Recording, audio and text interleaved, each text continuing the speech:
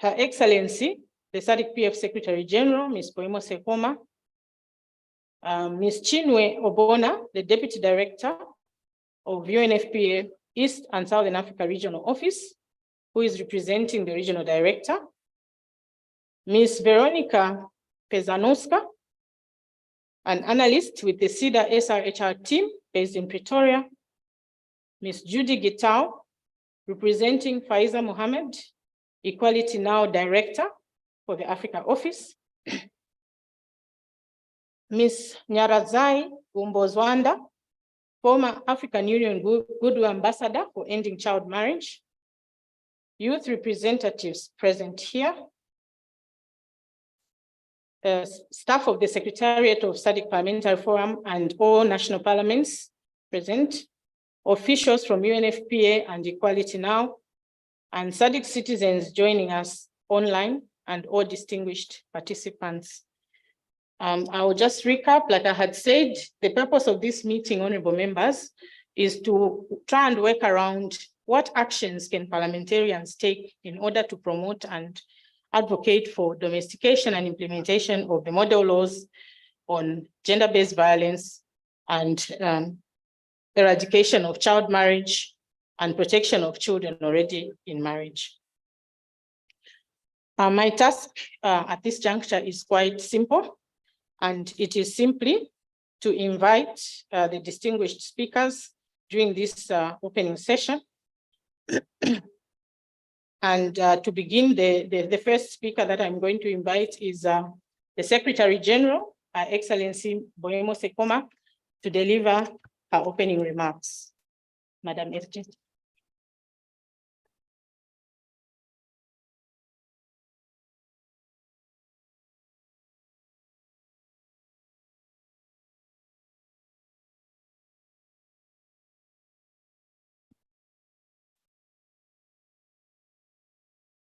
Bon dia,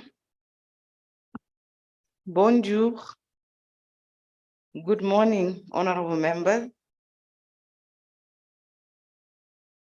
Let me stand on the protocol that has already been established and recognize the SADC Parliamentary Forum Vice President, Honorable M. Joan Sabrina Toa, chairpersons of all standing committees and the Regional Women's Parliamentary Caucus, the SADC-PF Treasurer, Honorable Mduduzi Matsebula, honorable members of the SADC Parliamentary Forum in your respective hierarchies, Ms. Chinwe Obona, the Deputy Regional Director of UNFPA East and Southern Africa Office, representing the UNFPA Regional Director for UNFPA East and Southern Africa Regional Office, Ms. Veronica Pezanoska, an analyst with the CEDA SRHR team based in Pretoria, Ms. Judy Gitau, representing Faiza Mohammed, Equality Now Director for the Africa Office, Ms. Nyarazai Gombazvanda, former Africa Union Goodwill Ambassador for Ending Child Marriage, youth representatives here present, the SADC Parliamentary Forum staff, and staff of SADC National Parliament, officials from UNFPA, Equality Now, and the Rosaria Memorial Trust, the SADC citizens who are joining us online for these proceedings, partners who are also joining us online on these proceedings. Let me just say, distinguished guests and participants, honorable members, I bring greetings from the President of the SADC Parliamentary Forum, Honorable Roger Massier. With his sanction, I appear in my capacity as Secretary General to confer remarks to this August joint session of standing committees of the Forum. Today, honorable members, the joint session is convened to discuss yet another issue which is core to the Forum's functions, that of domestication. If the primary function of Parliament is to enact laws, then the SADC Parliamentary Forum is also mandated to adopt model laws at the national level. As you may be aware, Model laws are forward-looking normative legal standards, which act as benchmarks for regional parliaments and enable them to accelerate the process of domestication decision-making at national level. Honorable members, since most SADC member states are dualist in nature, and thus regional norms are only persuasive unless incorporated by an act of parliament, the forum does not stop with the adoption of its model laws.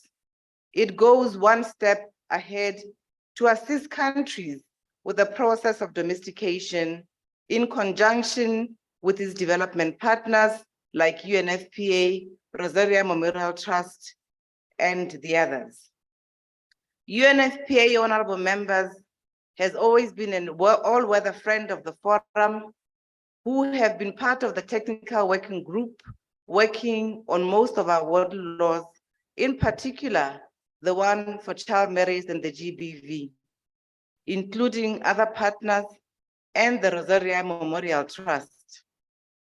In this respect, this joint session today meets with the precise objective of discussing good practices, challenges, and the way forward on domestication by considering two model laws which are interconnected, namely the SADC model law on child marriages and protecting children already in marriage, which was adopted by this assembly in 2016, and the SADC model law on gender-based violence adopted in 2021.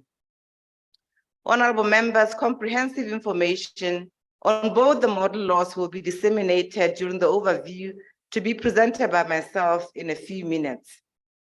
And those who are not acquainted with the model law will have an opportunity to take cognizance of the gist of the substantive provisions. Furthermore, this joint session will also consider the findings of the scoping assessment on the SADC model law on child marriage and its implementation in East and Southern Africa. It will also take cognizance of issue papers in the form of policy briefs prepared by UNFPA and Equality Now in collaboration with the forum. The chairpersons of our standing committees will recall that they mandated UNFPA to do a scoping exercise and bring results to this August assembly, and they have duly delivered on that assignment.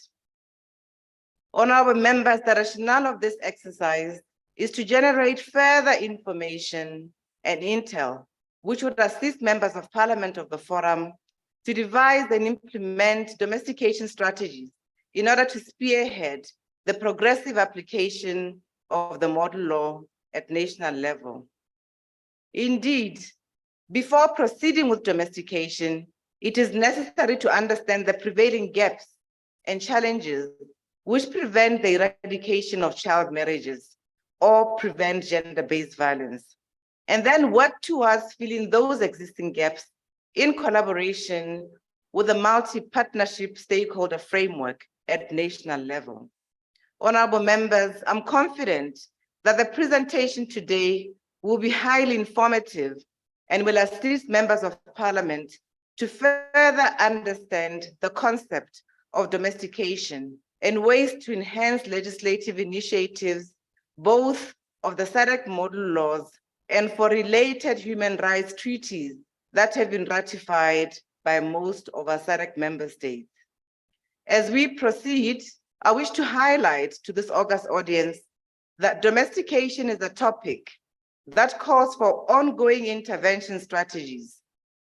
To address domestication, the SADC Parliamentary Forum has established a dedicated high-level organ called the Regional Parliamentary Model Laws Oversight Committee, which is tasked with the functions to monitor the implementation of the model laws in collaboration with national parliaments. The committee, honorable members, is currently looking into the development of scorecards for the model laws and for members of parliament to have multiple opportunities to interact with the committee in future. The outcome of this joint session will also submit to the Oversight Committee to refine its domestication strategies at institutional level with regards to the SADC model laws on child marriage and the SADC model law on gender-based violence. As we proceed, we need to bear in mind that the model law have the potential to trigger ripple effects within, but also outside of parliaments. More than being a model, the model law acts as a guide for citizens, for teachers, for young children, for women, for men, for leaders, and members of parliament, and other stakeholders that I've not mentioned, to have an interest in positive sexual reproductive health and rights reform. The model law have the power to ignite debates in the media and get government machinery moving forward to protect sexual reproductive health and rights. Beyond being a legislative instrument, the model law, commonly used by members of parliament as an advocacy tool in communities, in schools, during their public hearings, becomes a relevant tool. Honorable members, I would not want to belabor the point, but model laws are also used by civil society organizations to disseminate the desired norms. For instance, the need for children to pursue comprehensive sexuality education in schools, or the need for gender-based violence complaints and proceedings to be conducted in a confidential setting. These norms are enshrined within the model laws. Model laws, honorable members, that equip social activists with the right tools for them to pursue with advocacy work at grassroots level and to convince faith or religious leaders, as well as citizens, to adopt a changed mindset. Since the model laws are adopted by elected parliamentarians of the SADC region during the plenary assembly of the SADC Parliamentary Forum, they are democratic instruments made at regional level. In other words, they reflect the will of SADC citizens and have regional legitimacy. Since they are adopted by members of parliament as leaders within their communities, model laws are also powerful demystifying abilities in that they demonstrate that topics such as child marriage or gender-based violence are no longer unspeakable taboos. Indeed, if members of parliament can talk about them and legislate through model law, then citizens no longer feel ashamed or embarrassed to ring the alarm and report sexual reproductive health and rights infringements to the relevant authorities. The model laws also ensure that parliaments are concerned of regional and international agendas for sustainable development. Since the model laws are aligned with the Sustainable Development Goals, they ensure that parliaments are not led astray and are concerned with the main issues or gaps which need to be addressed for the Sustainable Agenda of 2030, or the global goals to be fulfilled. Honorable members, surely at regional level, it will be impossible to implement the vision of Africa Agenda 2063 if child marriage is not addressed, or if women are still living harsh inequalities through gender-based violence or other sexual reproductive health and rights infringements. It is often said that model laws can be a game changer for the region. More than this, model laws can actually be the end game for sexual reproductive health and rights infringements, provided we all act in a concerted manner as partners to ensure progressive domestication. Honorable members, distinguished participants, before I end these remarks, I wish to emphasize that consistency is perhaps the most important word to keep in mind as we discuss domestication of the model laws.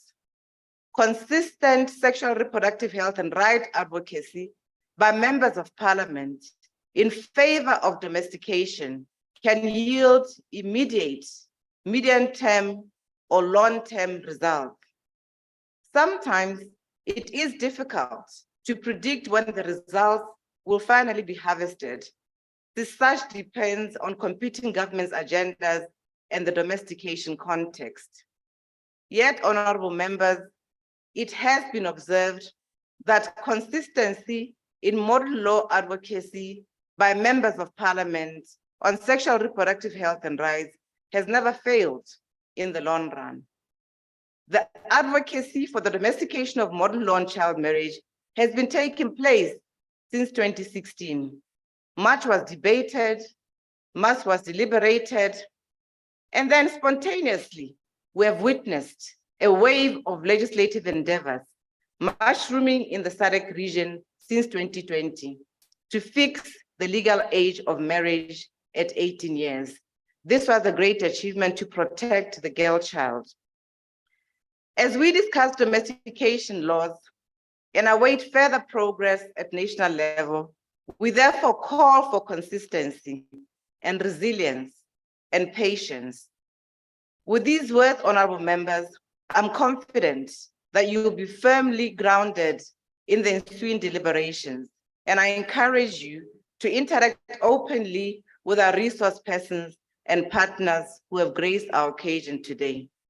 At this point, Director of Ceremonies, allow me to do something that is unorthodox.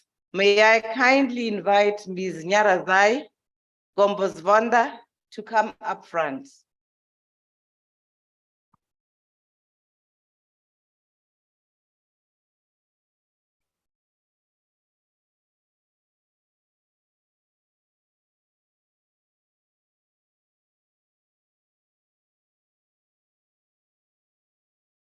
Honorable members, may we give her a round of applause?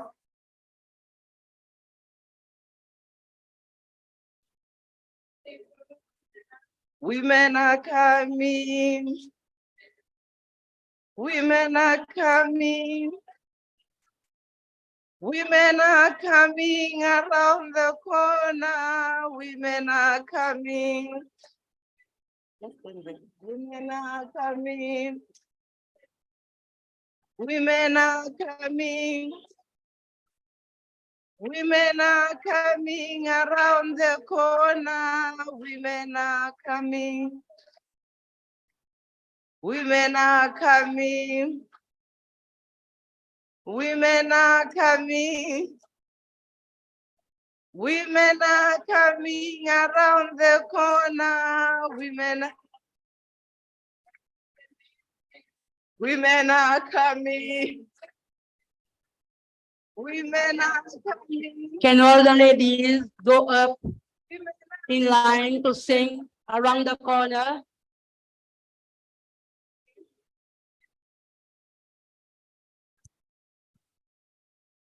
Women are coming. Women are coming. Women are coming around the corner. Women are coming. Women are coming. Women are coming. Women are coming around the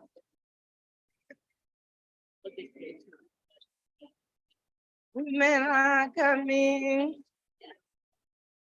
Women are coming. Women are coming.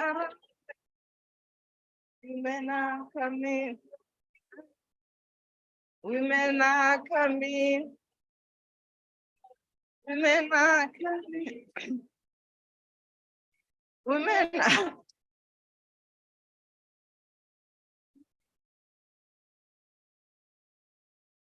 Women are coming. Women are. Where's Kurasha? He sings it better.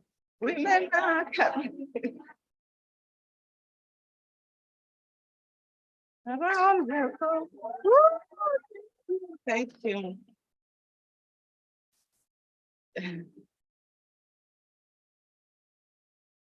Oh, no, she's not talking. No, she can see. Yeah. Honorable members, thank you very much for that for that solidarity with our own daughter of the soil, a woman. At this juncture, Director of Ceremonies, allow me on behalf of the SADC Parliamentary Forum to pay a parting tribute to Ms. Nyarazai Gumbuzvanda, the outgoing African Union Goodwill Ambassador on ending child marriage, for the momentous work undertaken during her eminent mandate. Thanks to her consistent and assiduous efforts, significant progress has been made in ending child marriages in Africa in the past years. Ms. Nyarazai, yeah, she does deserve a round of applause. Ms. Nyarazai has interacted abundantly with standing committees under the auspices of the SADC Parliamentary Forum and has contributed as an expert witness to Parliament's integrating the theme of ending child marriages into the work plans. Moreover, she has engaged with SADC PF representatives on the model law on ending child marriage and promoted its domestication at national level. She was behind a number of legislative and oversight initiatives whereby parliamentarians, religious and traditional leadership have been motivated to prohibit the civil or religious marriage of individuals or children under the age of 18 years old, as well as prevent harmful practices such as child betrothals. She has stoically undertaken the mantle in championing intergenerational women's leadership and rights, including the fight against early child marriages. Under her watchful guard, thousands of children have been saved from child marriages and other related human rights violations. There are more still remaining. It is thus with a sense of accomplished work that we pay tribute to you, Ms. Nyarazai, as the outgoing Goodwill Ambassador for the African Union. Your role has illuminated the region. You have set the bar very high and you have activated a dynamic momentum for us to continue the fight to end child marriage in Southern Africa and beyond. This domestication session, I believe Ms. Chino can agree with me, can be dedicated to Ms. Nyarazai. We wholeheartedly thank her for invaluable contribution to the region and for assisting the SADC PF to pursue its coveted goal to end child marriages once and for all. The name Nyarazai must have been divinely ordained, as she has been a source of comfort for the millions of women and girls whose cause she has relentlessly fought for over the past decades. May I, at this juncture, honorable members, crave your indulgence to rise and applaud the daughter of the soil as an honor to a heroine of a woman among us. I wish you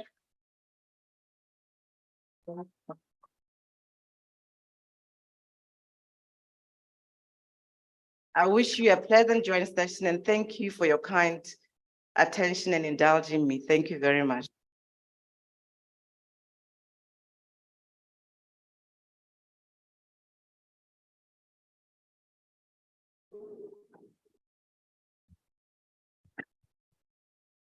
Thank you, Madam SG. Honorable members will agree that was indeed a very insightful and inspirational delivery by the Secretary General, and of course, in recognition of the achievements by Madam Nyarazai Gumbuzvanda. At this juncture, honorable members, it's my honor to invite to the podium to deliver opening remarks Ms. Chinwe Obona, who is Deputy Director at the UNFPA East and Southern Africa Regional Office. She will deliver the remarks on behalf of Ms. Lydia Zigomo, who is Director at UNFPA East and Southern Africa Regional Office. Ms. Obona. Thank you very much, Claire. Thank you very much. Similar to the SG, I will stand on established protocols and also acknowledge the presence of the SADC Parliamentary Forum Vice President, Honorable Joan Sabrina Tor, chairpersons of the SADC Parliamentary Forum standing committees and the Regional Women Parliamentary Caucus, the SADC PF Treasurer, Honorable Mduzuzi, apologies, Matsebula, honorable members of the SADC Parliamentary Forum here present, my very own sister, Her Excellency Ms. Boemo Segoma, who taught me all I know, the SADC Parliamentary Forum Secretary General, who basically taught me all I know about parliamentary actions from my days in Zambia when I met her, and the passion, the drive, truly pay tribute to her.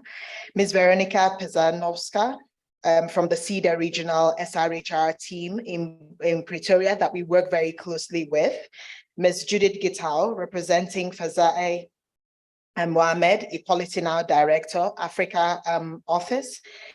It is an honor and privilege. I've heard about Ms. Nyarazai Gumbodzvanda many times, seen her virtually, but to share the same space with you, it's an honor. And I truly join to pay tribute to you, to your legacy, to your footsteps in the sands of time, not just in the SADC region, but in Africa. Truly pay tribute to you. Youth representatives here present. I met Gugu earlier. Staff of the SADC PF Secretariat and SADC National Parliaments, colleagues from UNFPA that are here, and Equality Now. I understand that there's some SADC citizens and partners that are also joining online, so acknowledging their presence. I'm so very honored to be here representing Ms. Lydia Zigomo, the Regional Director for UNFPA East and Southern Africa Regional Office.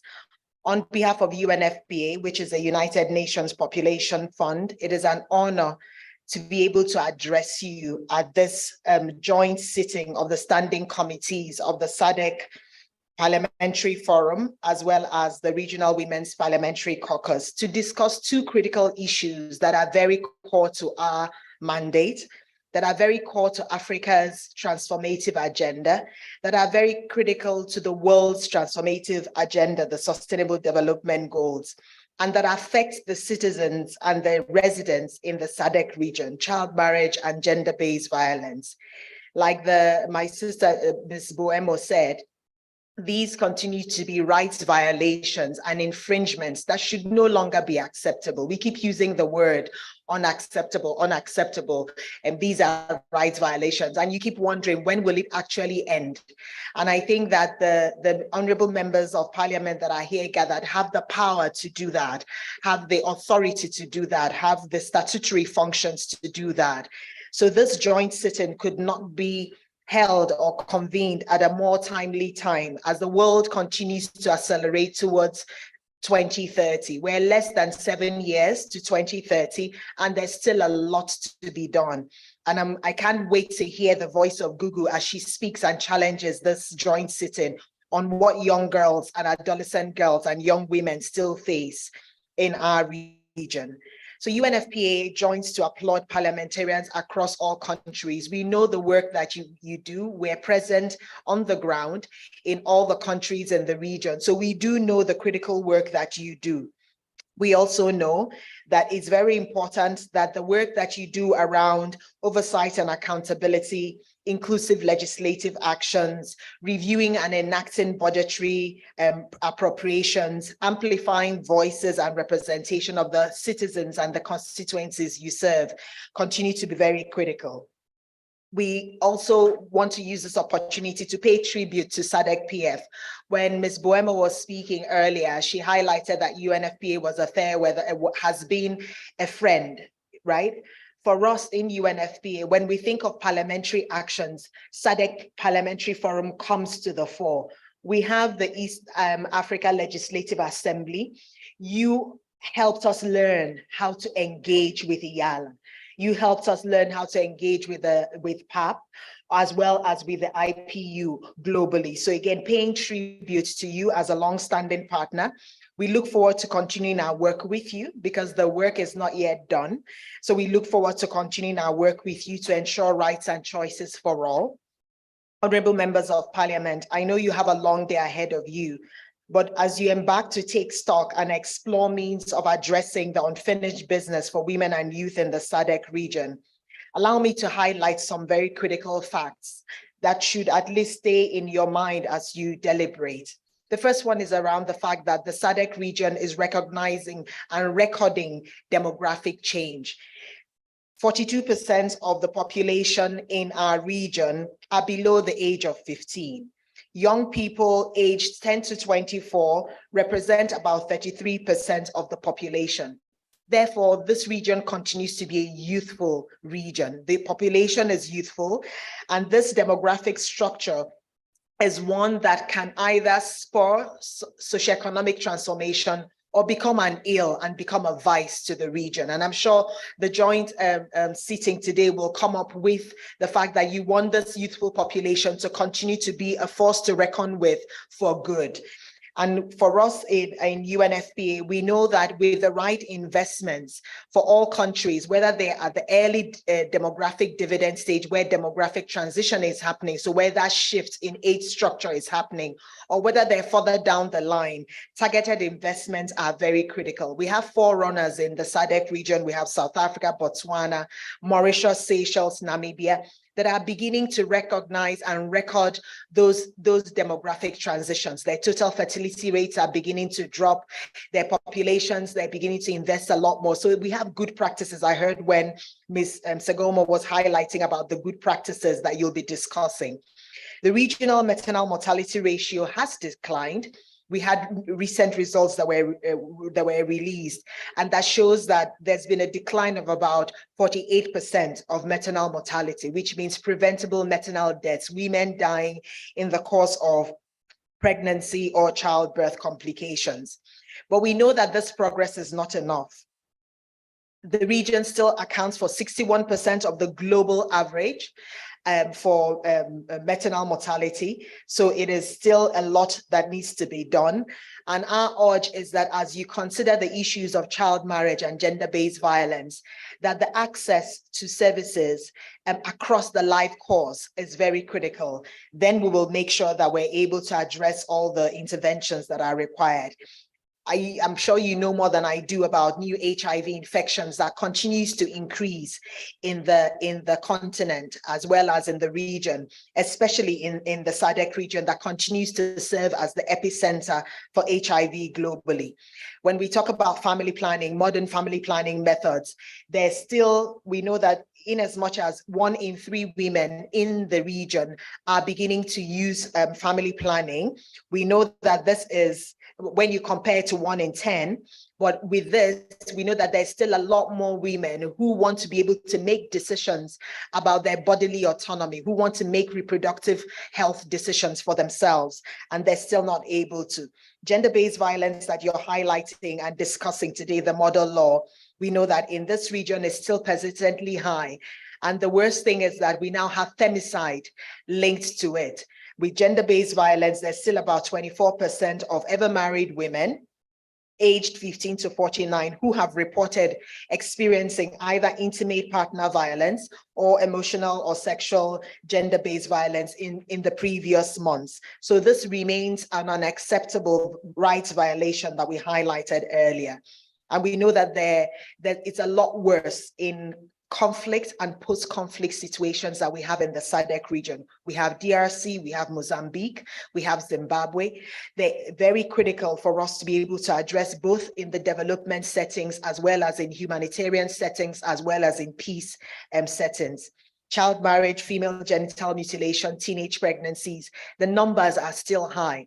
So when we go through all of them, we know that underpinning this is a lot of inequality that continues to be prevalent in the region. And like I highlighted, there are instances of rises in conflict. We know that climate change, we just finished Cyclone Freddy that affected the SADC region very badly, Madagascar, Mozambique, Malawi, with lots of impact on women and girls. And we know that during that period, there were also increases in gender-based violence because people had been displaced from their homes.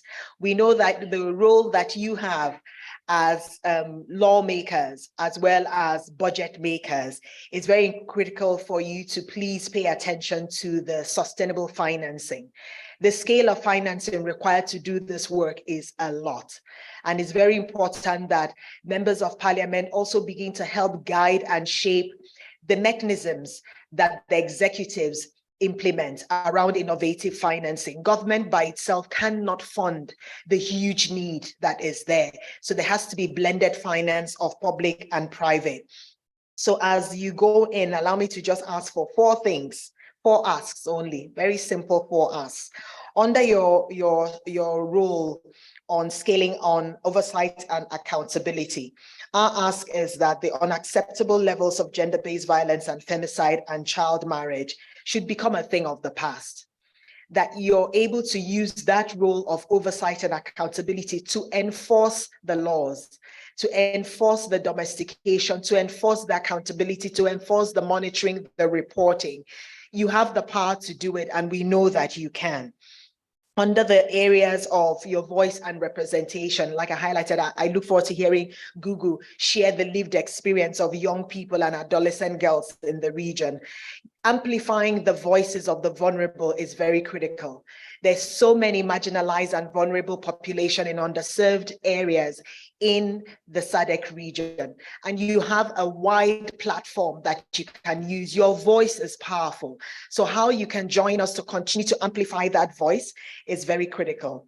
Another is around the legislative reforms that are happening or that require to happen, that you also oversee. The fact that they need to be rights-based and they need to be inclusive is very, very critical. So please, as you discuss today, it's very important that you apply that. And the last ask that I have is what I was highlighting earlier. You get the budgetary allocations submitted to you by members of the executive. You review them, you appropriate them, and then they're released, the funding is released. But that continuum from allocation to appropriation to release and use, there is a disconnect there. That is why the money isn't being targeted in an efficient and effective way. So what mechanisms can you put in place that as these 2 laws that you're discussing today and the broader interlinkages that they have, that the financings that you appropriated are released or not released, what you're going to do about it will be very critical, and to make sure that we have value for money. So as I end, I want to reaffirm UNFPA's commitment to SADC Parliamentary Forum and to the national parliaments that are in the SADC region. We will continue to be a partner of choice. We will continue to be a long-standing partner. And so please know that we are there and you can call on us, and we will also continue to reach out.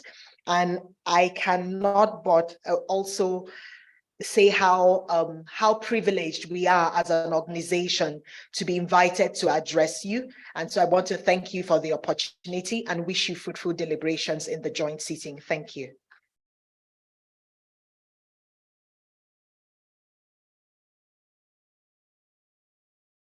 Thank you, Ms. Obona. UNFPA, as members will recall, has been an all-weather partner, and it's always pleasant to work with them and make progress. Ms. Obona raises critical issues, honorable members, the continuing inequality, and calls on you to do what you can to make this a thing of the past.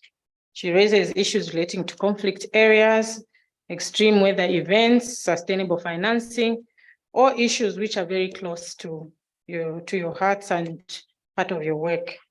So today promises to be a very busy day discussing all these important issues.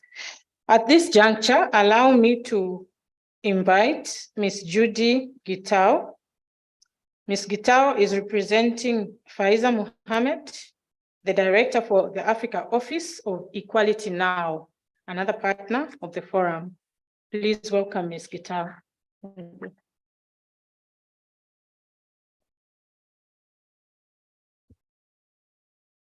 Thank you very much.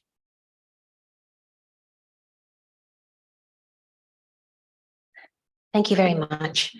The SADC PF Vice President, Honorable Joanne Sabrina Tour, Chairpersons of SADC PF Standing Committees, SADC PF Treasurer, Honorable Mduzi Matsebula, honorable members of SADC Parliamentary Forum, Her Excellency, Madame Boemo, SADC Secretary General, Ms. Chinwe Obona, the Deputy Regional Director, UNFPA, Ms. Veronica Padzanowska from CEDA. Allow me to stand on established protocol. Good morning. Please allow me to begin my remarks this morning by thanking most sincerely Her Excellency, the SG, Madame Boemo, for drawing the linkages for us and allowing us to begin this conversation with this auspicious forum on accelerating the domestication of the SADC model law on child marriage and on gender-based violence. Honorable members, you see, a recent global report by the UN found that child marriage is thankfully declining. Indeed, it has declined from 23% to 19%. That is a good news. The bad news, however, is that this rate is still not fast enough. It means we both globally and regionally will not meet the Sustainable Development Goals of eliminating child marriage by 2030. But instead, we will end child marriage possibly in 300 years. Indeed, 12 million girls under 18 are still getting married each year as children. Honorable members, you apprehended this danger, and you have already established this within your mandate through the SADC model law, and we laud you for it. As an organization, as Equality Now, in collaboration with UNFPA, we therefore see our role this morning to stand with you in not only ensuring that this legal instrument is taken up, specifically in these 4 ways. I seem to have collaborated with the previous speaker about the 4 main uptakes. Firstly, through the revision and harmonization of national laws using the SADC model law, in removing ambiguities within national laws and ensuring holistic protection of young women and girls from child marriage and the attendant issues. Secondly, in the setting the minimum age of marriage in national laws, which ages vary from country to country in the region, and at the moment is often conflated with either the age of majority or the age of consent. Thirdly, and also alluded to by Madam SG, supporting community engagement for norms change in order to set a positive cultural context that is non-discriminatory and protects our rights, even as it esteems culture. Fourthly, through supporting in the generation of information, through monitoring of progress, both of adoption of the law and also its use in review of local laws, through its implementation and guided by this August forum, using its oversight mandate. Honorable members, we indeed look to you to guide us in this noble cause and are privileged, therefore, to be part of this work to end child marriage, not just in the SADC region, but indeed in Africa. I thank you.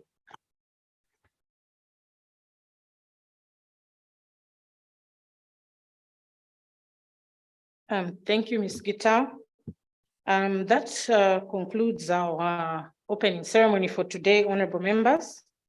And at this juncture, it's my honor to invite the session chair for this morning, Honorable Fiarovana Lovanirina Celestin, MP from Madagascar, who will moderate the rest of the morning. Honorable, you may proceed. As he comes up, I would just like to remind the members that the meeting is being broadcast live on YouTube, on Facebook, on Zoom, and we are reporting on Twitter. So we are very much visible as we undertake these proceedings. Allow me now to hand over to the session chair. Thank you very much.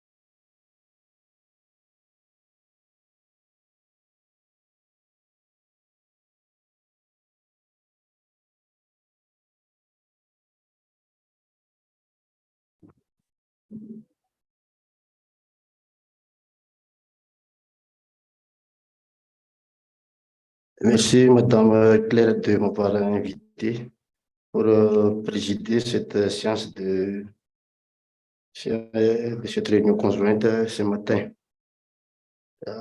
Tout d'abord, j'aimerais saluer les membres du forum parlementaire qui assistent à cette réunion conjointe d'aujourd'hui, 11 mai 2023. Avant d'entamer notre session, j'aimerais faire, si vous permettez, faire une brève présentation parce qu'il y a beaucoup de membres qui viennent juste d'arriver d'aujourd'hui. Ils ne sont pas là hier. Donc, je veux pas, si vous me permettez, de faire la brève présentation par pays pour les membres qui viennent juste d'arriver. Donc, si vous ne trouvez pas d'inconvénients, j'aimerais appeler les membres du forum venant d'Angola. Levez-vous, s'il te plaît, qui vient juste d'arriver, et même avec les anciens. Angola.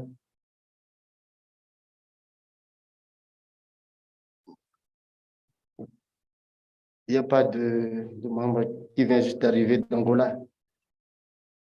Donc, ah oui, applaudissez. On va demander aussi au Botswana. Botswana, ils sont tous arrivés hier. Les RDC. Ok, il y en a 2. Ok. Et Swatini. Ils sont déjà là. Ah oui, il y en a un venant de Châtini. Le Malawi.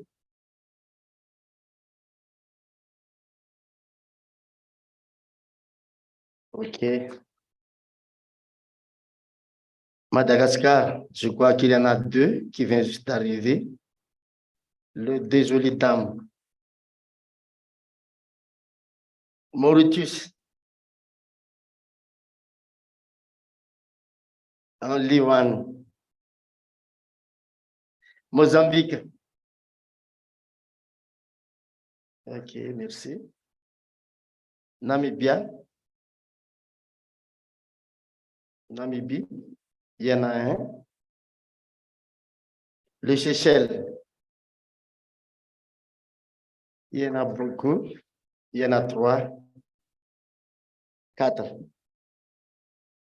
Le Sud-Afrique.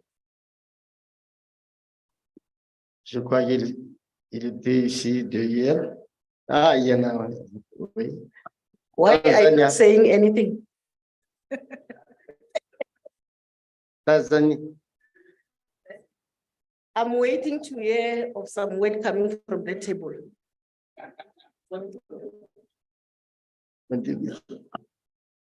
Tanzanie.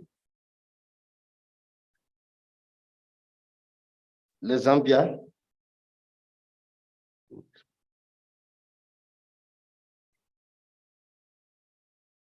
Le Zimbabwe. Il y en a un. Donc, on est tous là, sauf les autos, qui est déjà excusé. Il ne peut pas venir avec nous. Merci. Je crois que tout le monde est là et on peut continuer à entamer cette session.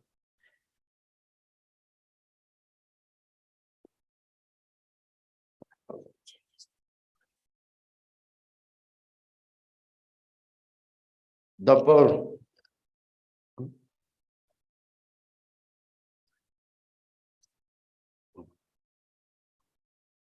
j'aimerais souhaiter la bienvenue à tout le monde qui est déjà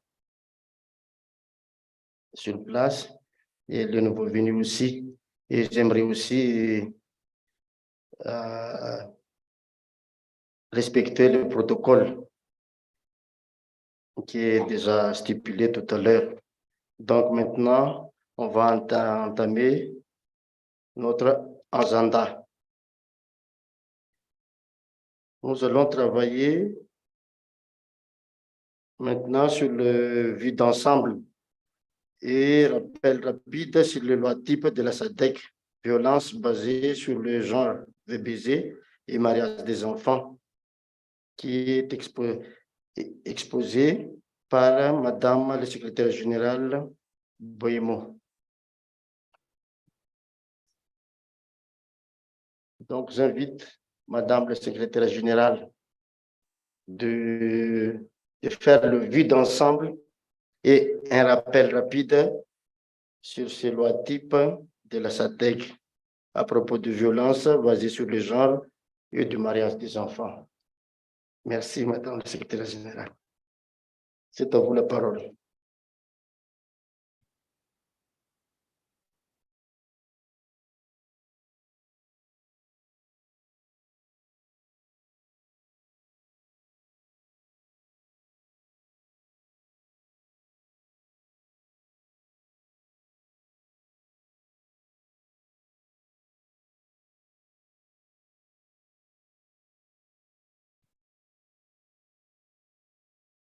Thank you, honorable members.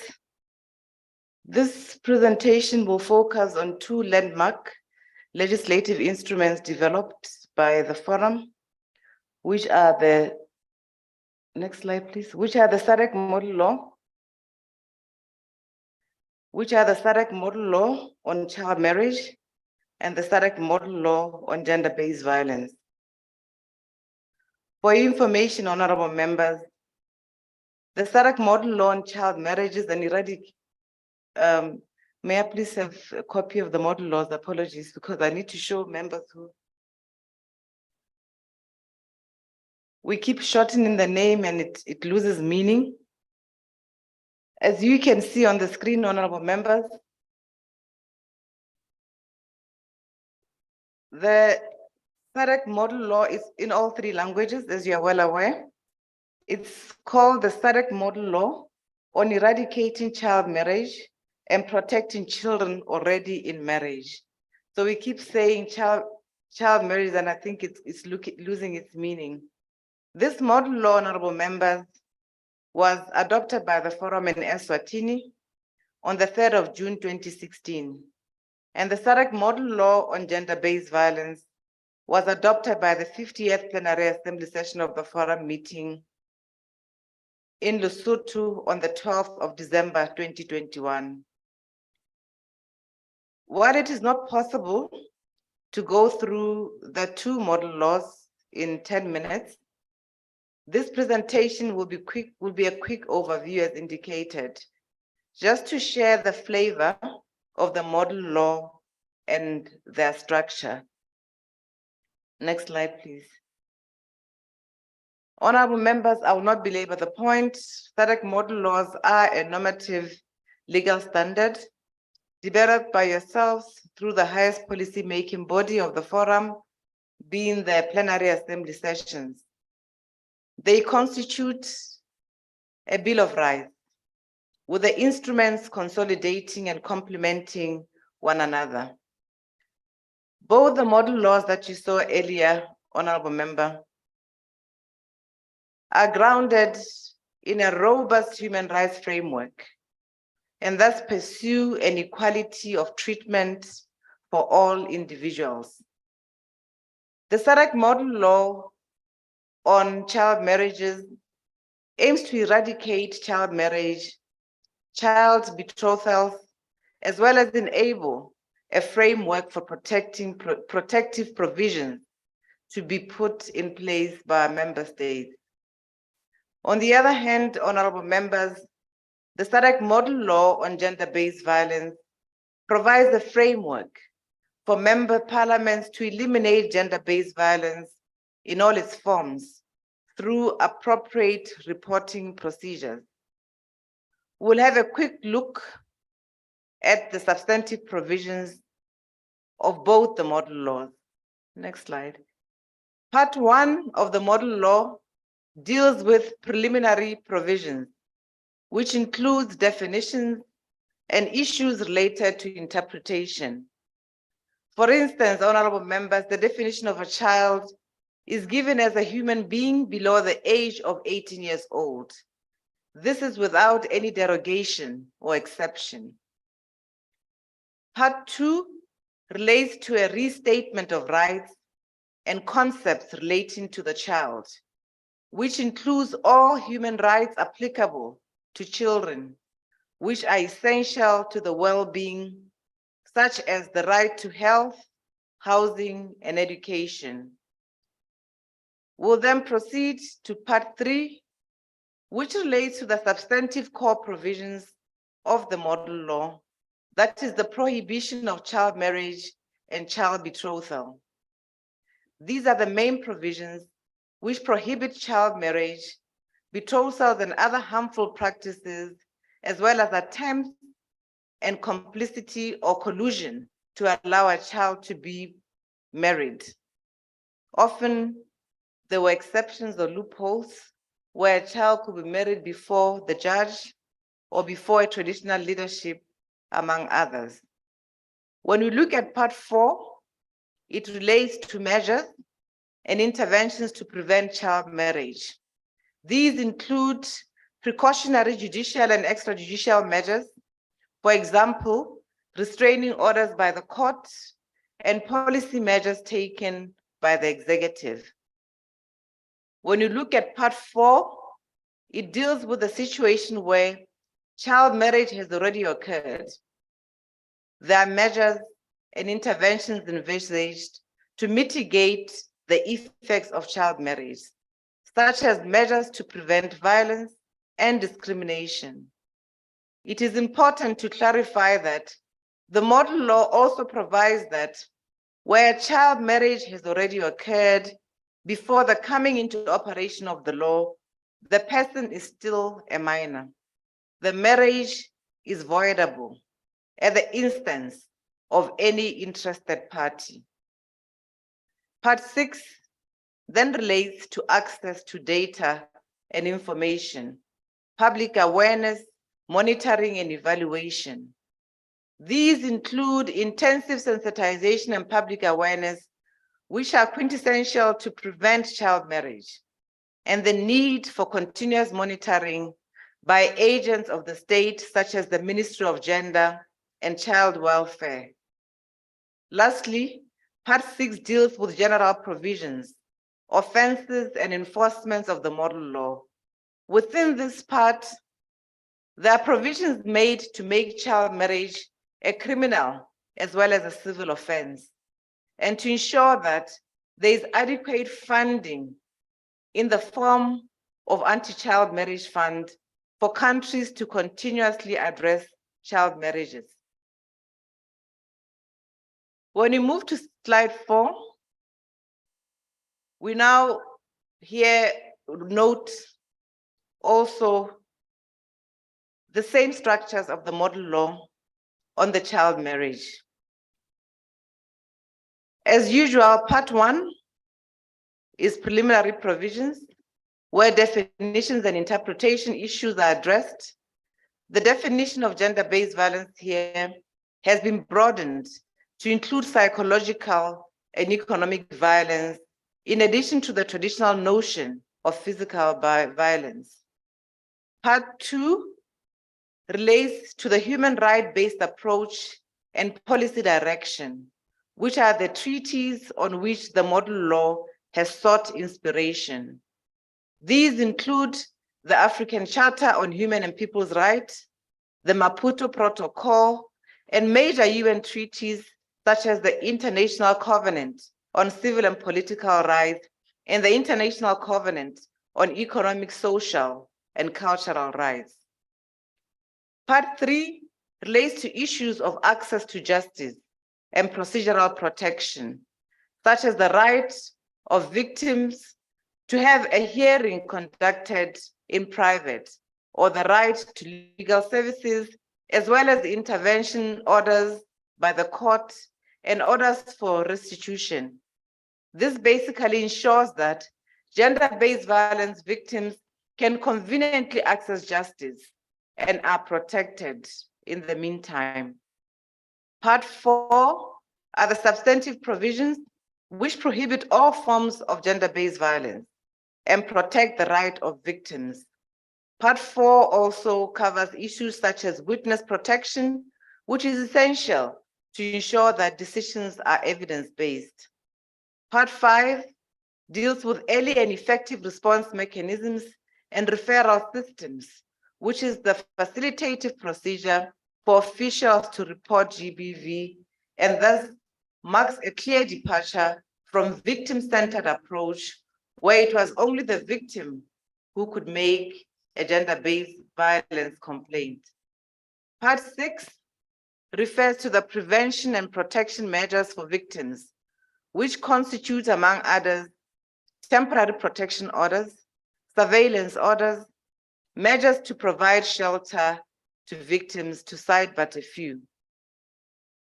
Just like the model law on child marriage, Part 7 deals with access to data, capacity building and monitoring and evaluation, the rationale being to provide continuous public awareness, evidence-based data for efficient decision-making, and to ensure engagement of the media in reporting gender-based violence offenses.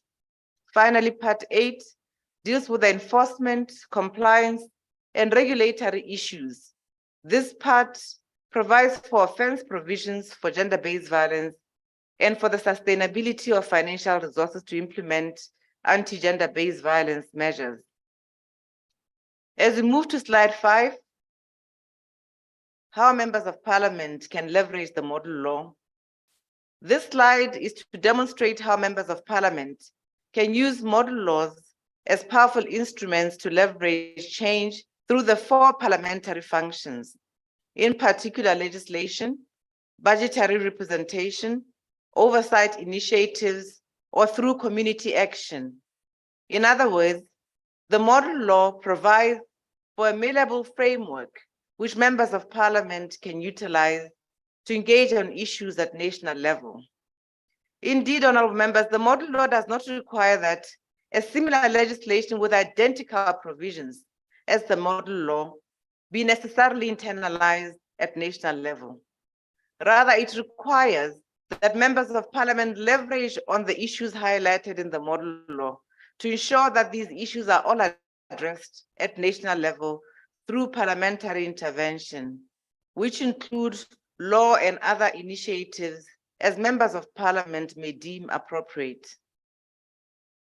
Slide 6, which is the way forward and conclusion. You will notice, honorable members, that in the previous slides, it was merely a glimpse of how the SADC model law can be used to accelerate or act as a catalyst for parliamentary processes to adequately address the issue of child marriage and gender-based violence. The way forward, honorable members, is for partners to work with national parliaments to domesticate both the model laws that I've highlighted. It is also to be highlighted that the progressive domestication of the model laws will ensure that common goals are achieved with respect to eradicating child marriage and protecting children already in marriage, and preventing or eliminating at all costs gender-based violence, as contained in the Sustainable Development Agenda 2030 and the Africa Agenda 2063. Honorable members, I thank you for your kind attention, and I invite you to take the model laws to your relevant committees at national level, deliberate upon them, find the gaps, and see what needs to be done. That is the consistency we require, and that is the domestication in action that will take these model laws beyond them being contained in documents. I thank you, honorable members.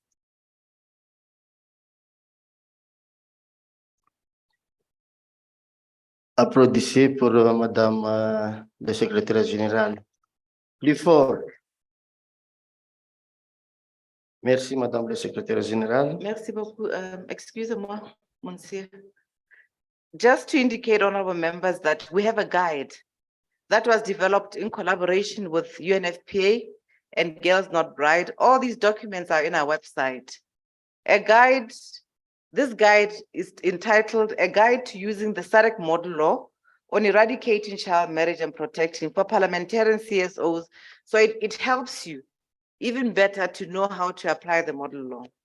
There's also Marriage Laws in Africa, a compendium from 55 African Union members, which was highlighting at that time the state of affairs regarding child marriages.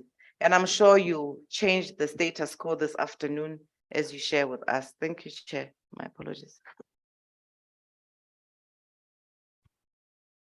Merci encore, Madame la Secrétaire Générale. On a vu le bref aperçu sur le loi type de la SADC qui concerne le VBZ, l'éradication du mariage des enfants. On a vu aussi qu'il y a des guides qui nous aident à domestiquer cette loi type selon notre pays. Donc, il y en a beaucoup de changements dans le programme, mais maintenant, on va inviter un représentant des jeunes de la SADC, Kougouletou Silaï, représentant des jeunes, qui va nous donner des éclaircissements, donner des exemples de la région sur l'impact et les avantages de l'utilisation de lois type pour mettre fin au mariage des enfants ou à la violence basée sur le genre. Donc, mademoiselle, à vous la parole.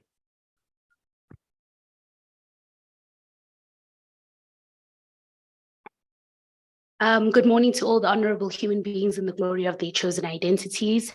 I am Kukuletsu Sihlali. All protocol observed, as we have been saying since the morning has started. I am the youth representative today, and I will just be giving just a little speech. The more women and young and youth speak, the more they become audacious. But the double-edged sword is that women who speak up become unsafe as they speak up. The strides for progress in the African continent have been recognized, and these have translated in the access to comprehensive sexuality education in the South African country, legislative transformation within the SADC region and other countries in the continent. And we have the case of Zimbabwe, where they make sure to ensure that they record all childbirths in order to be able to track the child marriage issue. All these progressive strides have been very progressive and have assisted in the issues of gender inequality, forced child marriages, and gender-based violence. However, we need to speak about the raw truth and be honest. We still have issues. For instance, girl children are burdened with the responsibility to create the justice in which they've encountered the issues. For instance, child marriages, often they're not solutions are based around educating the girl child and ensuring that the girl child is bridged within the gender equality gap, which is a good stride to progress. However, if we do not deal with the issue at hand, then we ultimately do not create comprehensive solutions. How do we get men to stop the issues or to stop enabling the issues that we look at today? Systemic power imbalance. We need to recognize that child marriages and gender-based violence are not the consequences of the arraying issues that we've been discussing today. Poverty and all the issues are not consequences of child marriage, but rather a result of a power imbalance. A power imbalance is systemic and very institutionalized, and this can be seen as boy children are not forced into child marriages, but rather girl children. This is a very important issue, and we ought to look at it in that lens. The conceptual work that we stress ourselves in when we do look at these issues is often than not looking at the actual truth and misleads us when we're trying to come up with the solutions. A power imbalance continues to enable these in institutions, such as the women are now able to work. However, there still remains a gender wage gap. These are all the issues that we need to look at when we look at the institutions and the systems that still enable gender-based violence and child marriages today. We need to speak about how the youth and women are not a concept. I often say this because we speak of these people as just a group of people that exist. The honest truth is that the youth and women are individual people that are recognized. When we look at the intersectionality theory, when we look at the intersectionality theory, we're able to recognize that the many arraying issues that are experienced differently as our different social discriminations intersect at different levels. When we look at the issues today, like child marriage and gender-based violence, we ought to look at the individuals that are faced with these issues. Kids in rural areas and kids in urban areas do not face these issues at the same level. Lastly, I think this is very important. We're very radical as a youth, we're very radical as women, and we need to start being uncomfortable with the uncomfortable. When we do speak about these issues, we ought to be very true about them. It is not child marriages, but rather forced child marriages. It is not just gender-based violence, but rather a violence on the human rights and the existence of these people, their self-actualization and the ability to identify and integrate within society. We ought to be very radical and be uncomfortable with the uncomfortable. But lastly, and most importantly, I think today is a representation of the greater issue. Proportional representation is a greater issue, and without the youth, these conversations aren't as comprehensive as they could be. We need more of the youth and more of women in these spaces with the correct amount of power. I always explain like this: in government, if we have a minister of women, children, and disability that is represented accurately, however, we do not have representation in the economy, then we have an issue as the funds are not be able to be released correctly. Representation ought to be in all sectors so that we can get the comprehensive solutions. The women and youth are not a concept. Please look at them as human beings worthy of human dignity. Thank you.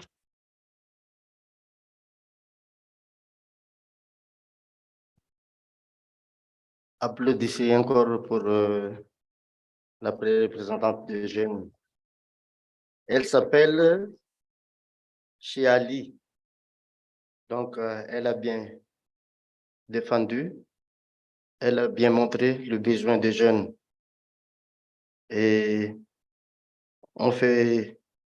elle donne vraiment des idées à propos de cette loi type qui éradique le mariage des enfants et pour anéantir le VBG.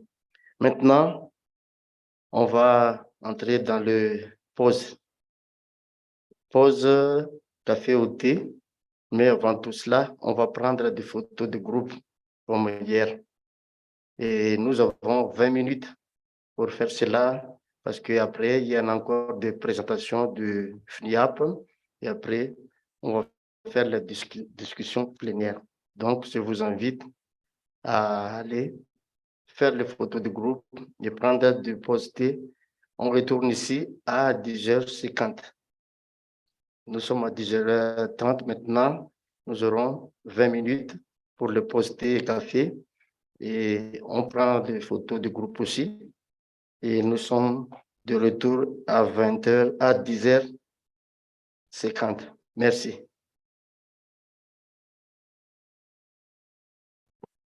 Thank you, honorable members. The group photo will be taken outside in front of the conference center where we had the photo yesterday. Thank you. If we may proceed.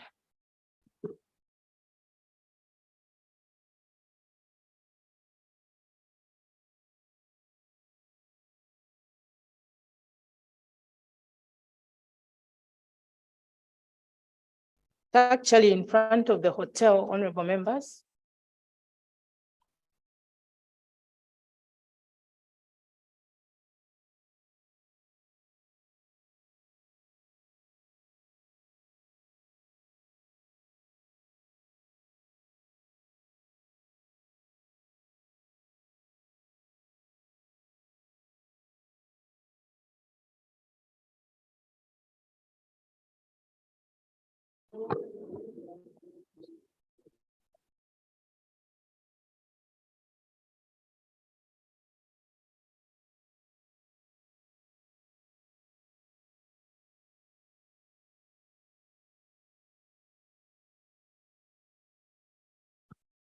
Okay, I will get some guidance from Madam SG, please. Thank you, Chairperson, through you. Honorable members, if you may allow us time to reconfigure and take into account your input. I believe at this point we may disperse for tea and we will come back with a strategy after. Thank you.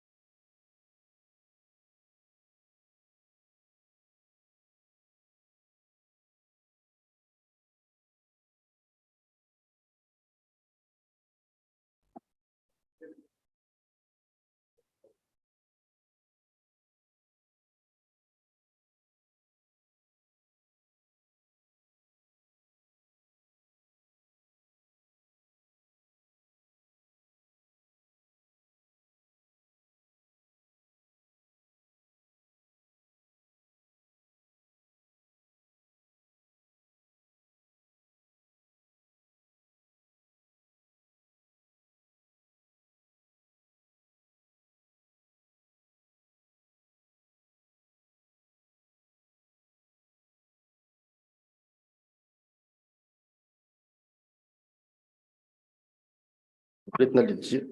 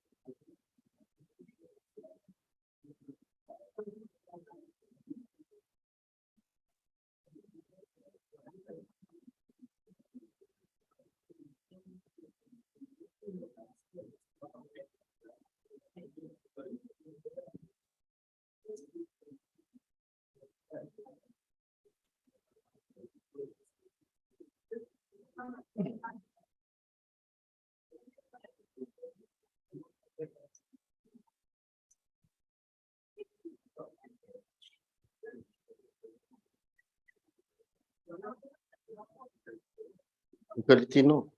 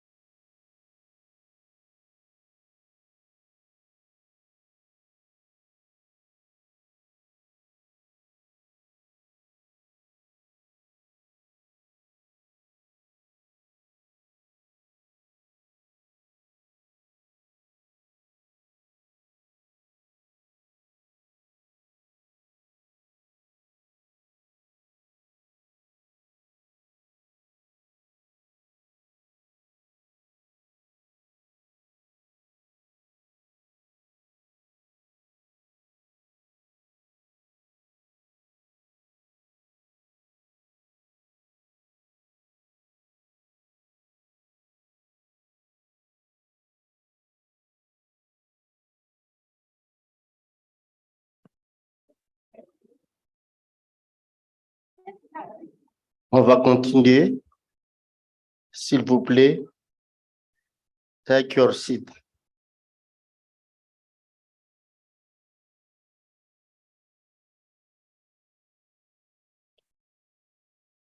Please, honorable member, take your seat.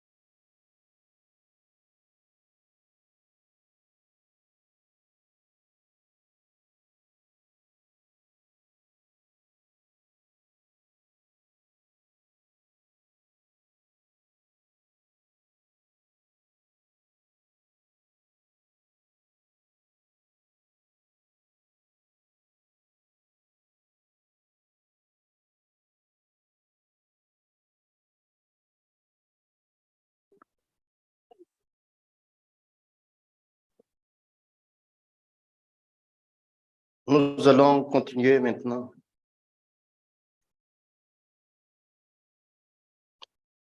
Mesdames et messieurs, honorables membres,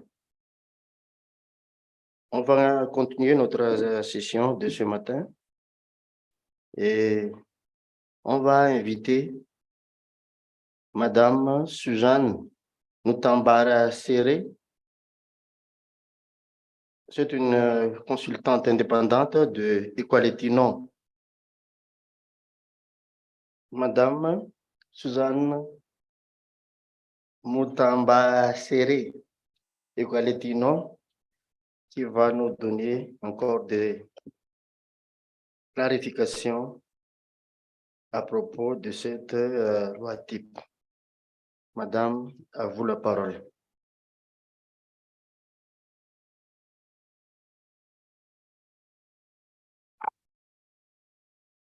Good morning, honorable members.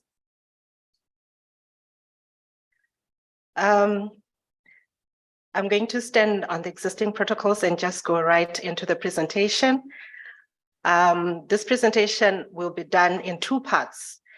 I will speak first, and then my colleague from UNFPA is going to come and speak to the latter part of the issues paper. The first part that I'm going to speak to puts us into context. I know I'm preaching to the choir, but it puts us a bit into the context on the issues we are dealing with regarding GBV, as well as child marriage. And then after that, I'm going to go a bit into the gaps and challenges that we found when we did the research, which Equality Now was partnering with UNFPA and the SADC-PF. And before you do have the policy briefs that explain in detail some of the issues that I'm going to go into right now in terms of the gaps and challenges that are found in the SADC countries in implementing the SADC model law on child marriage, as well as the one on GBV. Some of the issues have already been teased out this morning in the opening sessions, and therefore my presentation is just going to reiterate some of those issues and like I indicated, put them into context. I'm sure we're all aware that gender-based violence is very prominent within the sub-Saharan Africa. In fact, it is said to be second only to Southern Asia in the world in terms of the prevalence of gender-based violence. And when we talk about gender-based violence, it takes various forms, physical, sexual, economic, psychological, and we have also started to see the emergence of violence against women online as well. It is estimated, according to the SADC Gender Protocol Alliance, that 28 to 53% of women have suffered gender-based violence at some point in their lives, while 17 to 28% of men have. So we can already see that it is disproportionately affecting women as a problem. And it's also a problem that affects one's participation in private and political life. I'm sure as parliamentarians, you can agree with me that one of the challenges that we have regarding the participation of women is the issue of the violence that the attacks and the violence that happens against women who put themselves up for political participation. And therefore, it reduces one's willingness to participate in public life. It also affects one's health, as well as relations within their personal life, family, sexual and reproductive rights, and so forth. In addition to being an individual and personal problem as GBV, it is also a problem for the state itself, and as well as for the community, because it comes with an economic cost. There are medical costs that are associated with gender-based violence. Once someone has been a victim of gender-based violence, they have to seek medical care, and sometimes then they have to take off time off their economic pursuits. That means that there's human capital loss at jobs and so forth. And so after all this process, also one has to go through the courts to have the matter prosecuted, and all of this comes at a cost. It is estimated that in 2019, South Africa actually spent an approximate 36 billion rand on gender-based violence. I'm sure for those of you who know, and I'm sure this is all of us, South Africa has put in place a very elaborate framework of responding to gender-based violence, which involves all the stages in support of persons that have been subjected to gender-based violence.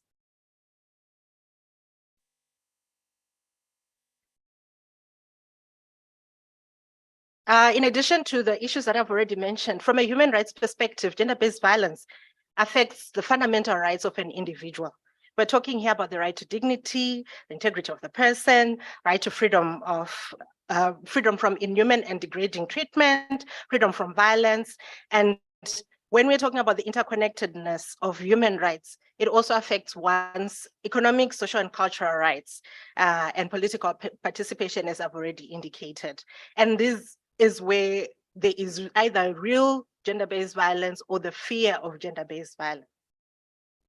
Moving on to,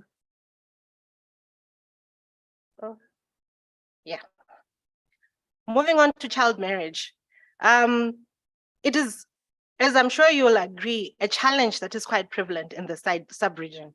It is estimated that in at least 6 countries in SADC, there's a prevalence of more than 30%, meaning that 1 in every 3 girls will be married before they reach the age of 18.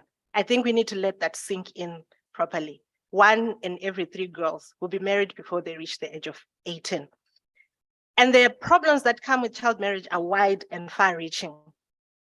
Children become more vulnerable to GBV, which links the 2 issues that we are discussing together. When a child is married to an individual who's an adult, the negotiation power, the dynamics of that relationship are so imbalanced such that the child becomes vulnerable to GBV. It also has a negative impact on their sexual and reproductive health, especially as young girls, and as they are unable to negotiate safe sex, and thus exposing them to sexually transmitted diseases. And it also has been documented that they become susceptible to early and frequent pregnancies. Early pregnancies are, the earlier they are, the more high risk they are. For example, it is documented that there are more recorded instances of fistula in younger mothers. It also interrupts the children's right to education, which leaves them with lesser chances of financial independence.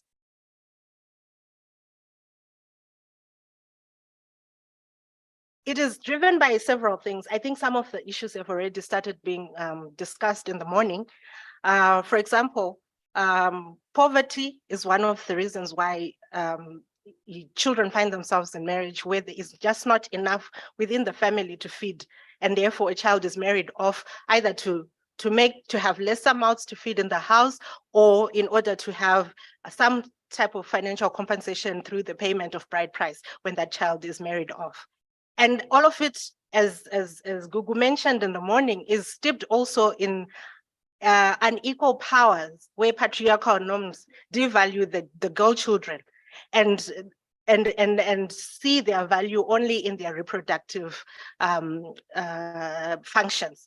It also is driven by inadequate access to education, where you have a child who is not going to school and is just sitting at home.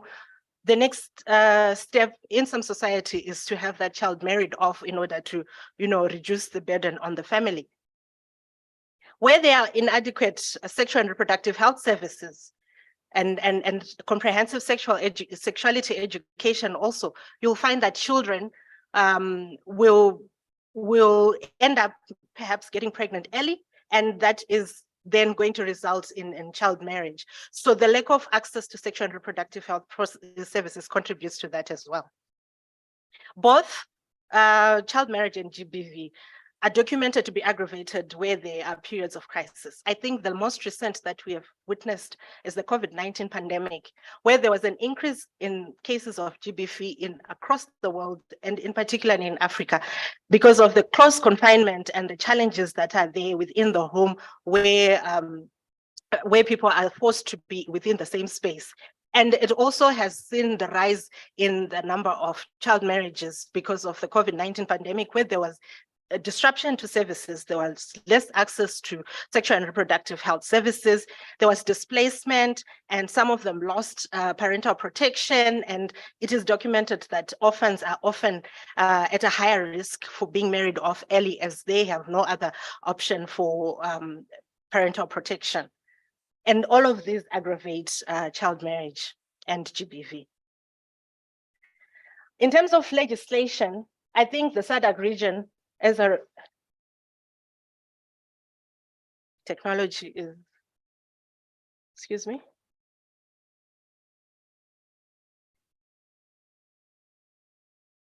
That is not the correct slide. Slide number 6 is where I am. Go back. Back again. Slide number 6. Back. Yes. I must say that SADC parliamentarians should be applauded for the strides that have been taken in enacting the laws, even in the process that has already begun in terms of domesticating the model laws that have been put in place. I'll give an example of Mozambique, which has actually come up with a piece of legislation that embodies the SADC model law on child marriage. And there've also been other policies and frameworks that have been put in place within SADC countries in terms of legislating GBV and child marriages. Some of the issues in the model laws have already been discussed. In fact, there was an overview of the model law this morning. Therefore, I'm not going to go into that. However, despite the legislation that is already there in the SADC countries, there are gaps and challenges that we found that either make it difficult to domesticate the model laws or that actually make it difficult for the current laws that are there to be implemented effectively. One of the things that we found is that there are gaps within the laws that are in existence currently.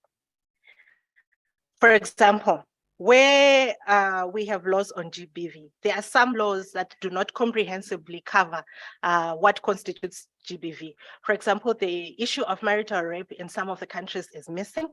Some of the laws do not recognize psychological violence or economic violence. And also in terms of the definition of what constitutes rape in some of the countries, it is limited. For example, there is no reference to different forms of penetration. When it comes to child marriages as well, we found that only 6 out of the 16 SADC countries have got laws that provide for the absolute minimum age of marriage as 18, with no exceptions for both boys and girls. And I think I listed the countries there. And then some of the other laws that we find then have explicit exceptions, or they leave room for exceptions regarding, for example, if one is married under religious or customary marriage, then the law does not apply. Then it means that the minimum age of marriage does not apply. So it leaves them then vulnerable to child marriage. There are also other laws that we found that they allow for parental or judicial consent to marry below the age that is set by the law. So even though the law clearly indicates that the age is set at 18, one can actually then have a parent or the court actually give permission for that marriage to take place even though the child is below the age of 18. There's also a problem with the lack of harmonization in the legislative frameworks. So the way that legislative reform has been taking place in some of the countries has been piecemeal, such that you'll find that a law perhaps that is dealing with marriage has been amended and has the requisite provisions that are found in the model law. But then you still have other laws, for example, maybe laws that are on children's rights that have different age limits, or education laws that have different age limits. So this then creates a challenge in implementation where there's no harmonization of the laws. And it becomes a problem, particularly when one is forum or policy shopping, where they can apply one law that suits their current purposes. Therefore, there is need for that harmonization of the laws. There's also, in some instances, inadequate political will and commitment to actually implement these laws, as well as to carry out this legislative reform that is necessary. I think in some of the countries, there are laws that are still in force today that are from the 1920s or in the 1960s, which no longer serve the current purposes and that have not been adequately reformed in order to be in line with the model laws. So this also then affects now the programs, especially when it comes to engagement with communities to engage with issues like harmful practices and harmful norms.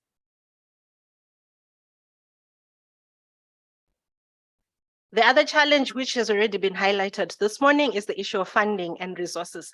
The programs that that help to eradicate gender-based violence and child marriage require funding in order for them to be rolled out. For example, if we are talking about reducing child marriage by keeping children in school, there has to be funding that is put in place such that the children that are most vulnerable, the ones that actually do not have funds for them to be able to go to school, can have the same access to education as the other children. And this is a program that requires funding. So where they are not properly allocated resources and funding for such programs, then it becomes difficult to implement these laws. There is not, in some of the countries, not enough prioritization of the budget allocations towards these programs. And then finally, the issue of the, I think as I reach towards the end, the issue of addressing the underlying causes.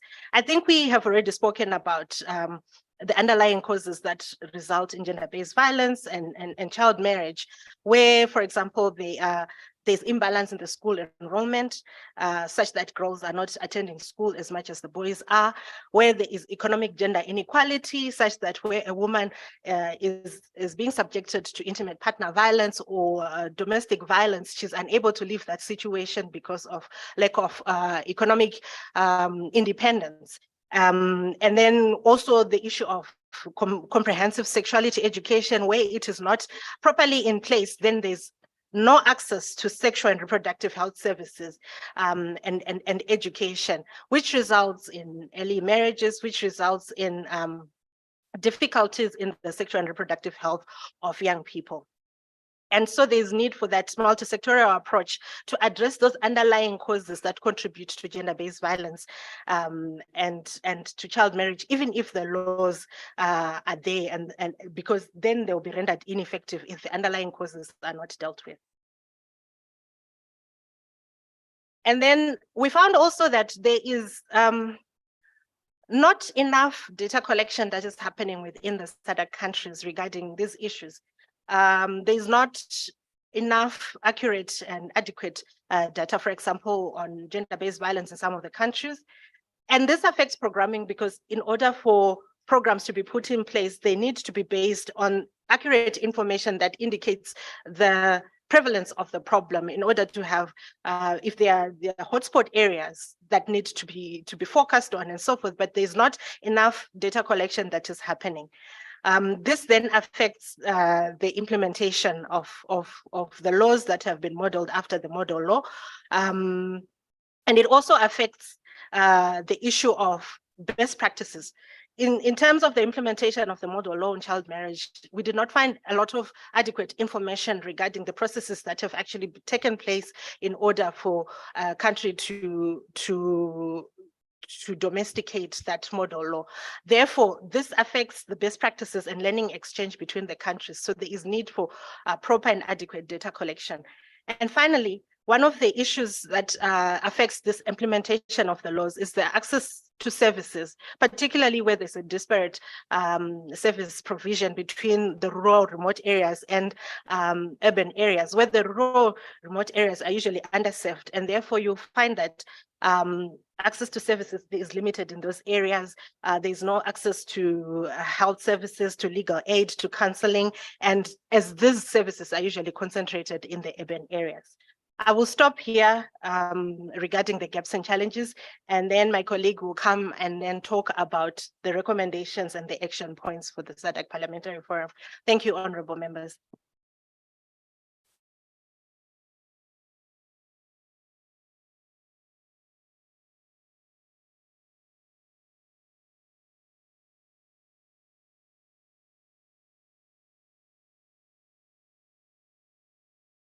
Maintenant, comme Madame Suzanne a dit tout à l'heure, On va donner la parole à Madame Meron Meskizi, responsable de programme spécialiste dans le UNFPA et Zaro. À vous la parole.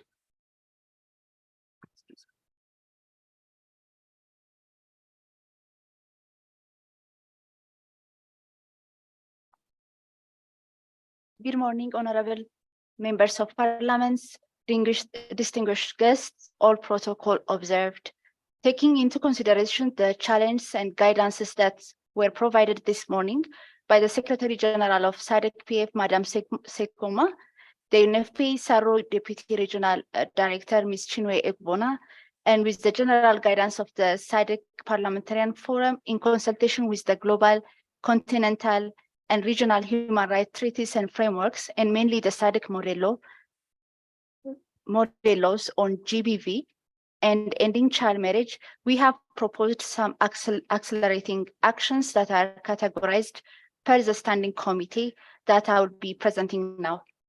You have them in 3 languages in the issue paper that is shared by the SADC-PF, and you will have a session that the standing committees will review, modify, amend, and add actions as needed and endorse for future action.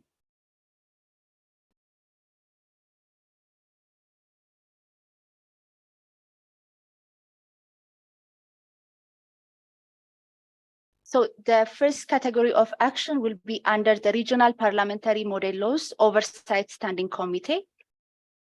Under this standing committee, we suggest actions related to review existing laws on child marriage and GBV to ensure that they meet the standards set by the SADC model laws, promote implementation of the scorecard system for monitoring the domestication and implementation of the SADC model laws on GBV and child marriage, promote regular reporting by individual member states on progress towards domestication and implementation of SADC model laws, engage political champions to move the agenda of the model laws, facilitate an environment for open engagement and sharing between stakeholders to support and improve the domestication and monitoring of the implementation of the model laws.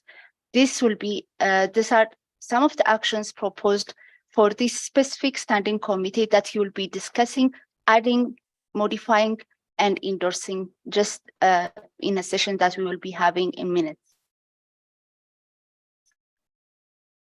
The second set of action is under the Gender Equality, Women Advancement and Youth Development Standing Committee. The first action that we suggested is promote public awareness about the nature, cause, consequences, and means of prevention of child marriage, teenage pregnancy, and GBV, which also aim to change social and gender norms underlying these issues. Encourage increased budget and adequate resourcing through the establishment of anti-child marriage and anti-GBV funds as recommended by the model laws. Thank you.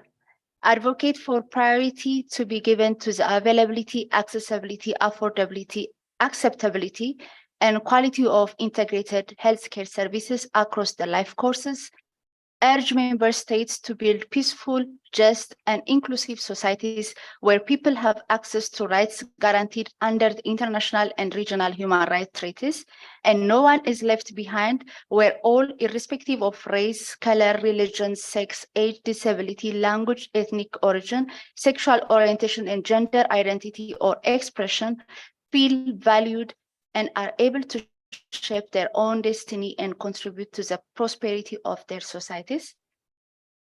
The third set of actions is under the Trade, Industry, Finance, and Investment Standing Committee, which will highlight, encourage member states to support the capacity of families to adequately protect children from marriage by enhancing their socioeconomic capacities, promote policies and programs that support girls' education in economically poor households, support monitoring of policies, programs on child marriage and GBV, which are gender sensitive, result-based, and consistent with international human rights and standards. And as it is for international human rights standards, it also includes continental and regional standards, advocate for parliaments to allocate adequate domestic resources for the progressive realization of universal health coverage and gender equality through sustainable health financing, underline the transformational potential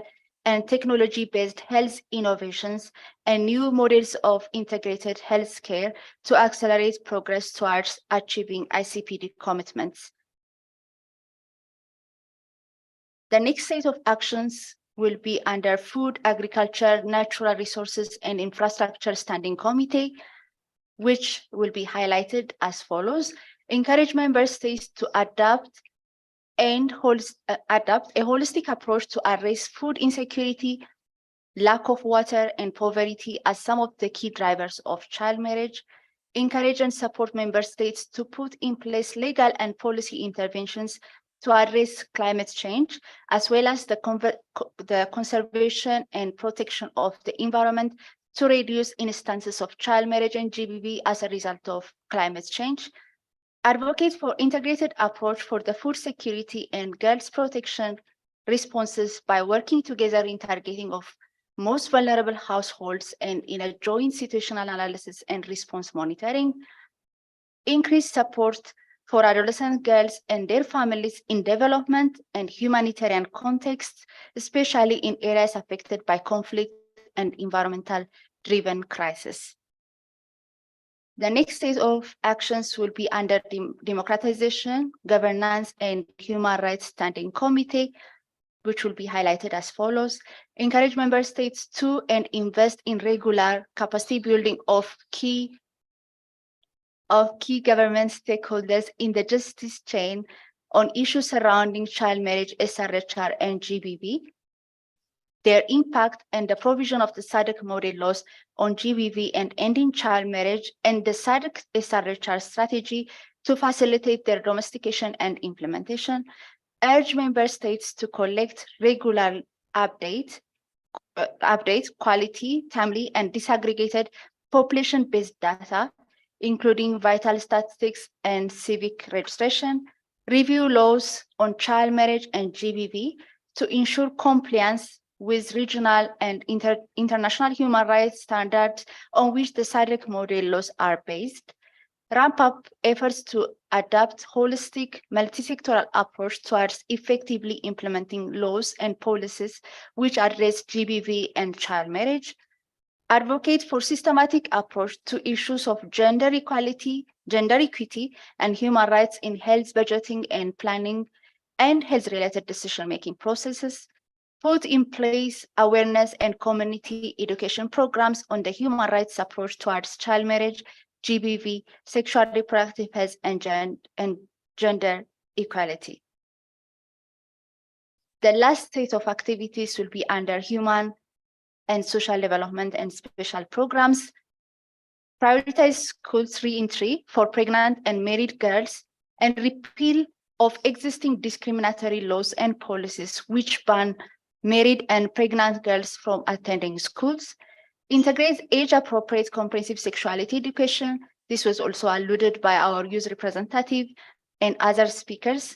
Human rights and gender studies within the education curriculum of students and duty bearers with the aim of sensitizing them on GBV, child marriage, and other SRHR issues. Budget for and provide free, accessible reproductive health services to prevent teenage pregnancy and comprehensive medical care and support for pregnant teenagers and survivors of GBV and child marriage. Ensure that the basic humanitarian needs and rights of affected populations, especially that of girls and women, are addressed as critical components of responses to humanitarian and environmental crises, as well as fragile and post-crisis reconstruction contexts, through the provision of access to comprehensive sexual and reproductive health information, education, and services, including access to justice for sexual and gender-based violence, and services for unplanned pregnancies under these conditions. These are the sets of actions that we proposed under each standing committee with the guidance of the SADC-PF, but they are not like the final say. you'll be discussing them, modifying them, adding as needed, and then you'll endorse them for future direction to be taken from SADC-PF and as well as the standing committees. Thank you very much for listening, for the attention.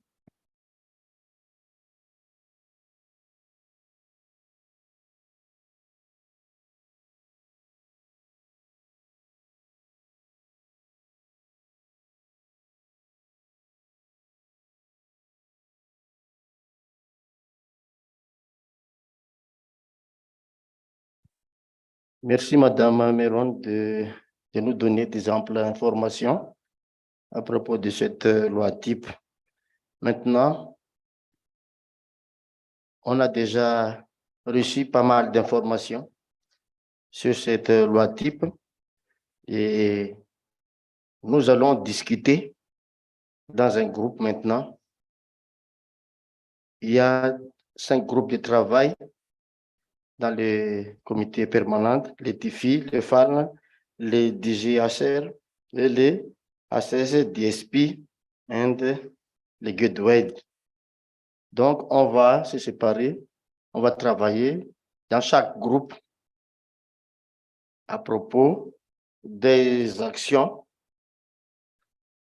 pour identifier les actions clés pour accélérer la mise en œuvre pertinente pour chaque commission. Donc, on va se séparer maintenant. On va faire les travaux de groupe par commission. Dans une salle, la commission TIFI, dans une salle, les FARN, dans l'autre salle, c'est les DGHR, dans l'autre salle, c'est les ASSDSP, et dans l'autre salle, c'est les GUDWED. Et après le déjeuner, on va faire des discussions plénières. Donc, on va faire les travaux de groupe maintenant. Merci. Je demande à Madame Lydia d'expliquer comment se déroulent les travaux de groupe. Thank you, Honorable Chair. Honorable members, the committees will be required to go into the rooms where they were yesterday. So for food and agriculture, the members will go to Duduza room. For human and social development and special programs, the committee will meet in the Ekuruleni room. For the Trade, Industry, Finance and Investment Committee, the committee will meet in the Tsakane room. For Democracy, Governance and Human Rights, members will convene in Davidson room. Then the members of the Committee on Gender Equality, Women Advancement and Youth Development will be requested to join any of these groups to spread out to all the rooms that are available. We were limited by space. Thank you, honorable members.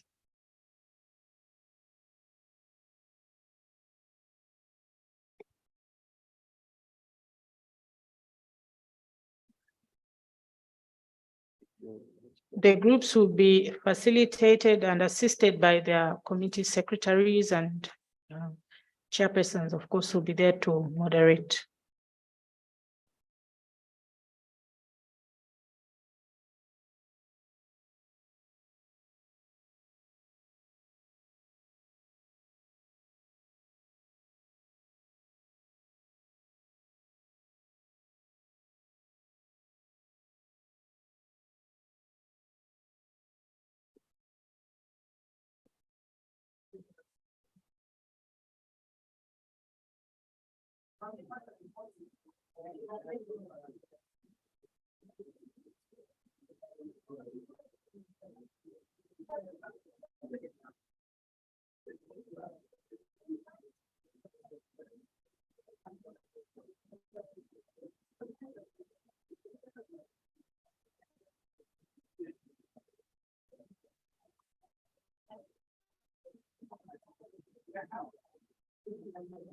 Honorable members, one last issue regarding the members of GUDWED.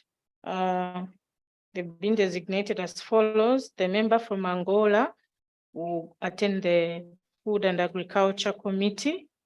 The member from Botswana who attend the Human and Social Development and Special Programs. The member from DRC will attend the Trade, Industry, Finance and Investment. From Eswatini, the member will attend the Democracy, Governance and Human Rights Committee. The member from Malawi will go to the Food and Agriculture. Member from Madagascar, Human and Social Development and Special Programs. The member from Mauritius will attend the Trade Industry, Finance and Investment. Mozambique will join the Democracy, Governance and Human Rights. The member from Namibia will attend the Food and Agriculture Committee. Member from Seychelles will attend the Human and Social Development and Special Programs. The member from South Africa will attend the Trade, Industry, Finance. The member from Tanzania, Democracy, Governance and Human Rights. Member from Zambia, Food and Agriculture. The member from Zimbabwe, Human and Social Development and Special Programs. So this will enable the committee to cover all the different committees. Thank you.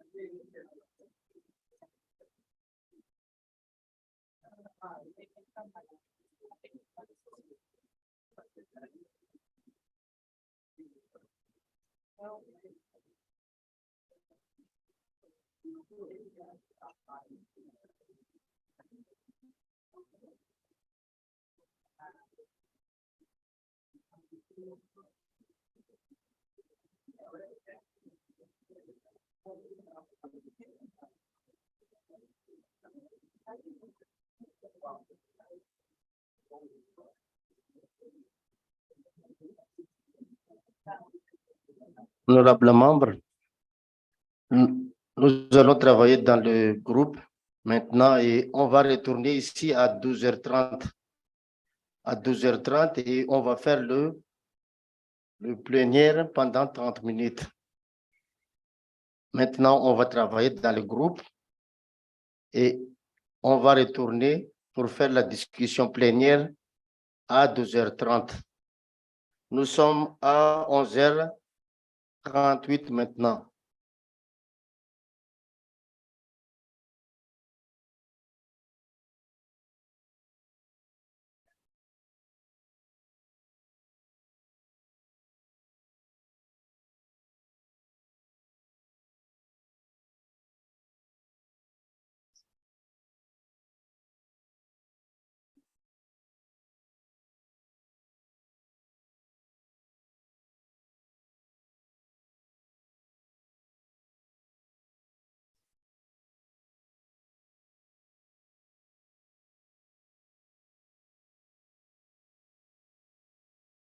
Honorable members, also kindly note that on your tables, the presentations have been circulated in the different languages. Thank you.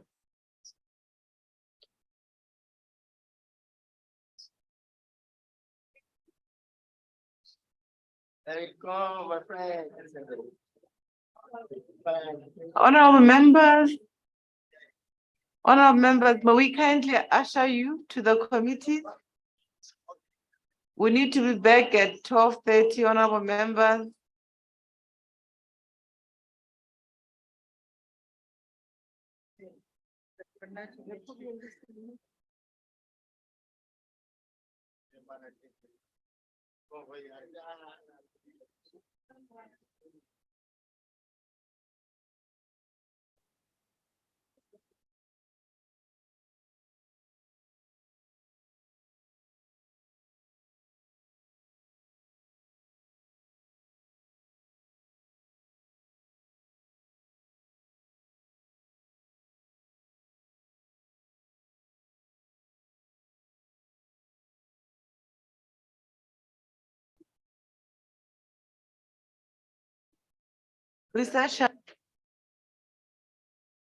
Researchers kindly assist usher members to the committees. May staff of parliament also kindly join other groups.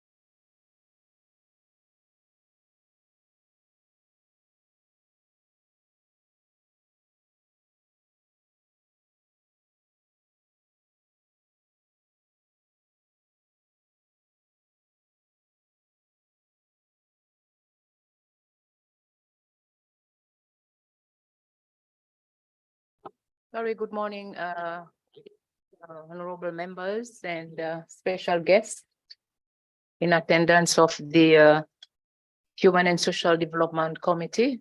I do apologize for the delay because we had to sort of find track all the necessary documentation so that we can start the meeting. And I hope all the members are here, plus other countries that have been added to the committee. And I welcome you all and hope that we shall have a fruitful deliberation on the two model laws that were presented this morning. And mainly our main task, I presume you received the document, the issues. Anybody has not? The issues, the document, the issues paper, the issues paper that were sent to us by the SADC Secretariat. Do you have it all? We all have it? Yes? No hands up. So it means that we do have it. It's called Accelerating the Domestication and Implementation of SADC Model Laws on Child Marriage and Gender-Based Violence, Good Practices, Challenges, and One Way Forward. So we received it last night, and our group, if we go down on the paper, our group, we're supposed to discuss on the different areas, the gaps and issues based on number, that is action points, recommendations per SADC, then the PF Standing Committee, and we are number 5, number 6. Number 6, that is Human and Social Development and Special Program.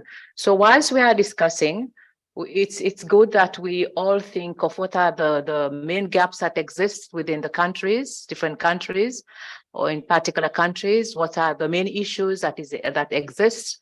What are the main recommendations that we may put forward, especially the issues and challenges that will be preventing the member states to implement or to domesticate the two model laws that were discussed this morning. So what we shall do, we shall start with the first bullet, bullet by bullet, and then we can sort of discuss what are the issues, what are the challenges, even we can talk about the opportunities, and then the way forward, especially what will be the recommendations, like I mentioned beforehand. So any points that you would like to bring forward before we start with the real work? Any member? Or are we on the same path, on track? Okay, so let's start with the bullet number 1 that I mentioned, number 6, the HSB-SP programs. So it states what are the priorities. Prioritize school entry for pregnant and married girls and repeal of existing discriminatory laws and policies which ban pregnant girls from attending school. So maybe we shall start with bullet by bullet, so we shall discuss any issues, any challenges or recommendations. So feel free to bring forward or bring forth any issues that are hindering the implementation of these two model laws, like we mentioned this morning. So I will open the floor for discussion, and I will welcome Mr. Tofa, our researcher who will be assisting us with notes taking and will be guiding us as well.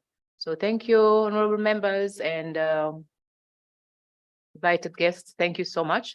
So I will leave the floor open. Thank you.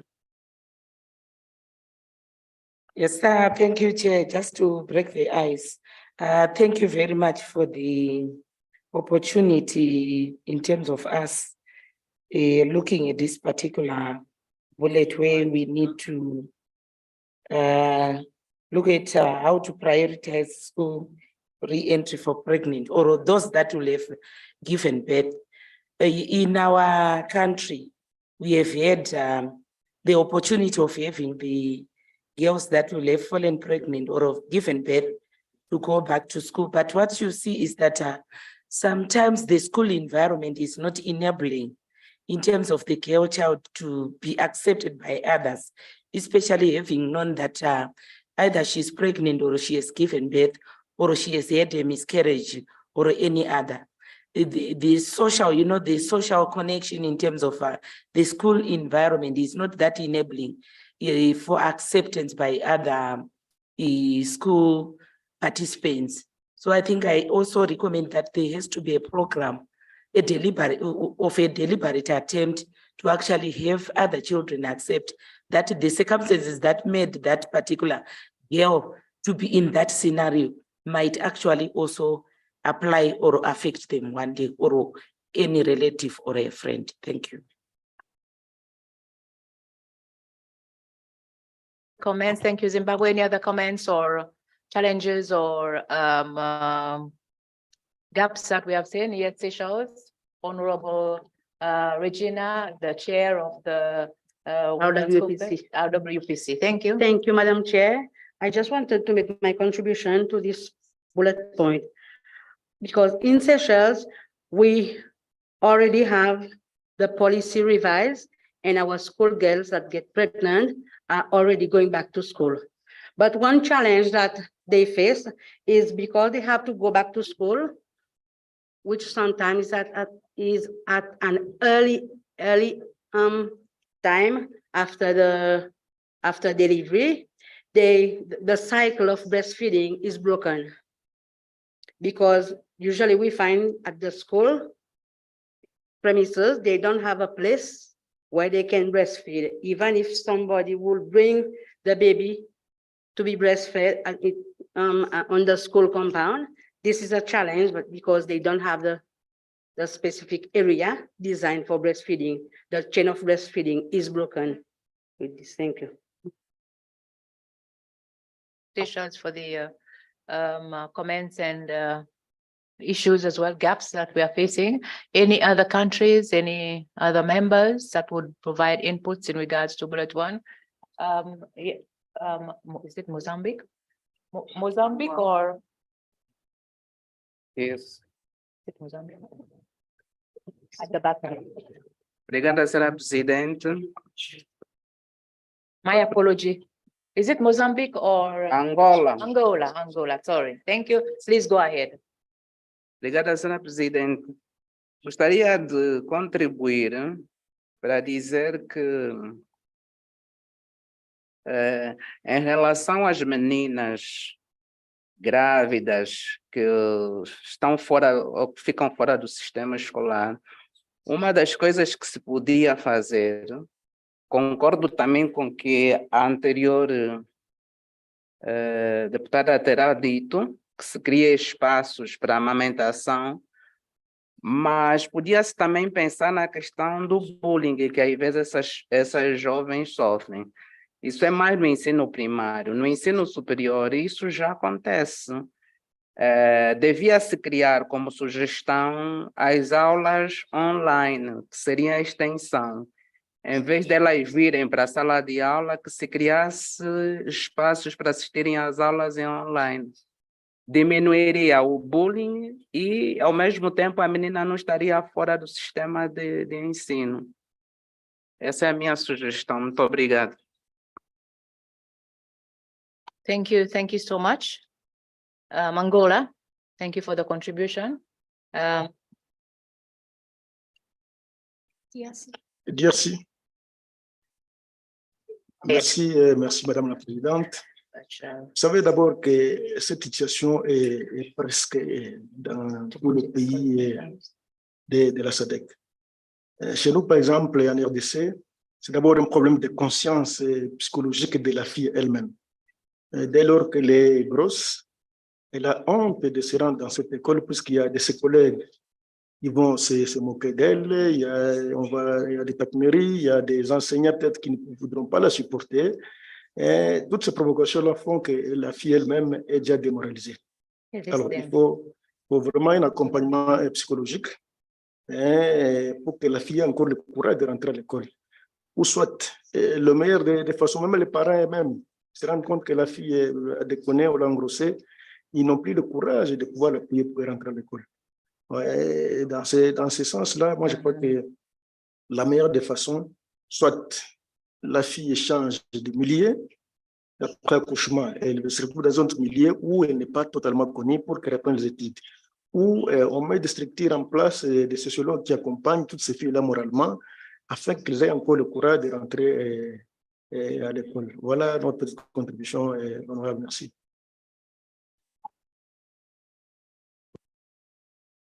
QDRC, any other points from, yes, Mauritius or Madagascar?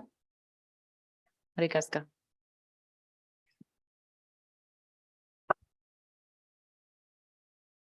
Merci, Madame la Présidente. Madagascar, député Masgoula Mali, député de Madagascar élu dans le sud de Madagascar. Je suis membre de la commission Guéouet et présidente de la commission genre aussi au sein de l'Assemblée nationale. Je voulais faire une remarque seulement à propos de notre collègue tout à l'heure que c'est à peu près pareil la situation entre les pays membres de la SADC, mais je voulais mettre au point du côté pas le côté de la fille qui est enceinte, mais côté comment ça, les élèves. Parce qu'il y a quand même l'influence, si on fait rentrer la fille enceinte à l'école aussi, il y a influence aussi pour les autres enfants que on peut faire comme elle. Donc, il n'y a pas d'interdiction. Donc, il faut voir ça aussi.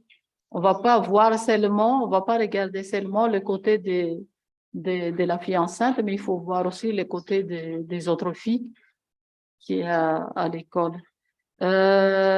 Ça, et deuxièmement, comme le cas de Madagascar, par exemple, on a déjà adopté la loi 007-022 du 20 août 2017 relative au mariage et aux régimes matrimoniaux qui fixe l'âge national du mariage à 18 ans pour les filles et les garçons.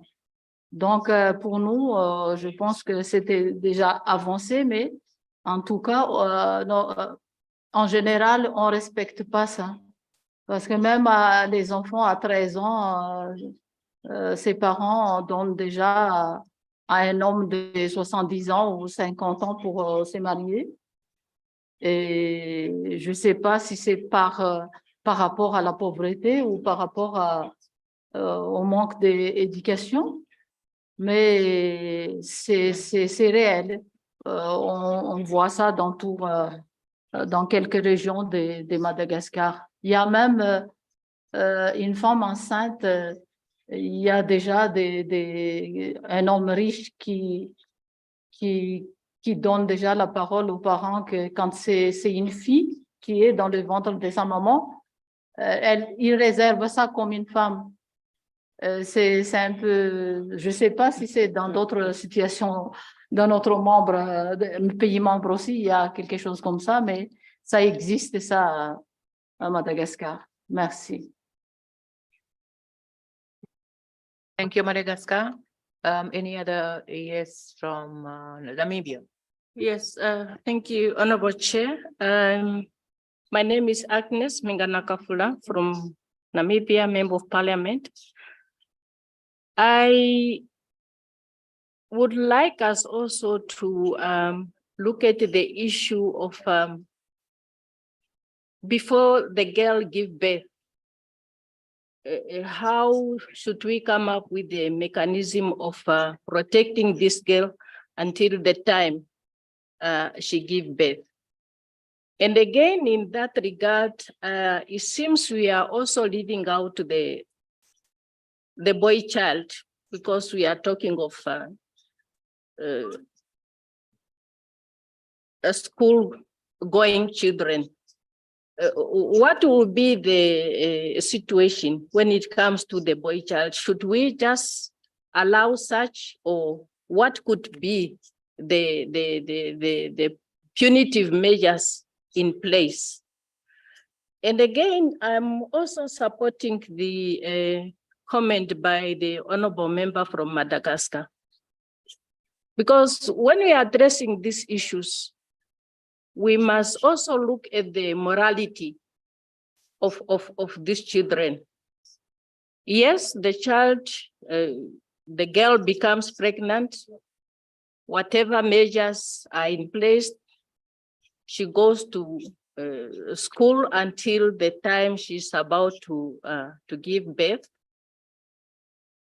And here we are promoting again to say after giving birth, the child must go to school. So I really want us to address some of those critical issues, that we do not promote our children to become pregnant while they are at school, both ways, the boy and the girl.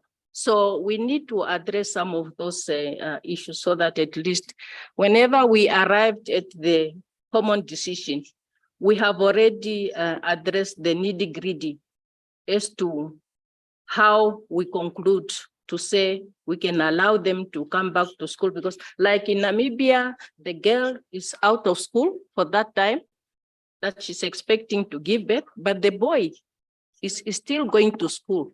So I think we seriously need to look into those aspects. I do not have a recommendation as such. I just brought it to the house so that we can find ways of how to address both the boy and the girl child. Thank you. Thank you, Namibia. Any other hands up or yes, Seychelles? Again, Seychelles? Thank you, Madam Chair. I just wanted to clarify something said by the last intervene, the last person that intervened. Are you referring that the girl is pregnant for a schoolboy in that case, or if you have proof, but if you don't have proof, the school girl is pregnant for who? You have to have proof to be able to deal with the boy. Because when the girl is pregnant, if you don't have proof that the girl is pregnant for a school or a boy in that school, you see? I just want some clarification. Yeah, Okay, honorable member, I think we are referring to where we have proof, not just in general. We should at least have a proof to say, yes, it's my daughter pregnated by your son. So these are the cases that we are also including, apart from those that are happening outside. Thank you for the clarification. Any other members that would like to bring forward any other issues? Yes, we go back to Angola. Angola? Yes, please go ahead. Senhora Presidente, eu gostaria de pedir que refletíssemos no seguinte. Quando se diz que ao trazermos a menina que ficou grávida de volta para a sala de aula, ela seria um mau exemplo para as outras. Eu acho que nós não podemos discriminá-la só pelo facto de ela ter sido engravidada. Ela não podemos ter esse olhar, temos que criar condições para que ela não fique para trás, porque eu acho que é uma medida que se pretende também, a nível das Nações Unidas, de não deixar ninguém para trás. Nós sabemos que o nosso continente é um continente que temos dificuldades, ou temos o menor número de pessoas, de crianças mesmo a nível da educação, na escola. Vemos que o nosso continente é o continente mais jovem, que tem um número de pessoas mais jovens. Quando acontecem esse tipo de situações, temos que ser solidárias, e não somos nós que temos que excluir ainda essa pessoa menor. Há um provérbio que diz, numa das nossas línguas em Angola, que temos que acautelar-nos quando as barbas dos outros estão a arder. Portanto, nós não podemos discriminar, temos que encontrar formas de poder ajudar que essa menina não fique para trás. Era só isso, muito obrigado. Thank you, Angola. Thank you. Oui, Madagascar. Merci, Madame la Présidente. J'aimerais faire des précisions sur ces travaux de groupe. Notre objectif, c'est d'identifier les actions clés. Donc, je pense qu'il y a 2 actions à faire. Un, si la jeune fille est enceinte, comment faire? De 2, quand le bébé est arrivé, comment faire?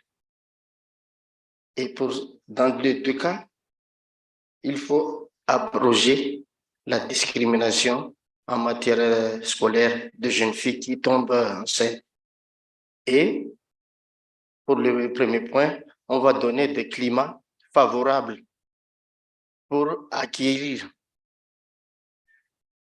l'enfant, le bébé qui va venir, et puis pour encourager la jeune fille qui est tombée enceinte de continuer son étude. De 2, quand le bébé est arrivé, comment accompagner une jeune fille qui vient d'avoir un bébé, c'est un enfant mère de famille maintenant, donc il faut l'accompagner et il faut mettre en place des climats favorables pour pouvoir lui donner de la chance à finir son étude. Je pense que c'est ça l'action qu'il faut faire et on va mettre aussi les lois qui le correspondent. Merci. Merci, Madagascar. We have spent quite a lot of time on these questions because we have 4 more questions or issues to go through. Okay, a quick one from Madagascar, and then I will give the floor to South Africa. Quick one from Madagascar. Thank you. Merci, Présidente. Je dois être claire pour mon intervention tout à l'heure. Pour moi, c'est pas pour une inclusion pour la fille qui est enceinte, hein, mais pour mettre en place des disciplines aussi au niveau de l'établissement de l'école. C'est comme ça, les élèves ne doivent pas penser que c'est facile d'être enceinte en même temps et étudier. Donc, pour moi, je vais être claire dessus. Et en même temps aussi, elle va choisir elle-même parce qu'elle est déjà enceinte. On ne sait pas si par rapport avec les violences qu'elle est enceinte ou par rapport à son choix aussi. Ça dépend. Ça dépend les circonstances, pourquoi elle est enceinte. Ça, c'est à elle de savoir ça. Mais elle doit choisir entre... Elle est déjà enceinte, elle doit faire l'année blanche ou elle doit travailler en ligne ou à la maison, mais pas aller à l'école. C'est ça mon avis personnel. Merci. Thank you, Madagascar, for the South Africa. Thank you very much for this opportunity. In South Africa, I think we do have policies that allow a girl child while she's pregnant to attend classes. And we are not promoting the early marriages, but there are some circumstances sometimes that make that child to fall pregnant while she's still studying. But the challenge is that I've noticed is that the treatment sometimes of that girl child at school from the peers, it's not conducive for them to find themselves in schools. And sometimes is the situation made by educators. They will call those children names. And because of that, they will shy away from going to school. In South Africa, again, I think we agreed some years ago to say, if a girl child is pregnant, let's say, for instance, if it's during exam time, one of the family members should accompany that girl child to school in order to monitor her, because sometimes it may happen that the girl child doesn't know of knowing their cycles and something happened. So we were saying that a parent or somebody else, a senior, should accompany that child to school. And I heard someone saying, "Oh, I think we need to plan as to what happens after that." In South Africa, we also have this social grant. If a girl child has got a child, it means the mother and the child who will be getting grant in order to make sure that they are taking care of their families or their children. But again, we are not saying as South Africans, we do have enough money to cater for that. But the situation sometimes tells you that you have to do that. Thank you very much, Chair. Thank you so much, South Africa. So may we move to the next issue, or the next issue for debate is bullet number 2. It's mostly about the GBV. So it's a Chairperson, sorry, maybe one issue. I think the issue of a boy child. In most cases, when a girl child is pregnant, even if they are attending the same class, you'll find that it's only a girl child who's being discriminated, but a boy child is treated as if nothing happened, even by their educators. You may find that that boy child also have another girlfriend in that classroom, as if it's a good thing to do. I think we need to look into that thing, that if there's something that need to be done to the girl child, it should be done also to a boy child. Thanks. treatment. Thank you. So we move to the President next Lepe. bullet. Namibia. Sorry, Honorable Chairperson, my point exactly of the boy child, and I put it to say, what will be our solution to that effect? Now, are we taking solutions now, or are we not proposing anything? No, we are come to providing that later? recommendations. Okay, Yeah, for So- the overall. thank you. Thank you. S'il vous plaît, Président. Honorable Président, s'il vous plaît. C'est où ça? Ah, DRC. Oui, Merci. oui, merci, Honorable Président. Et nous sommes en train de débattre sur une question qui est très sensible. Et dans ce cas-là, on doit faire un distinguo. Il y a des grossesses que les filles attrapent à l'école, à travers un collègue. Il y a une grossesse qu'elle peut attraper à partir de la rue avec un commerçant. Oui, et il y a des grossesses que les filles attrapent dans les camps de réfugiés lorsqu'il s'agit de catastrophes naturelles. Alors, toutes ces catégories-là, il faut les distinguer. Lors d'une catastrophe, il y a guerre, il y a éboulement, il y a les terres qui ont cédé. Bon, les gens se retrouvent dans un camp de réfugiés, ils n'ont pas quoi manger. La fille est obligée peut-être de vendre le sexe pour avoir quelque chose à manger. Et aussitôt qu'elle est grosse, elle ne sait même pas qui l'a engrossée, les camps se dispersent. Cette fille-là, quelle est la garantie que nous devons réfléchir pour cette fille-là qui est dans cet état? Les grossesses qu'on attrape à l'école, il arrive, comme les collègues l'ont souligné, les garçons qui ont engrossé à 2 ou 3 copines dans une même école. Maintenant, aussitôt que la fille est grosse, peut-être les parents peuvent la chasser, elle va passer des mauvais moments, tout ça, tout ça. Maintenant, quelle est la garantie de la fille après accouchement? Est-ce qu'on ne peut pas réfléchir dans le sens que, aussitôt après accouchement, bon, la garantie, qu'est-ce que la loi peut prévoir dans ce sens-là? Est-ce qu'il faut l'accompagner de quelle manière? Parce que là, aussitôt qu'elle a mise au monde, elle est abandonnée. On ne sait pas si les garçons vont venir la chercher en mariage ou pas. Mais dans l'entretemps, les garçons cherchent d'une autre manière pour gagner sa vie avec notre copine. Cette fille-là a reçu la rue. Bon, chez nous, en RDC, à un certain moment, il y a des organisations non gouvernementales qui s'occupent de toutes ces filles, puisqu'on les appelle des filles mères. Elle est devenue une fille mère, il y a des ONG qui les récupèrent. Dans le centre où on leur apprend peut-être le métier, la couture et éventuellement des petits travaux de main pour qu'elles parviennent à gagner sa vie d'une autre manière. Mais dans le cas d'espèce, est-ce que dans la réflexion ici, on va trouver une issue qui garantit cette fille-là, puisque peut-être un hasard est arrivé, elle est tombée grosse, peut-être c'est son consentement, mais d'une manière ou d'une autre, elle est déjà dans un état où pour attraper un mariage ou un emploi ou rentrer à l'école, ce n'est plus facile. Des fois, indexé comme fille mère, l'autre côté, non, on ne sait pas dans le contexte. Toutes ces choses-là font qu'elle reste en l'air. Mais quelle est la garantie? Nous, comme législateurs, qu'est-ce qu'on peut envisager dans ce sens-là? Merci, Madame la Présidente.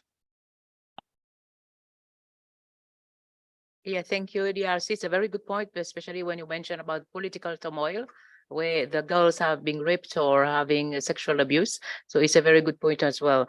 But ladies and gentlemen, honorable members, we have 45 minutes for us to discuss on 5 topics. or bring out issues. So we have to be very specific when we provide our answers, and at the same time, stick to the point so that we can move ahead, so that everybody can have enough time or enough, can participate. Thank you so much. So the next one will be bullet number 2, which is, according to your list, integrate age-appropriate comprehensive sexual education. Sexual education, human rights and gender studies with the education curriculum of students, and duty bearers with the aim of sensitizing them on GBV and child marriage. For the students, adapt the program to sensitize them on where they can seek help when in danger in child marriage and GBV, and for duty bearers, training them on their responsibilities when handling matters of child marriage and GBV to ensure access to justice for survivors and the protection of their dignity. So it's mostly about integrate age-appropriate comprehensive sexual education and the human rights based on GBV and based on the 2 model laws. So I will open the floor for discussion. Like I mentioned beforehand, bring out the issues, bring out the challenges, the gaps that exist, and what are the way forward, which in terms of recommendations, and at the same time, maybe have specificity within different countries for you to bring forward, so that once we have the meeting with the other groups, then we have very conclusive, specific recommendations or solutions, not solutions, but recommendations we can put forward to the Assembly. Thank you.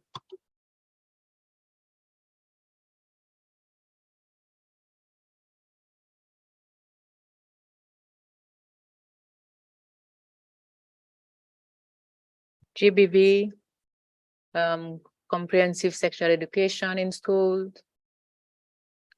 and it's mostly about training, handling of matters, or maybe we are all fine within our country with this topic.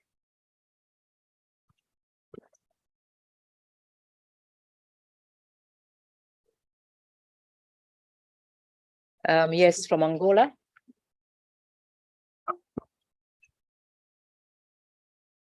Senhora Presidente, muito obrigada por me passar a palavra mais uma vez. Eu penso que essas sugestões aqui apresentadas, elas estão bem, mas também poderíamos, se calhar, incluir essas ações de educação, não sei se virá nos outros pontos, mas trabalhar também com as famílias, porque aqui nós estamos a falar de crianças, né? Não sei se aqui podíamos incluir também as famílias, porque nós ouvimos aqui há pouco que, às vezes, o ponto de pressão também parte das famílias, né? Da questão da gravidez precoce. Não sei, é apenas uma reflexão. Obrigado. Thank you, Angola. I presumed it is stated in the second paragraph, no, the first paragraph. Integrate appropriate comprehensive sexuality education, human rights and gender duties with the education curriculum of students and duty bearers. So the duty bearers can be the teachers, it can be, but maybe we can include the family as well, like you mentioned. Thank you, Angola.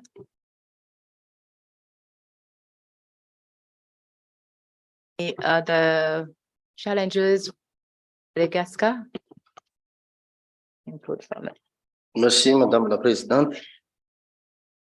On parle ici de l'éducation sexuelle complète. Donc, ça va aller dans le deux camps. Pour les jeunes, pour les enfants scolarisés, donc il faut mettre en place le programme d'éducation sexuelle qui soit adapté à son âge et à son niveau intellectuel. Et il y en a aussi des éducations sexuelles qui vont aller aux communautés directement qui ne sont pas scolarisées. Donc, et là, on trouve toujours, la plupart des cas, le cas de grossesse prématurée, grossesse des enfants, dans le milieu rural.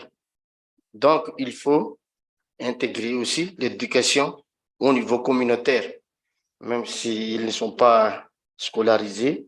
Et là aussi, il faut promouvoir le lutte contre le VBG et les droits humains. Merci. Thank you, Madagascar. for your input.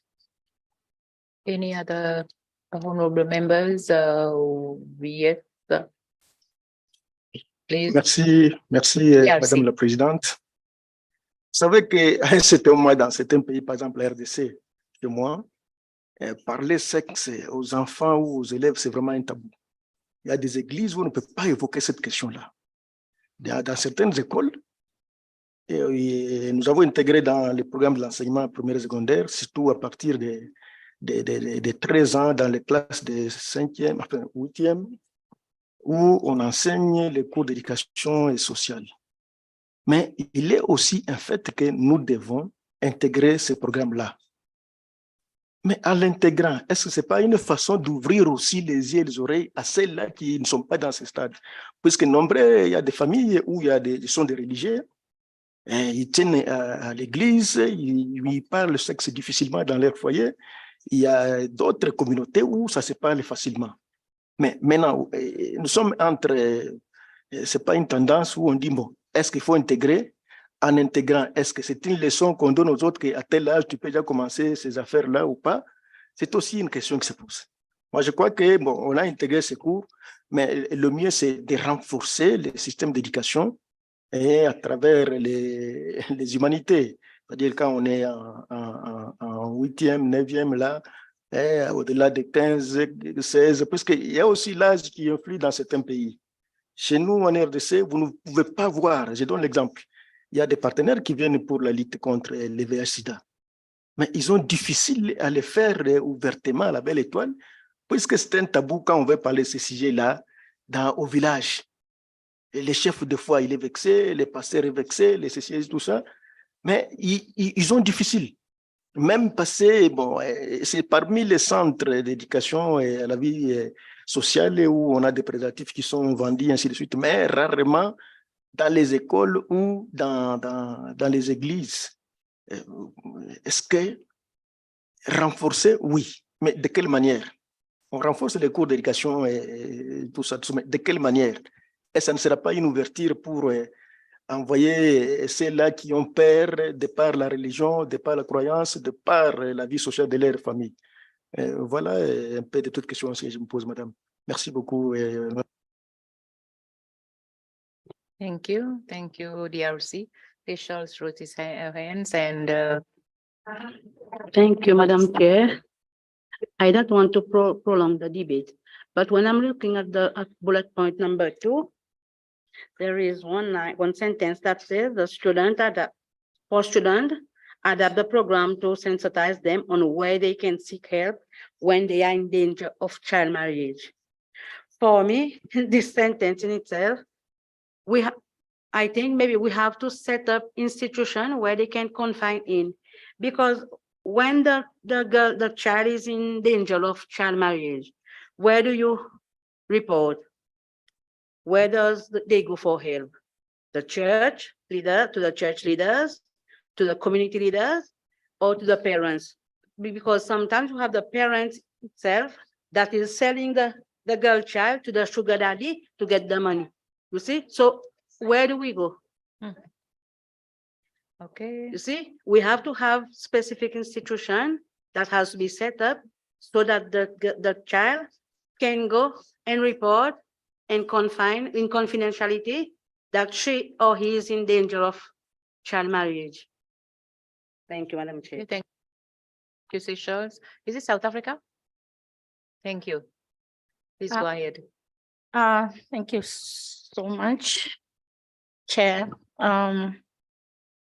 Specifically, Malawi, Chair, as parliamentarians or as people in the country, I think most of the time we have to involve highly the chiefs in our respective constituencies, probably. We need to go in a practical way, because if we just talk it on the upper level, the higher level, then this thing will not end. The chiefs has to be involved fully in the villages, empower them and give them resources. That's the only way we can improve on this one. Because we have specifically, I I have seen it with my own eyes that some of the chiefs in our country, they are involved, they have been involved fully in taking away the girls from early marriages. Some of the girls have been going to early marriages, and we've seen that the chiefs have been going there to take them away from their marriage and take them back to school. So to me, we can talk and talk about this issue, but if you don't go it in a practical way and involving the people that can help in the typical rural areas, then we are not going to win this battle. We must be so practical enough to make sure that our girls in the typical rural villages, maybe in the cities, fine, but in the rural, there are a lot of things happening, nasty things happening in the villages. We are not able to see it. But here we are today discussing about this day and night. Every time we discuss about child marriages, but they are really happening in the villages, but we are not able to see it. So we really need to lobby for more resources and empower our chiefs, empower other people in the villages, those that are at least more educated, to make sure that they go typical in the rural areas and they report all the child marriages in the rural areas. And even in Malawi, we are developing a curriculum that we want to make sure that we incorporate some of the issues that these people must know what actually happens at early stages, so that as they grow up, they should know that this is the situation. We just don't have to do this, but we can do this and do that. Chair, thank you so much. Thank you, Malawi. Sorry, I missed you for South Africa. South Africa, thank you.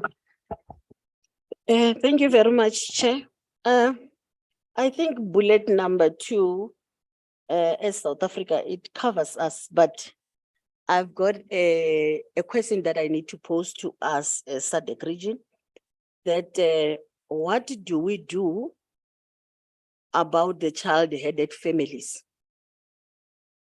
The child-headed families in 2 ways. Child-headed families as orphans, and child-headed families as the one being left at home while parents or both parents are working very far. Because you will realize that some of these child marriages, it happens because kids are alone. So they do whatever at any given time, thinking that what they're doing is right. But I think we're leaving those families far from us. And it's like we're not coming up with anything to help those families. What is it that we need to do as SADC in order to make sure that even children from the child-headed families, we are taken care of or are protected? Thank you very much. Thank you, South Africa. Yes, Namibia. Thank you, Madam. I'm just next to Namibia. I'm not Namibia, I'm Botswana. Botswana, I'm sorry. But I'm she's sorry. my neighbor. I can Even see. back home, she's my neighbor. I agree with my learned friend from DRC that it's a taboo, even in our country, to talk about sex with young kids. But just of recent in our country, we have introduced a sexual education in schools so that we can try to bridge that gap between the parents and the students. But that thing is working for us. It's really, really working for us because we have started interacting with children, teaching them how they should behave. Then that taboo, we are now starting to deal away with it. Because if we can stick to that taboo, I should think things will get worse. Thank you. Thank you, Botswana. Sorry for mistaking you for being from Namibia. Oui, Madagascar. Merci, Présidente. Je suis totalement d'accord avec l'honorable Botswana tout à l'heure. Parce que quand on parle de sexualité, mariage avant l'âge, mariage d'enfant ou le VIH-Sida, on parle toujours que c'est des tabous. Alors que ça augmente de jour en jour. Les enfants qui s'est marié avant l'âge, il y a des enfants qui comment faire comment ça avancer avec les sexualités aussi.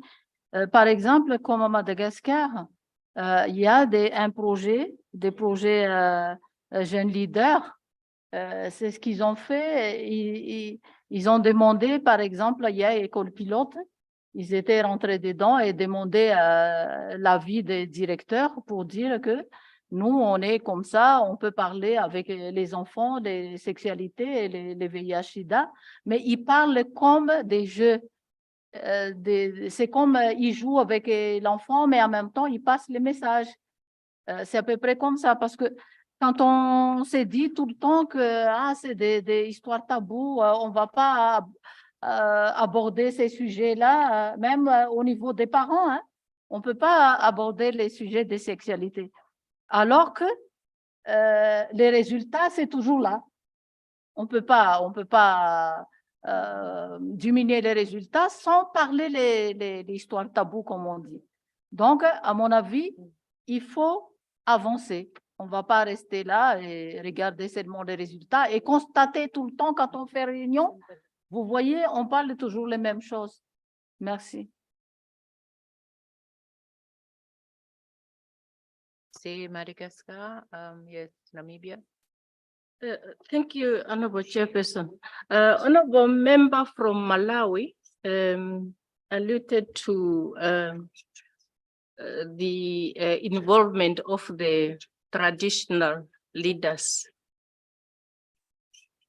However, I think we are supposed to come up with the laws that are also protecting them when they are facing the wrath of either the parents or the community members. Because if we just say we leave it up to the traditional leaders and there is no law that is protecting them, so you may find a situation.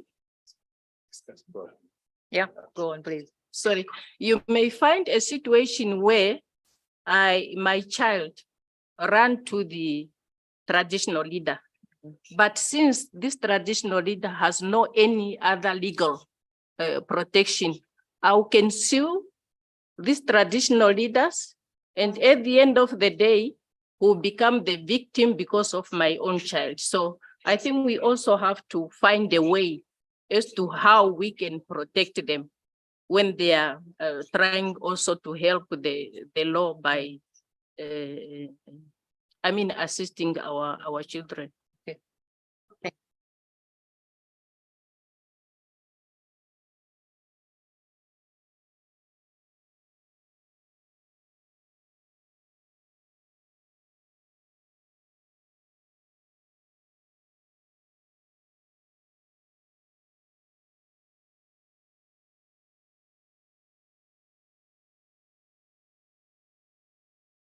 Sorry, I've been engaged into the other issue because we've been told that we're supposed to wrap up.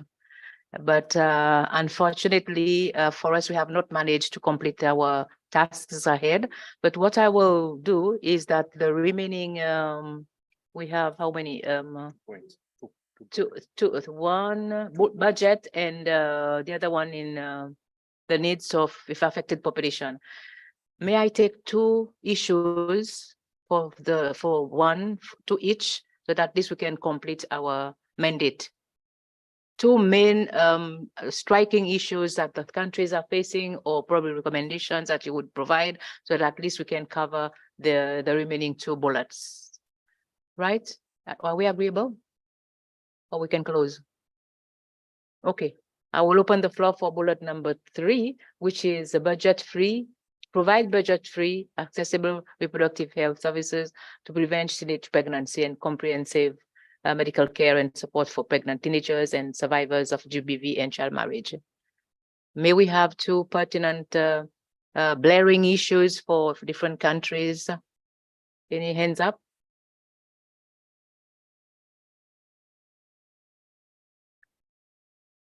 Budget, nobody wants money? Or are we fine with it?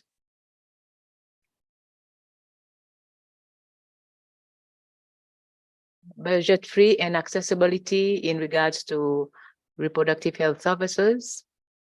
What are the main issues that countries are facing, and what will be the challenges, and what may we have recommendations?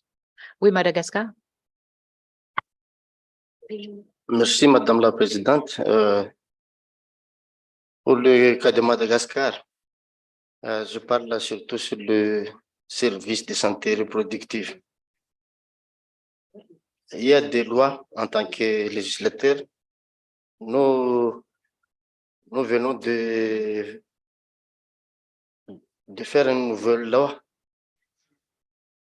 qui réforme, qui autorise les jeunes à faire le dépistage et à faire aussi le planning familial pour le mineur, même sans consentement des parents. Donc, c'est ça le service fourni. Donc, là, on a déjà mis en place cette loi pour éviter qu'il ne faut pas faire de planning familial sans consentement des parents. Donc, Madagascar, ils ont déjà allé en avant de cette situation. Mais c'est de même pour le dépistage de VIH. Tu peux aller dans un centre de santé sans demander l'avis de votre parent ou de tel. Mais le jeune, il y a des lois qui protègent le jeune maintenant. Donc, dans ce point, je crois que il faut avoir des budgets.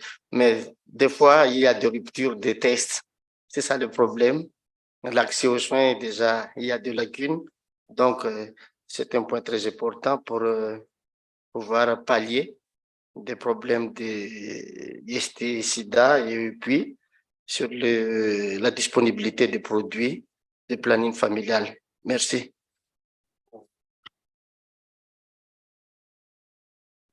Merci, Madagascar. Okay, I have Angola and DRC. Okay, I will take DRC, Angola. No more hands. Will we have? No? Okay, Angola, Angola first and then DRC. Thank you. Obrigada, Senhora Presidente. Nós, a nível da Angola, a nossa experiência é que em todos os postos de saúde existe testagem gratuita. Portanto, as pessoas vão fazer o seu programa de evitar, né, a gravidez precoce, é gratuito, o próprio Ministério da Saúde, a nível do governo, apoia.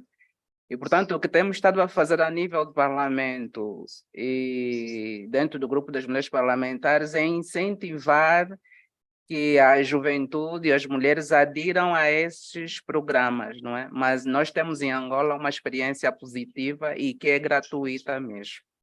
Muito obrigado. Thank you, Angola. DRC?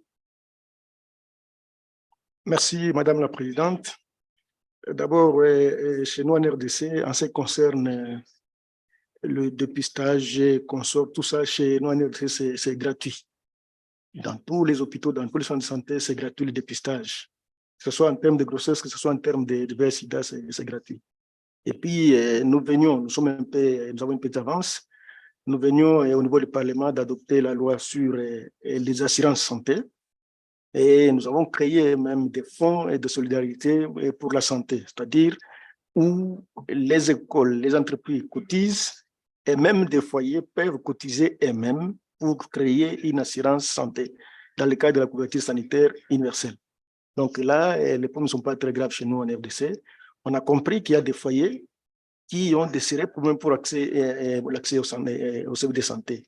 Ainsi qu'avec la mutualisation, on a mutualisé les centres de santé dans les milieux ruraux et il y a des cadres de concertation dans le cadre des fonds, fonds sociaux de la santé et les fonds de la solidarité en termes de santé. Alors, dans tout ça, il y a les assurances santé qui, n'importe qui peut soumissionner à l'assurance santé de sa famille, d'une école ou de n'importe quelle institution pour que les soins soient faciles et accessibles à tout moment et à tout endroit. Voilà, on a intégré au niveau du Parlement et on est en train de voir dans quelle mesure on va intégrer un budget conséquent et en créant des taxes qui peuvent subvenir à couvrir les besoins en termes d'accès à la santé. Voilà un peu comment on évolue chez nous en RDC. Merci, Madame la Présidente. Thank you, DRC. Before we move to the next last bullet, think about it whilst I've seen Seychelles have risen her hands, Seychelles, and then we'll go straight to the last bullet. Thank you. Thank you, Madam Chair. Sorry, I thought we were doing the two last bullets together. My point is on the last one. The last Go bullet. ahead, yes. Yeah, I can start with the last bullet. No, the last line of this bullet, it's include access to justice for sexual and gender-based violence and services for unplanned pregnancies under these conditions. I was thinking, Madam Chair, maybe we could encourage member states to have in place, how can you say? Sometimes there are a lot of cases of gender-based violence or sexual assault that goes unpunished or goes cold just because the victim do not have the financial ability to put a case in court, to put up a case in court. So the perpetrator goes unpunished. But I was thinking about of the system we have in place back home, where the victim can apply for a government paid lawyer to step in to defend her in court. Maybe it is something I want to share, because if the victim doesn't have the financial power to bring the case to court because she cannot afford an attorney, so the state comes in, you can apply and you get a lawyer paid by the state to be able to contest your case in court. I just wanted to share this. Thank you, Madam Chair. Thank you, Seychelles. Any other yes from Zimbabwe? Yes, Chair, I'll be very brief. In Zimbabwe, we have a program that is under the Ministry of Labor and Social Welfare, which is called Orphans and Vulnerable Children's Department, where every other affected child can be assisted. But however, because due to constraints on budgeting, we have also escalated the fight in terms of networking with civil society, where we do have homes for those that will have been affected by gender-based violence, for counseling and legal assistance. And we have seen this to be working because both children, including women in GBV, have been able to access assistance. And also information dissemination through the Ministry of Health in terms of health services, that is access to protective clothing, access to the tablets on the protection of children in actually not getting pregnant. Thank you. Thank you so much. I presume when I look at number 3, bullet 3, it sort of encompasses most of the other bullets. And on top of that, they were the topics of discussions of yesterday. Remember, we were in the meeting, and we shall have, and it was in fact discussed again this morning through all the presentations. And probably I should wrap up now. Before I do that, I should say thank you so much for your input. Thank you so much for your very, very valid input. Though we have a very short time to discuss over this topic, very comprehensive, like somebody said, it's a topic which nobody wants to talk about, it's sexual education or sex or whatever, but at least we have the guts to do it. And thank you so much. And I will wrap up from there, and then we shall be able to provide more discussions into the bigger meeting for this afternoon. So thank you so much. And I presume for lunch. Okay, we shall be informed by the resource person what will be the next topic. So thank you, and I presume we have done our level best to ensure that we provide all the necessary recommendations that we were supposed to do. Thank you.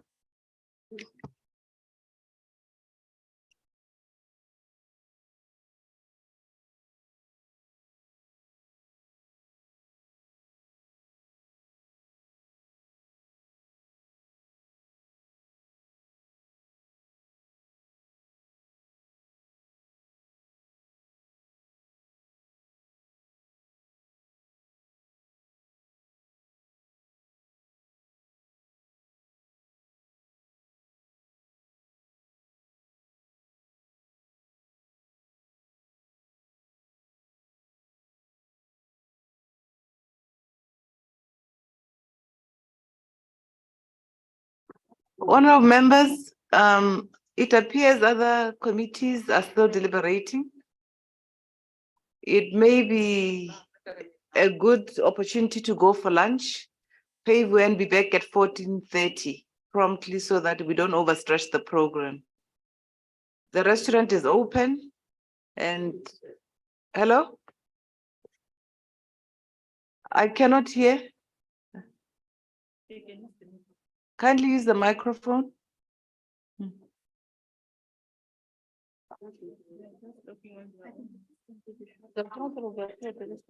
I think it's a good idea to take away food now. Okay, thank you very much, Honorable Member. Thank you for seconding the motion. Honorable members, let's make our way to the restaurant. The restaurant is congested. We have huge numbers. It may be good to make way for the other members to come and have their meal a little later. Thank you very much.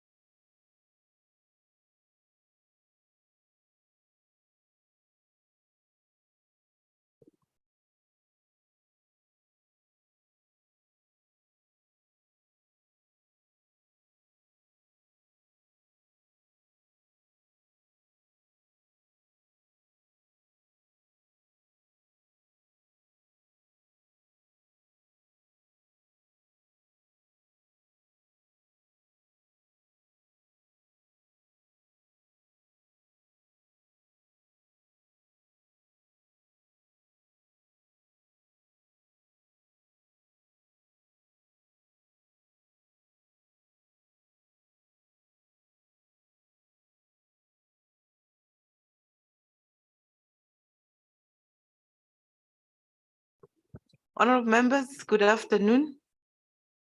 We apologize for the slight delay. We are waiting for ICT to complete the connectivity. We had to add an extra table for us to be able to deliberate accordingly. Thank you, honorable members.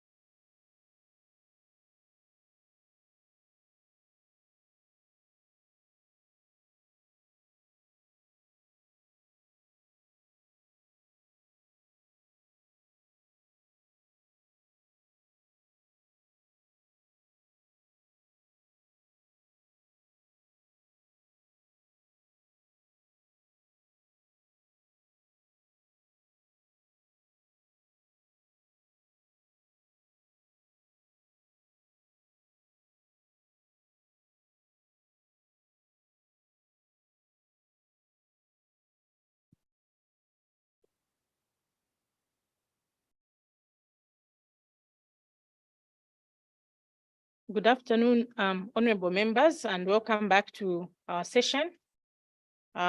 This afternoon, our session chair is Honorable Jeronima Agostinho, MP from Mozambique.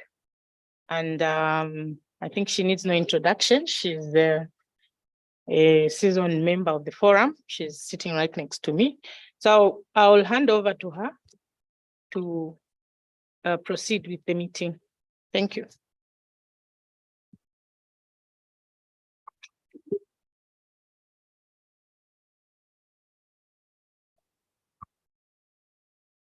Muito boa tarde a todas e a todos.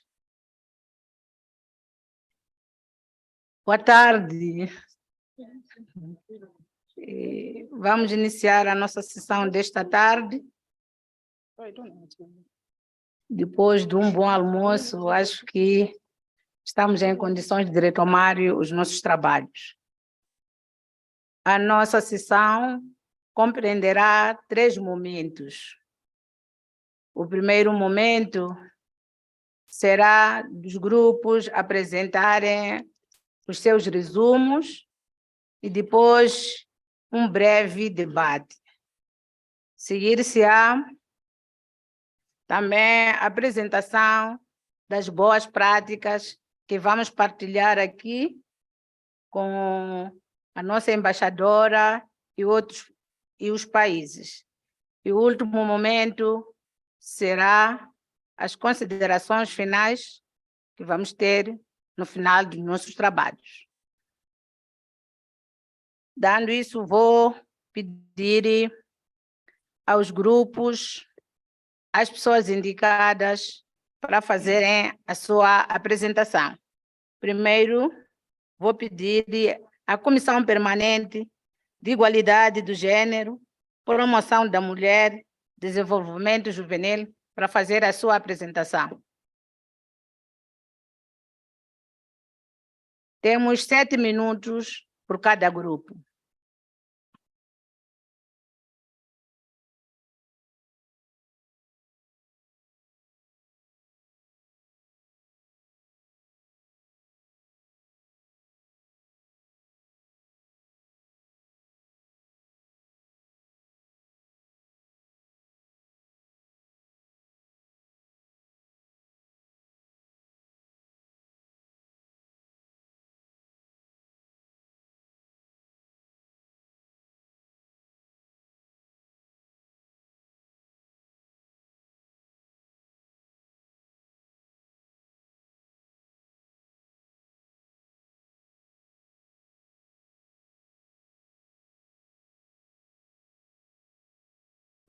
Acho que o grupo não está preparado. Podemos chamar a Comissão Permanente de Comércio, Indústria, Finanças e Investimentos.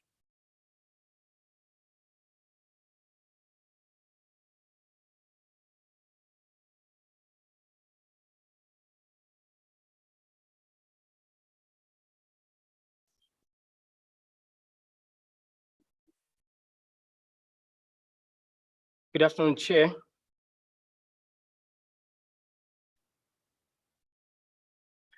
Let me just have a quickly confer with the committee secretariat.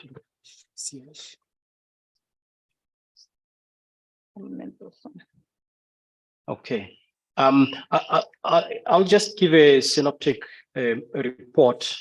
I believe the more comprehensive one will be handed over at a later stage.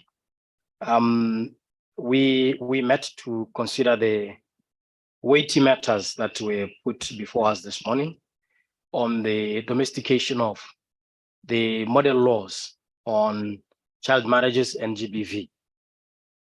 What appeared to have been a common thread in our discussions as a group was that the issue of poverty, unemployment, and wealth and income inequalities play a big role in perpetuation of GBV and child marriages, among other issues that we know could be the causes. So as the trade in industry, finance, and investment, we sought to try and restrict ourselves to the committee mandate, which is why the premise of our discussion was on poverty, unemployment, wealth, and income inequalities. Our view, obviously, is that regional parliament in the respective countries ought to continue providing their oversight role in making sure that they close the loopholes that exist in legislation. But most importantly for us is that resources must be availed.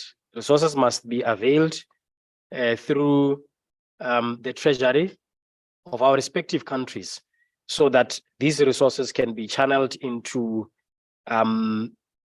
sexual reproductive health, can be channeled into education, so that especially the girl child goes to school, so that these resources can go to social welfare programs, including your child grants, including your unemployment benefits, and so on and so forth. That it's important to avail finance.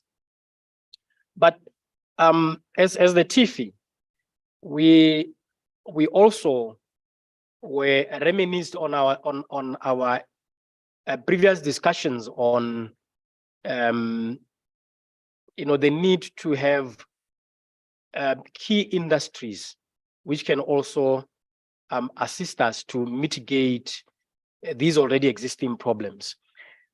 We reminisced on the discussion on how Africa imports, I think the statistics were close to 90% of condoms from outside the continent, and how the reliance on importation of certain commodities from other countries overseas sort of disadvantaged us, especially during the scourge of COVID-19 pandemic.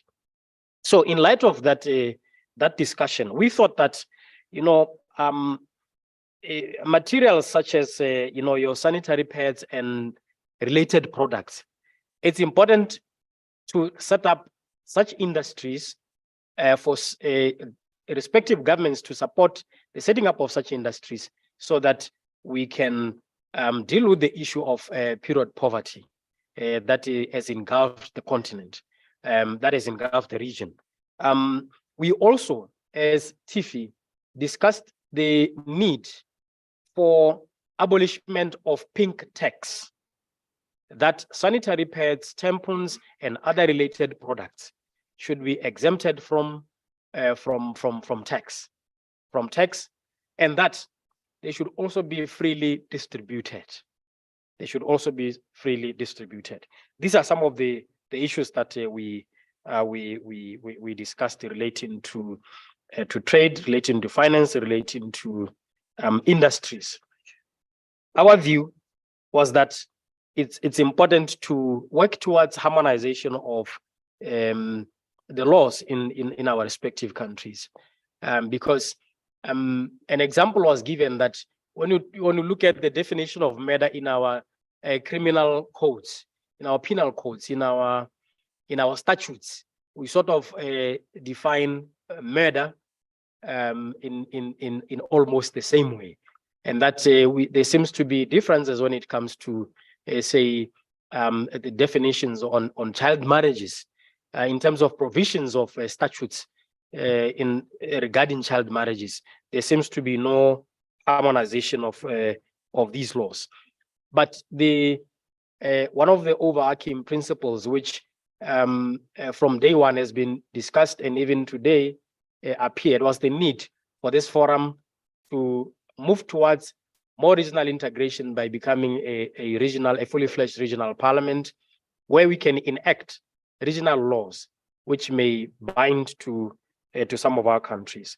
I thought I should give that summary from the TIFI. As I say, the more comprehensive report will be availed. I thought I should just provide that synopsis. Thank you very much, Chair.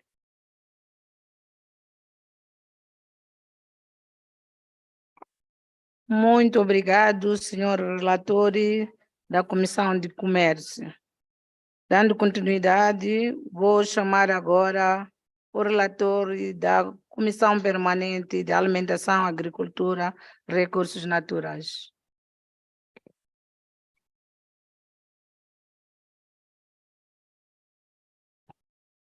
Thank you very much, Chair.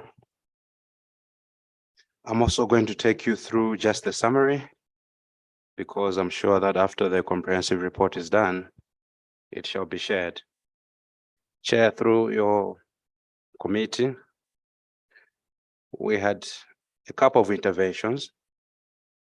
And the first one was a request to say that we need to transform the forum into a regional parliament so that members of parliament can be heard by their governments, rather than to be heard as a forum. We looked at the issue to do with the unifying of the laws, because as we're championing the laws that the model laws that we have, they're still differing from one country to the other within the same region. So that was the wisdom behind that proposal. And also we had another proposal to say we need to advocate for laws that prohibit child marriages. And also just having laws that prohibit child marriages is not enough. We also need to enforce, because mostly these acts are being taken by people that have got financial muscles. So it's more like a syndicate, because we have also come from time to time, we have spoken about these issues that we're speaking about today, in as far as gender-based violence is concerned and child marriage. But we seem not to be making progress. And some of the reasons what were highlighted in the committee was to say that it's more like a syndicate, and most people that they do this, they have got the financial muscle and sometimes the political muscle as well. We also looked at the fact that it's a multi-sectoral approach, which involves citizens, CSOs, traditional leaders, political parties. Basically, it's a fight that it would involve all major sectors to unite and to hold hands in order for us to achieve, Chairperson. Chairperson, there was also an intervention on food security, conflicts, and employment as well that fuel the gender-based violence. It was taken to be noted to say, I think we also need to look at the root cause. because one of the root cause for child marriages and gender-based violence, we can all agree here, it's poverty. It's poverty and it's poverty. So we thought that maybe also we should also find a means on how best we can also tackle the poverty, because this is what fuel gender-based violence and early child marriage as well. There was also a practice that was also admired by one of the islands in the SADC region, I think Madagascar or Mauritius, if I'm not wrong, if I can get to remember the country off my head. But it was discovered that within this country, they have got, there's a percentage that companies that are operating within the company that they contribute to the government in order to assess and to help in addressing gender-based violence and child marriages. So this is also an approach that we felt that if we can learn more from it and see how best we can practice it, it can help us to come up with the campaign awarenesses, because I think we still need to do awarenesses for people to be aware, because when we look at the reports, and we have also heard here that there's underreporting, because the people, maybe they are not aware and they don't know where to report, Chairperson. And also, Chairperson, one center stage that also had come across us was to the issue of culture. We've got so many examples, and I'm sure that some of the honorable members will be able to share with us. We need to have some culture sensitivities around the child marriage, because we've got some cultures that have been practicing it. And also, we also want to be on the lookout to say, while we're advancing for something to achieve our intended goal, we should not create another problem. And I'm sure there are going to be some testimonies within the countries that have got some cultures that have been proven to be beneficial to their countries. And also, Chairperson, we also thought that if you can have some vigorous oversight on the implementation of the model laws to promote accountability of the governments, so that at least we can come up with the real figures on how our sister countries rather, they are performing in the SADC region. We also thought that if we can lobby for about a 10% increment in the agricultural budget, so that we do more on agriculture that can create jobs, hereby reducing or addressing the poverty levels.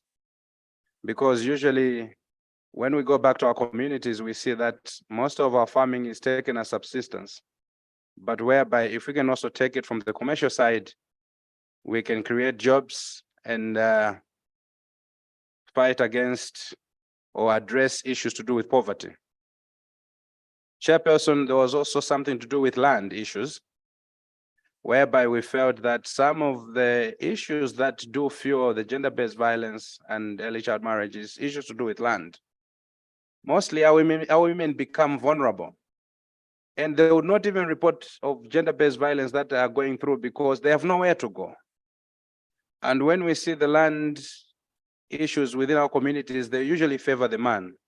So we also felt that if we can also tackle issues to do with the land.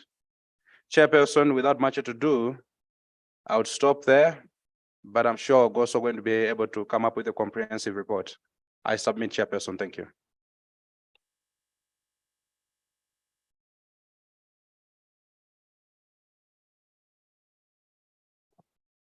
Muito obrigada pela sua apresentação. Vou convidar agora o relator da Comissão Permanente de Programas Especiais.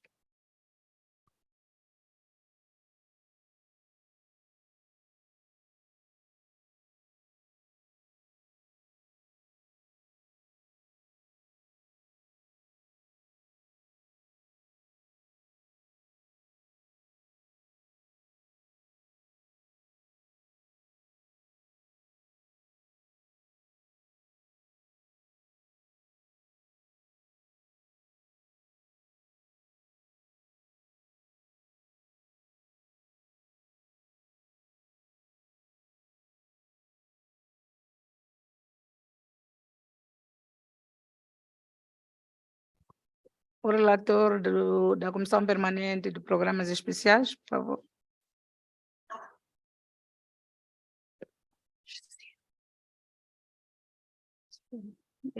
Okay. Thank you, Madam Chair. Good afternoon, all honorable and resource persons and the Vice President of the SADC PF. Madam Chair, the committee met late this morning, and the standing committee, it's the Standing Committee on Human and Social Development and Special Programs Standing Committee. We deliberated on possible and plausible interventions towards accelerating the domestications and implementation of the SADC model laws on child marriage and GBV. So there were 5 bullet points that we had to discuss upon, especially when it comes to the issues. So issue number 1, we had the issue where prioritize school reentry for pregnant and married girls and repeal of the existing discriminatory laws and policies which is banning marriage and pregnant girls from attending schools. So the good practices were from Zimbabwe, Seychelles, DRC, Madagascar, Namibia, Botswana, South Africa, and Angola, where they shared their best practices. Generally, all the countries noted they had systems and frameworks directed towards prioritizing attendance and school reentry for pregnant and married girls. The challenges, namely, were the following, which were observed by the committee members. 1, it was the school environment, which does not allow for effective learning of students upon return to school from giving birth. Maybe some of them were being bullied, and even the officers, they were abusing them, abusive remarks. More often than one, returning to school disrupts the breastfeeding cycle, thus compromising the overall health and development of the newborn baby. And of course, they cannot breastfeed at school, and they do not have an environment which is created normally to breastfeed babies in workplaces or in school environment. There is limited compliance with the anti-child marriage laws. Students are discriminated against their peers and sometimes their educators, like I mentioned beforehand. The laws discriminate against the girl child who is forced to leave school while the boy continues to the schooling, especially in cases where it's the boy child who has sort of been pregnant the girl child. So recommendations were as follows. Comprehensive sexual education and advocacy initiatives must promote tolerance and raise awareness against discrimination of returning students to schools. There is a need to develop programs and systems that provide psychosocial support to students upon their return to school, because most of the time they've given birth and they have to live different types of life. They have to breastfeed, they can't sleep at night, they have to go back to school, and maybe they do not have their parents who are supportive, even the person who has impregnated her. So they really need support in terms of psychosocial. There is need for continuous development and investment in research towards understanding the context-based root causes of early child marriage and unintended pregnancies. The findings will inform the course of action to be taken by the legislators and policymakers. There is a need for laws to criminalize child marriage, which of course all countries have sort of discussed over it. The second issue was to integrate age-appropriate comprehensive sexuality education, human rights and gender studies within the education curriculum of students and duty bearers, with the aim of sensitizing them on GBV and child marriage.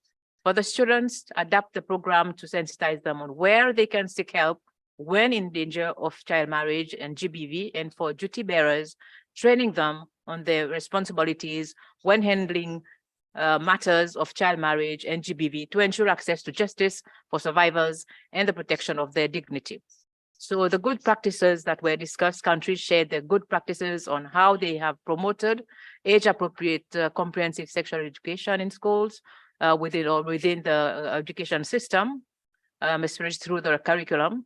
These included criminalization of child marriages and involvement of traditional and religious leaders in promoting CSE and fighting against gender-based violence. Whereas the challenges, the committee observed the following challenges: cultural and religious barriers continue to hinder the effectiveness of the comprehensive sexual education and GBV-related interventions, and there were limited resources for the effective implementation of capacity building and empowerment initiatives for traditional and religious leaders. Whereas the recommendations, which were based on the challenges ahead, there is a need to criminalize child marriage and GBV. There is a need to set up child-friendly institutions to allow children to report and seek assistance when they are in danger. The other issue discussed were budgetary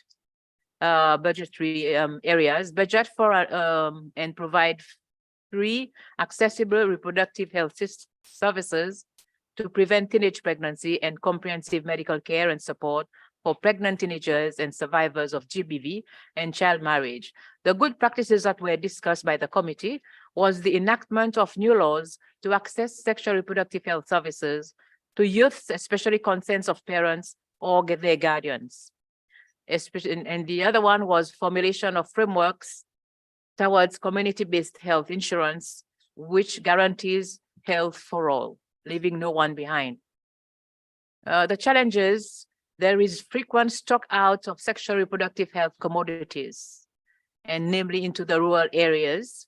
There is inadequate funding to allow for the provision of adequate and comprehensive sexual education services. Whereas the recommendations that were brought forward by the committee, there is a need for governments to avail adequate financing for the provision of free and accessible sexual reproductive health services. And we also discussed that there was recommended that there was a need for the development of sustainable health financing model to promote access to health services. Whereas number 4, Madam Chair, we discussed sexual reproductive health and GBV emergencies. The recommendations were brought forward. There was a need to encourage member states to have provision within legislation that allows the state to provide free medical services to victims of gender-based violence and sexual reproductive health issues. So the other one was there is a need to strengthen collaboration with CSOs or NGOs and other partners to address issues of child marriages and gender-based violence. There was another one which stated that there is a need to enhance information dissemination by relevant line ministries on child marriage and gender-based violence. Madam Chair, this was the discussion of the committee of this morning, and based on the submitted the recommendations and the issues that were discussed. Thank you so much.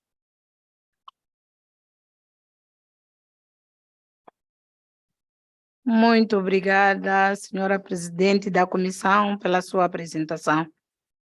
Passo agora a apresentar as ideias do resumo da Comissão da Democratização, Governação, Direitos Humanos, que, por sinal, sou eu que vou apresentar. Onde é que está a coisa?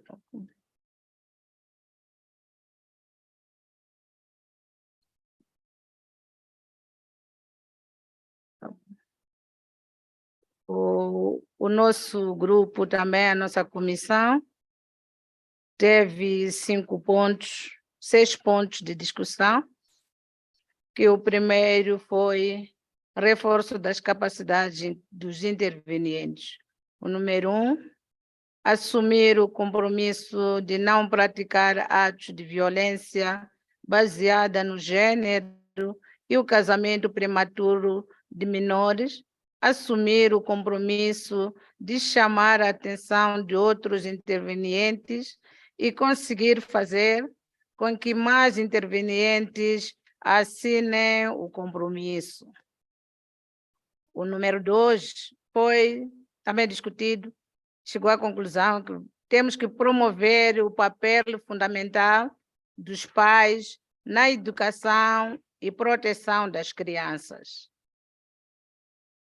Número 3, garantir que haja uma rúbrica orçamental para o reforço das capacidades nos orçamentos de todos os ministérios.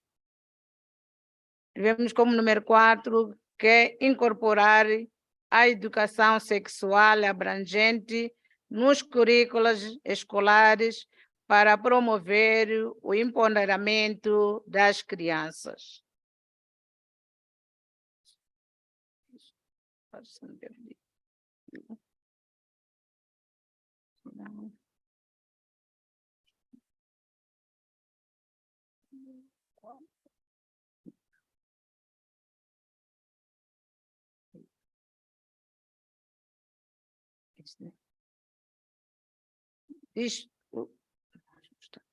Disponibilizar fundos para os programas descentralizados e de sensibilização para o registro civil, nomeadamente nas zonas periféricas, a fim de garantir o acesso a todas as crianças terem as suas certidões de nascimento.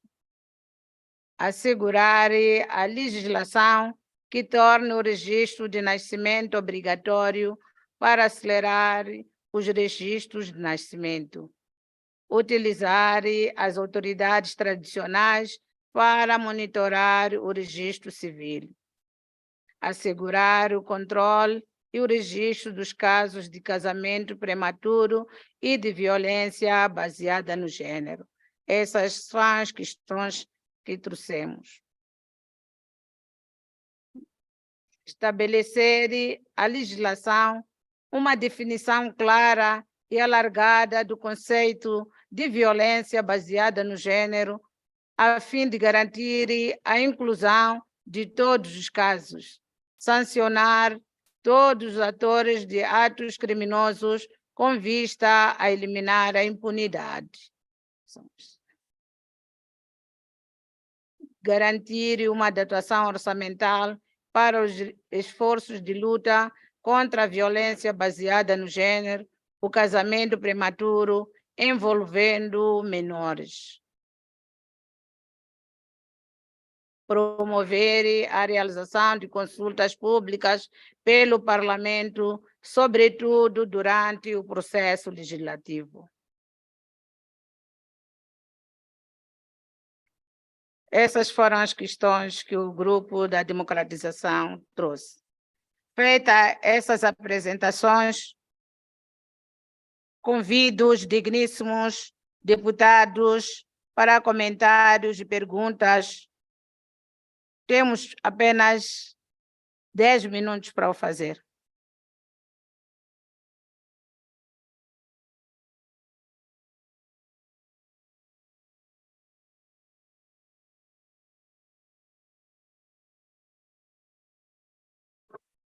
Posso tomar a palavra ou não? Sim, Angola, por favor. Muito boa tarde, senhora presidente da sessão. Queria só um esclarecimento. Não sei se eu entendi bem quando a senhora presidente estava a apresentar o resumo. Acho que falou sobre o empoderamento das crianças, é isso mesmo? Não. Não? Não? Ok. Não. Desculpa.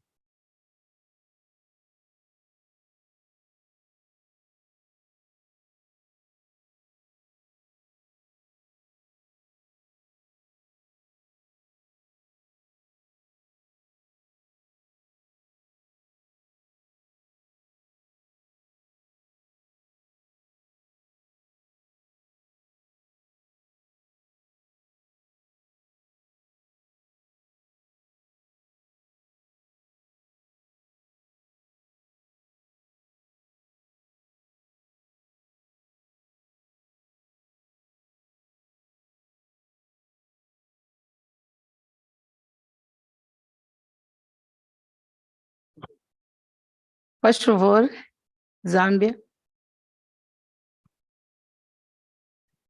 Thank you so very much, Madam Chair. I just have a question. Are we looking at the issue that is presented on the presentation on good practices towards gender-based violence and SRHR in the SADC region, the one that was supposed to come at 13:30 p.m. To 15 p.m. so that we can contribute, or is it something coming from the group still? Just a clarification, please. Thank you, Chair.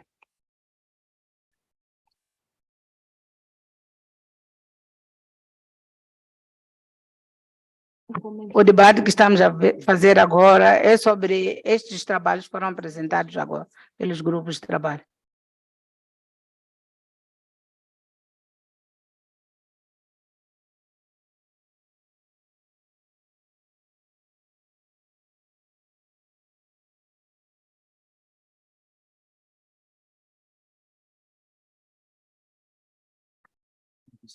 Haverá mais contribuições, comentários, perguntas? O silêncio, por favor. Okay, thank you. Then I'll go ahead and contribute. I did listen in to the last part of the group on agriculture, and the part that I found actually was on the issue of the age that we may have to adopt as countries, given the different cultural, political dynamics. What I would just add to that is that it was very interesting to see the variation in the contributions of the members on why even the age 18 may not be as uniform, even as we saw from the model law. So for me, I think one of the contributions that I bring to the House is that there is indeed need for continuous sensitization, not only among us, but also to our members in our respected countries, because the members actually did submit what would be seen to be valid reasons why maybe there is still these discrepancies in terms of why, for example, a country, even as a country as Zambia, will still allow marriage as long as there's consent at the age of 16, even though legally it is 18. And then also the issue of the differences in terms of customary marriage and statutory marriages. So just listening in the last part of the contributions, it is clear that the model law on ending child marriage and also protecting those who are already in marriage is very critical. So I want to adopt some of the presentation that the SG gave and really cause for more understanding among even ourselves, but especially to our given parliaments, because I think there's still a lot of work from the little conversations that I had. I submit.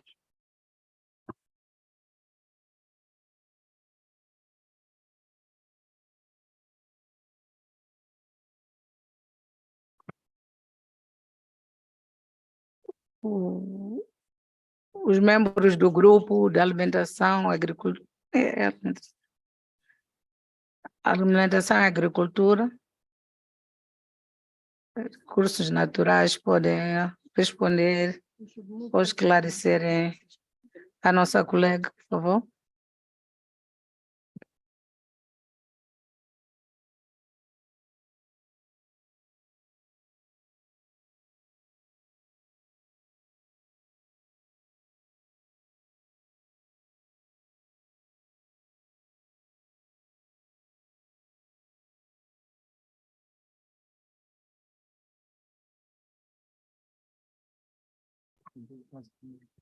O relator da comissão, caso queira responder, por favor.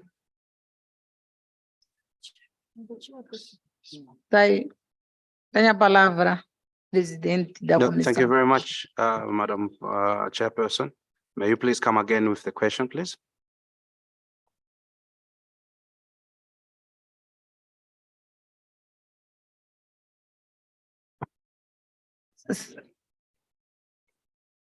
It wasn't a question. I was just saying, because you said in the wrap up of the discussions from the groups, did anyone have a contribution? I thought that's what I heard.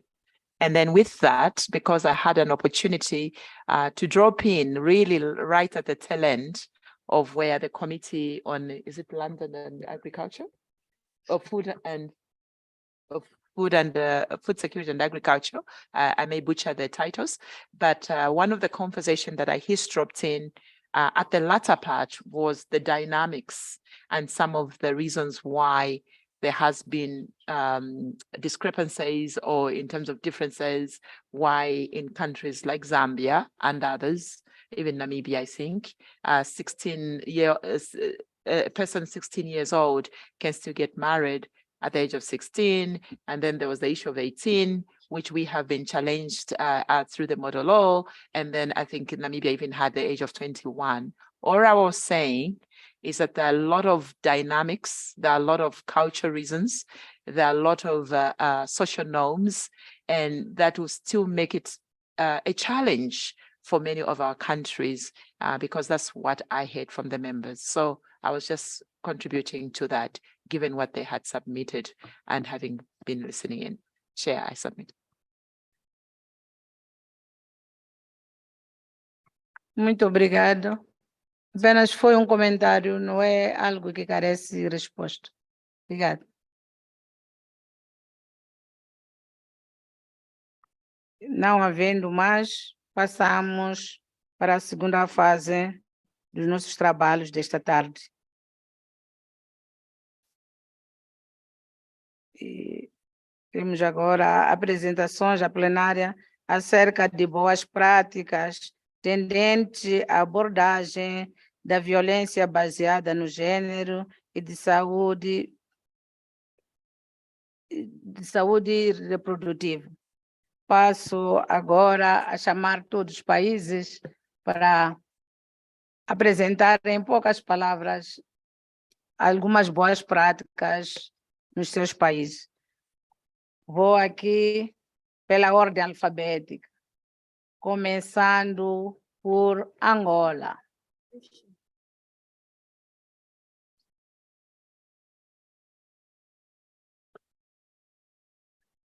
Muito obrigada, senhora apresentação.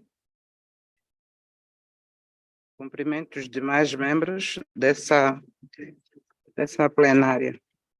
Bem, a Angola, em relação às boas práticas sobre a violência contra o gênero... Desculpe. Houve uma falha. Desculpe.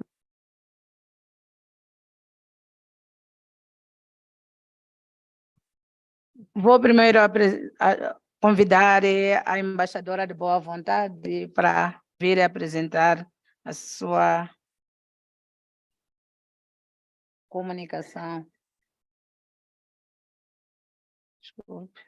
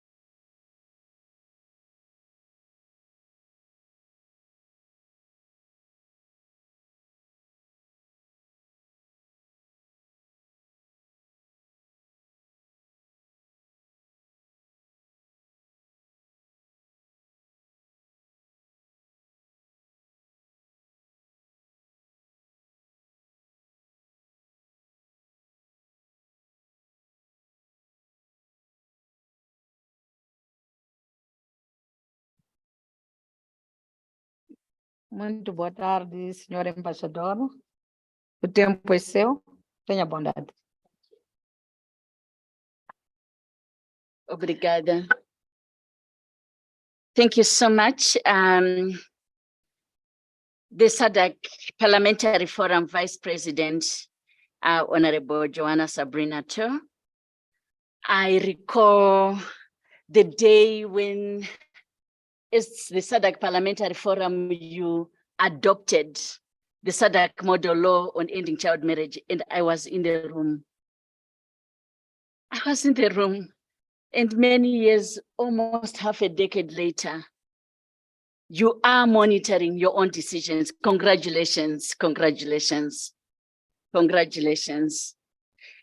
To the chairpersons of the SADC Parliamentary Forum Standing Committees and the Regional Women's Parliamentary Caucus. This is the first ever in the world where you have all sitting committees of a regional parliament dedicating themselves to monitor collectively and individually a commitment to do with women's human rights, children's rights. Congratulations to my SADC and to our SADC Parliamentary Forum.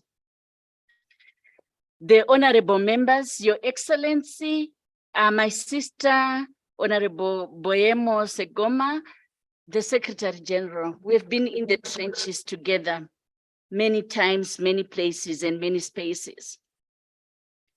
At times it's not about work, it's about commitment.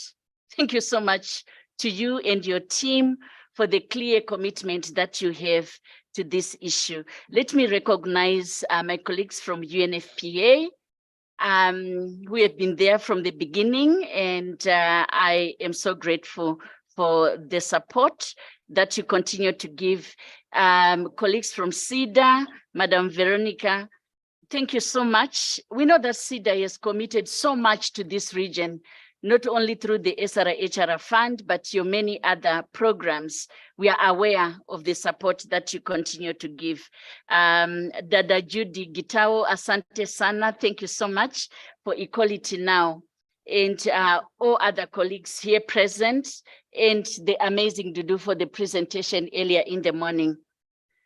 I would not complete my salutations without recognizing the treasurer for the SADC Parliamentary Forum. What we are talking about requires resources for implementation and moving forward. So I really want to recognize you.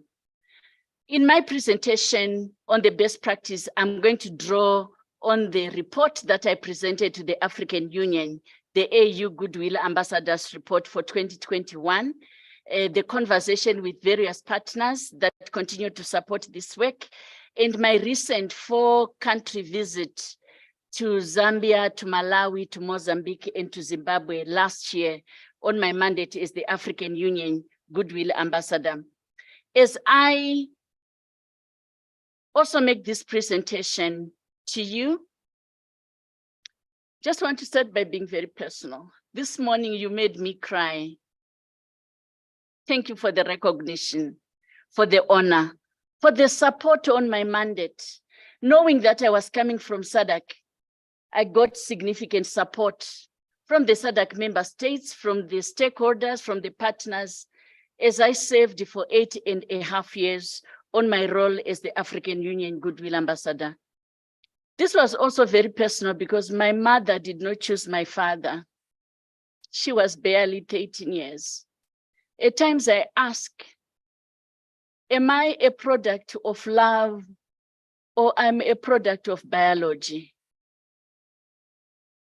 I solace myself that I'm the 14th pregnancy of my mother. Therefore, by the time that she conceived me, possibly she had finally fallen in love and we had finally enjoyed sex with my father. But I know that for my brother, our firstborn is a product of rape. My mother was barely 13 years. I'm talking of my parents whom I love deeply and dearly. Can it only happen to as it happened to my mother? And not to the rest of the daughters of Africa and of the SADC region. I know what it means to be born of a young mother. I also know what it meant for my mother to lose so many pregnancies in between. So I want to say thank you so much.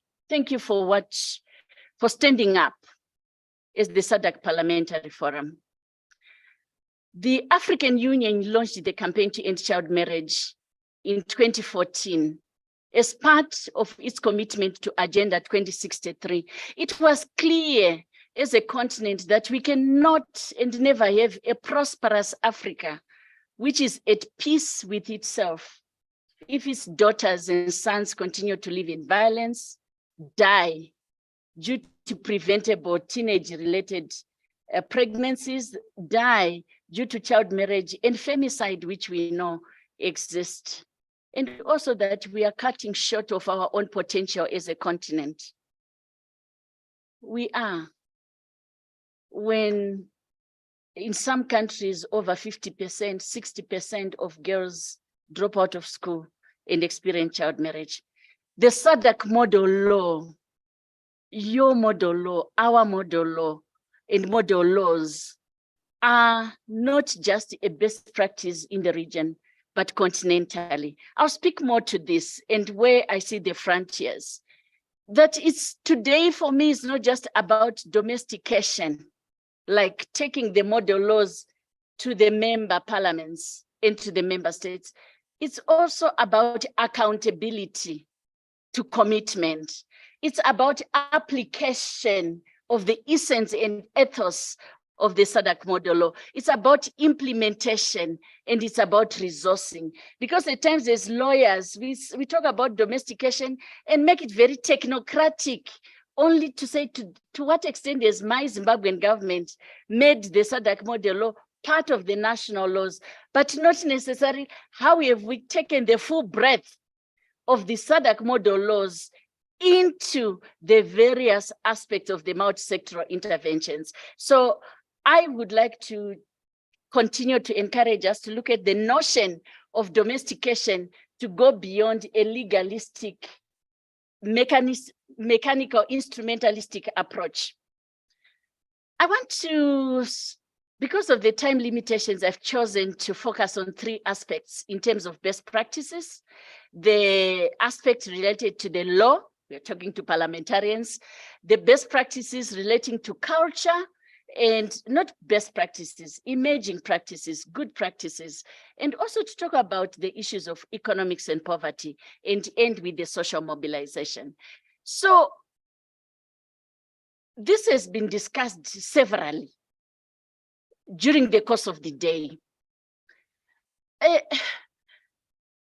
We have baskets and baskets and baskets of public statements, good public statements in our countries, national action plans to do with gender-based violence, to do with child marriage, but insufficiency of the comprehensiveness and completeness of those laws. And definitely congratulations to all the member states for the effort that has really been very concrete, very systematic, on review of laws and adoption of laws. This is in your report, but I wanted to just give what the young people would say, a shout out to Mozambique. Why Mozambique? Because Mozambique rejected the language of calling it child marriage and talked about premature union. Naming is norming. The more we continue to talk about a marriage, we are sanitizing and normalizing child rape.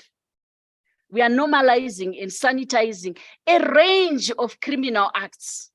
Therefore, as parliamentarians and as the SADC Parliamentary Forum, I'm challenging us and maybe drawing on the Mozambique experience. What is the word that can best describe some of these forms of violence that we are talking about? Secondly, the exceptionalisms, the clawback clauses that are in the reports that have been shared, the contradictions with the age of sexual consent and the age of marriage, the complexities between the ages, the complexities around the laws of re-entry into education is always rooted in the discussion which as parliamentarians, you must guide us around morality and values. Or if she comes back to school, she will infect other girls to get school as if sex is infectious. you know, if this girl gets back to school, she may influence other. If age of sexual consent, so this whole discussion around age of sexual consent, parental decision-making, all the hesitancies we are seeing where they are grounded around morality and values and the law. And this is the next frontier of work for implementation and domestication of the SADC model law. And this is also crucial in itself because it takes me to our next point. I picked the child marriage because it's a proxy. Child marriage is a form of gender-based violence. Child marriage is about sexual and reproductive health and rights, especially for young people. It's also about male responsibility and accountability to young people. The good news of being an AU Goodwill Ambassador was I could speak with no censorship. The majority of child marriages are by adult men. There are very few cases of boys and girls having sex with each other. It's mostly adult men who marry, and it's adult men who give away their daughter or grandchild because the mother would have very little to say. So we are talking about, this is why I welcome the initiative by South Africa and DRC around positive masculinity and male responsibility. Let's own and say our role is to shift the notion that we move from being protectors to being perpetrators. So in the conversation, the best practice, the positive practice I see emerging on the continent is the repositioning of the conversation around culture, where we are saying the solution also lies in a strategic work by traditional leaders and institutions in a way that we reclaim the positive African role of culture and traditional leaders. Because the role of a traditional leader was a protector and not a perpetrator. You would go to the chief's shrine for protection. That's where the granary for food security would be. That's where the justice would be. Traditional African tradition was not from a perpetrator perspective, but from a protector perspective. Therefore, I am encouraged to see the Council of Traditional Leaders in Africa stepping up, building a new ethos of reclaiming that which was also taken away by colonialism. Coloniality bastardized the African culture and traditions to a large extent. I'm not saying that African culture is pure. There are certain things we need to amend, but what happened was the emasculation of the positiveness are elements within our cultures and traditions. And at the same time, the limitation of some of the opportunities that we have. What I know working on the continent is that before we go to the civil courts, a family goes to an auntie, an uncle, a neighbor, to a church, to a traditional leader, and then go to the court. But what has not happened has been an investment by our continent sufficiently on the cultural institutions for them to play a positive role. When I was at law school, I could quote with my eyes closed the decision of Lord Denning in 1894, or a UK judge. But I had no clue sufficiently around what are some of the progressive jurisprudence, customary jurisprudence that we could draw on and build on and be a proud African woman whose culture can protect her human rights. This is my ask to the SADC Parliamentary Forum, is to build on this practice that is emerging so that we can have a positive cultural human rights jurisprudence where our culture is not only about seen as negativity. I'm also excited to see that there are a number of traditional leaders who are developing bylaws on gender-based violence, bylaws on child marriage. We can speak examples from Malawi. We celebrate, of course, the first chieftainess, Kachinda Moto, who really opened the floodgates. And then we see a lot of work happening. Chief Madzimawe in Zambia, Chief Mangwende, and Chief Bushu in Zimbabwe. We were recently also in Mozambique. There was a big baraza, a big meeting of the traditional leaders. So we see a cultural renaissance for human rights, a cultural renaissance for protection of children. And that's where we need to locate part of the domestication of the SADC model law. My last comment on culture. We have this double speak. It's talking sex is very taboo in Africa, but go to Echinamwali and know what is taught there. In our Nangas, girls were, all kinds of sexuality discussions happen. In the Egumeni, these rituals of initiations, they are all about sexuality education. So I don't think it's really true that we don't discuss, we don't do sexuality education in the SADC region. It's not primarily true. What is true is that at times it's so gross, at times it's not scientific, and we need to make it age appropriate. We need to combine the formal education and the non-formal education for us to have scientific information, which is age appropriate, where then girls and young people can access quality services and are able to make informed decision. But I think it's not a discussion which we can just stop at the school level without talking about the non-formal education. And on that note, I know that I'm in SADC compared to East or West Africa. In SADC region, just on the point of sexuality education, there's a silent discussion around female genital mutilation. In East Africa, in West Africa, it's more around the cutting. In Southern Africa, it's around labia elongation. I'm talking to my parliamentarians with respect. This is where the sexuality education is also happening in a way that can be negative, because at times the girls are then experimented on or are told to, or they are sexualized, or it can be positive. I love the African drum, and when we dance with the full body, but it doesn't mean somebody has to touch you or do bad things on you. So I'm simply saying our culture at times has positive things, has negative things, but we need the domestication of the SADC model law to be as practical on the issues of culture as possible. Let me move to the next big issue, which is a controversy and an analysis. The first big issue, as I said, was around culture. The second big issue on promising practices is around poverty and economic security. I really enjoyed my time in the food security group. Child marriage and gender-based violence is always framed as a household poverty issue, as a micro issue, is linked to Lobola. Correct.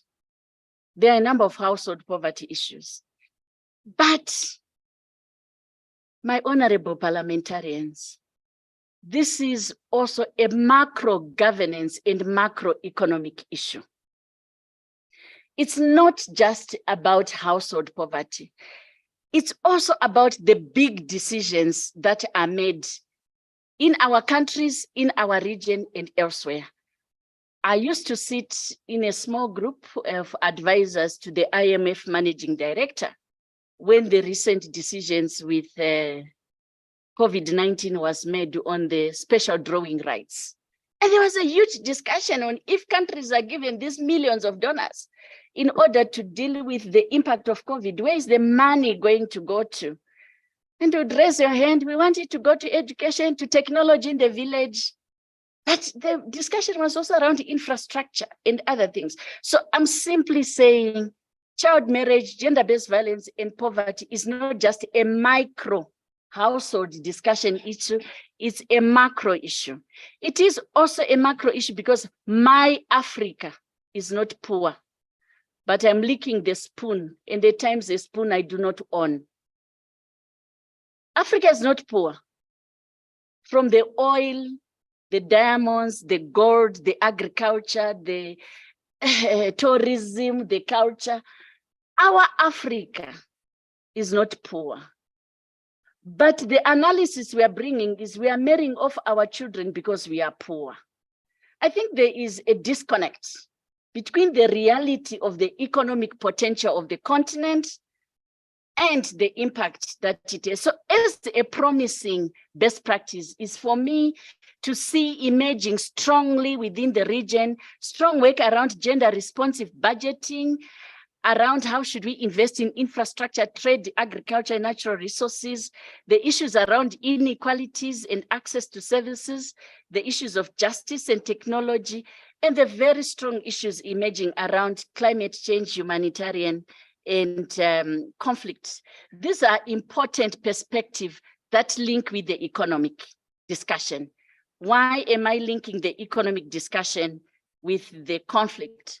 Usually where we have conflicts, we have something. It's not just about power. It's also around resources. I have been involved in peace talks. I know about conflicts in Africa are also associated with where we have resources. Talk about the DRC, Mozambique. We are looking at when countries, Sudan. So we're simply saying our resources should not result in gender-based violence, in marrying of our children, in inability. Our resources should be appropriately used in a way that we are secure with the services and we're able to protect. So I really appreciate the emerging conversations around resources and security and protection and gender-based violence. Definitely, the economic cost of gender-based violence is very high. From the maternal mortality, death, we are bearing our own, to issues of just having the victim-friendly police. Let the police spend time sorting other issues instead of spending time when people should love each other. They are spending time having to separate people who should love each other, you know. So the cost, the economic cost of gender-based violence, of child marriage is very high.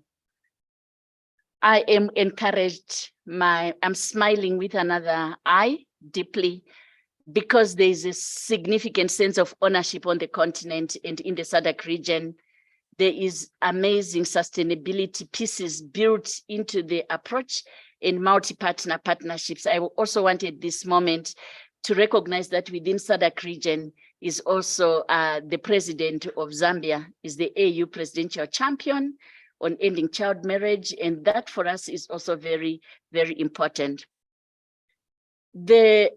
On the sustainability, we are here as parliaments and as the SADC Parliamentary Forum, and I think monitoring implementation that you are doing is critical.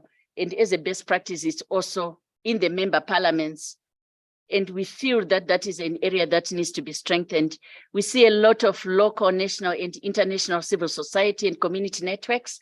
Thank you so much to all the partners. And we are also here supported by Equality Now. We show some of this relationship. There's a strong support and space around the multilateral and donor engagements. We see Spotlight, there's been Dreams, CEDA is here. The Global Fund also has indicators on gender-based violence. What is missing at times is the coherency of the funding. I would recommend that a donor round table with all the partners to take forward the SADC Parliamentary Forum strategy moving forward would be critical, so that there is also greater coherence among the donors and the support. Congratulations to the media. The media continues to play a very strong role, and the youth movements, and definitely the justice and human rights. Let me conclude with my recommendations to my SADC Parliamentary Forum, my parliamentarians. We really need SADC to be a parliament. We really, I'm asking the SADC member states, the parliaments, to ratify. The decision has already been made, so that we can translate these model laws to be a law. We need the ratification. It's so crucial, because the progress you have made is a global progress and not just a SADC progress. Secondly, continue the best practices that you have.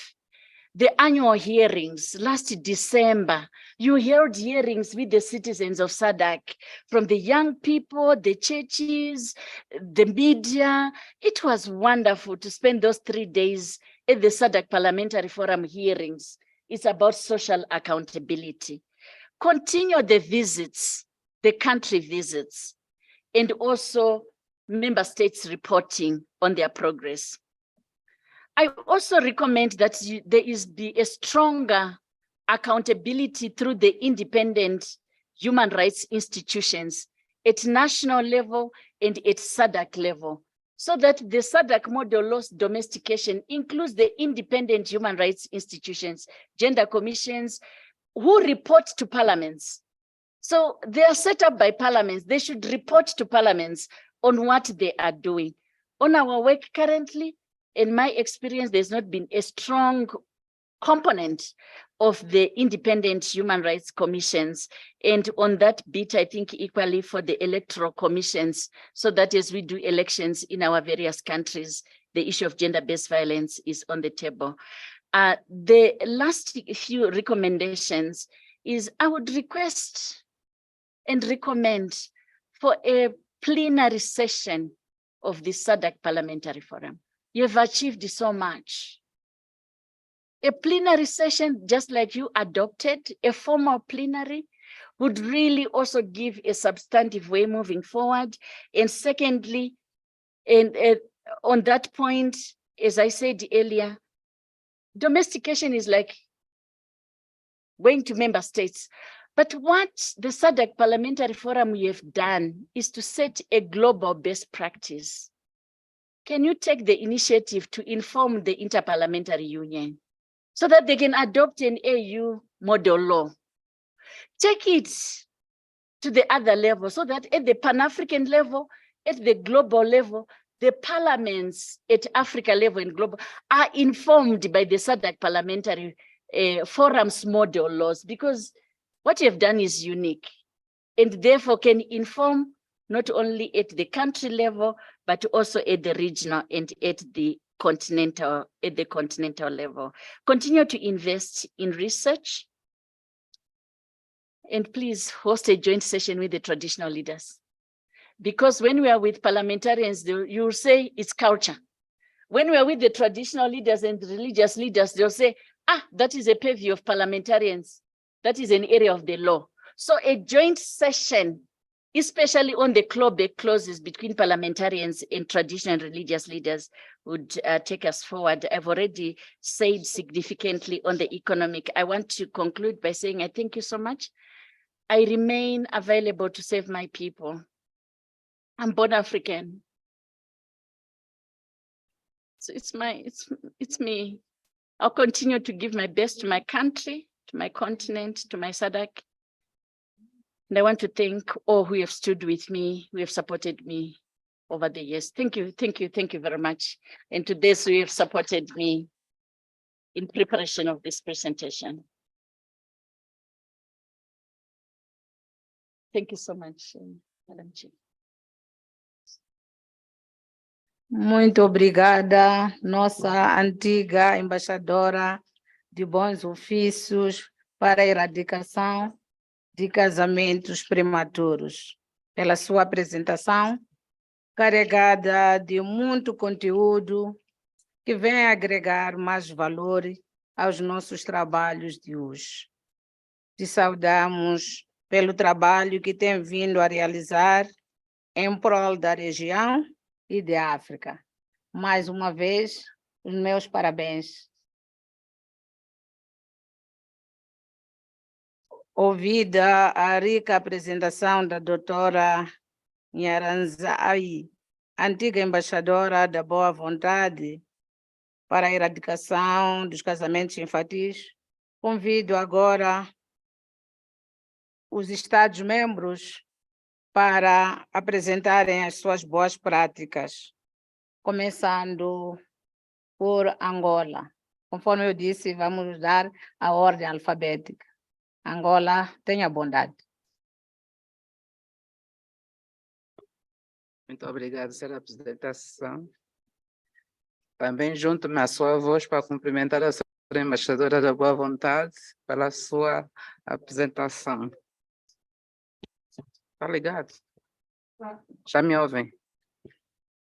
Está ligado?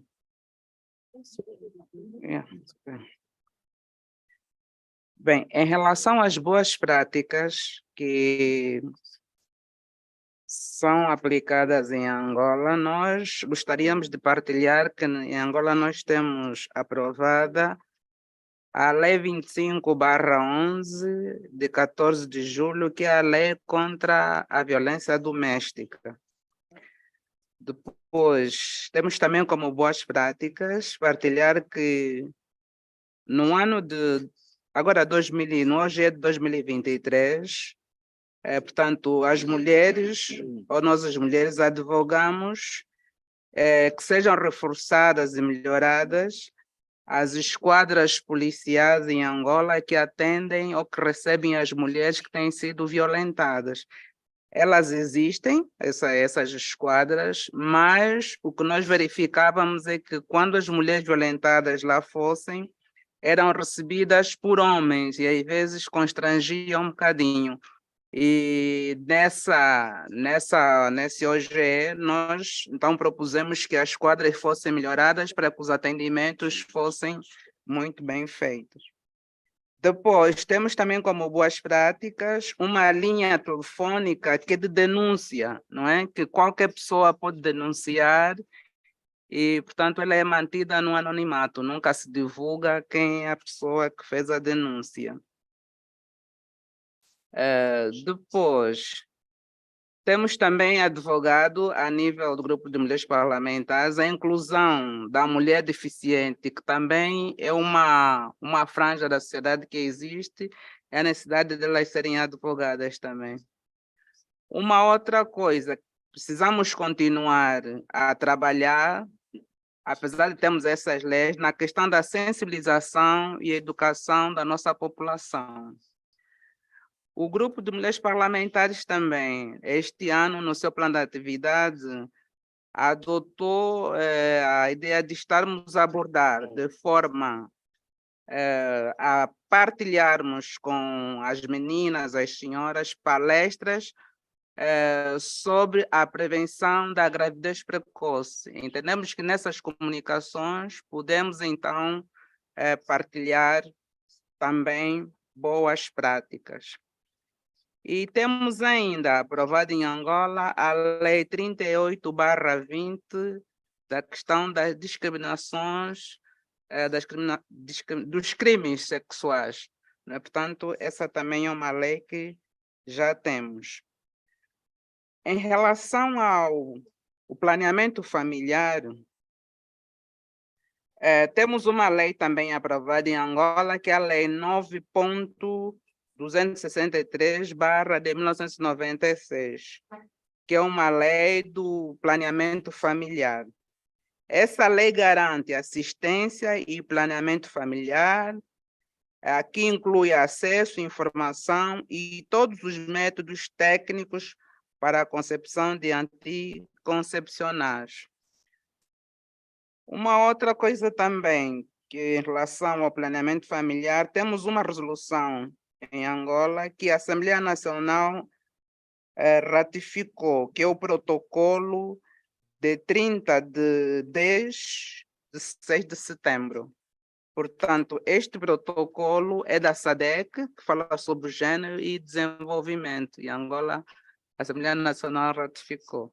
Só mais bocadinho. Essa redução, ela visa a eliminação de todas as formas de discriminação contra as mulheres e o protocolo de Maputo, que é da União Africana, e as leis dos países contra a violência doméstica. Portanto, essas são as nossas contribuições, bons exemplos. Muito obrigado. Muito obrigada, Angola. Uma observação só. As nossas apresentações têm 3 a 5 minutos no máximo, para ganhar que todos os países possam fazer as suas apresentações. Estamos aqui 14 países, então temos que racionalizar o tempo. Vou passar agora a chamar Botswana.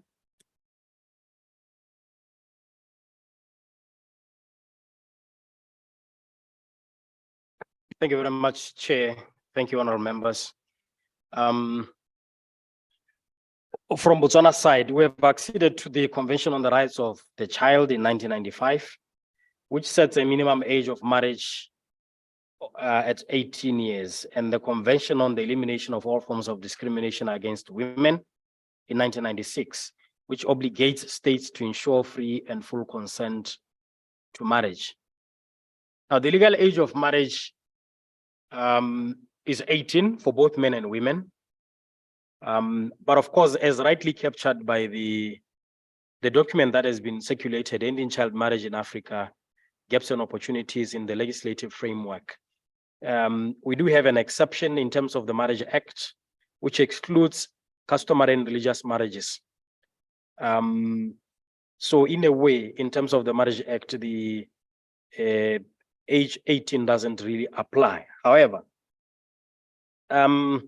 most marriages of children under the age of 18 and child betrothal are prohibited under the Children's Act of 2009. Both the Marriages Act and the Children's Act provide penalties for those who solemnize child marriages, including fines and imprisonment. Men and women have equal rights to initiate divorce and to finalize it in terms of the Matrimonial Causes Act. Sexual relations with a child younger than 16 in terms of our penal code is considered defilement and carries a minimum sentence of 10 years imprisonment. And in terms of the Children's Act of 2009, Section 62 prohibits female genital mutilation and provides for a fine or term of imprisonment not more than 3 years for anyone who coerces, pressurizes, or deludes a child into undergoing the female genital mutilation. In 2014, Botswana passed the Anti-Human Trafficking Act. And you know that in most instances of the trafficking mostly would occur in rural areas, and the trafficking is mostly related to forced labor and sexual exploitation. Besides the law, in terms of our practice in police stations, we do have special places where rapes are reported or GBV is reported. These are some of the initiatives that we have put in place. But I'm also happy to report that the Court of Appeal in a recent case has okayed same-sex relationships. And we know the problem of prohibition of same-sex relationship has had in the sexual reproductive health, especially of adolescents and youth.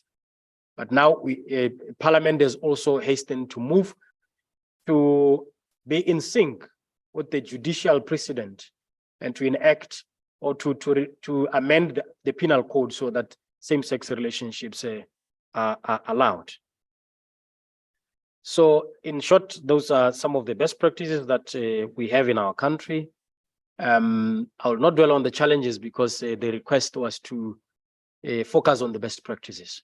Thank you very much, Chair. I submit.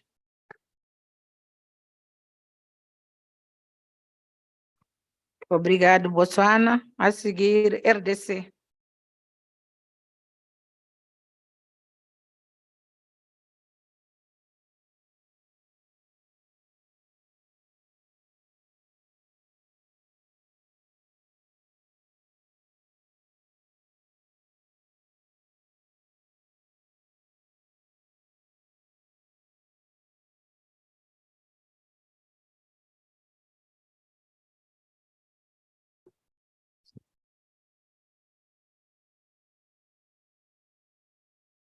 Ok. Excusez-moi pour ce petit temps mort.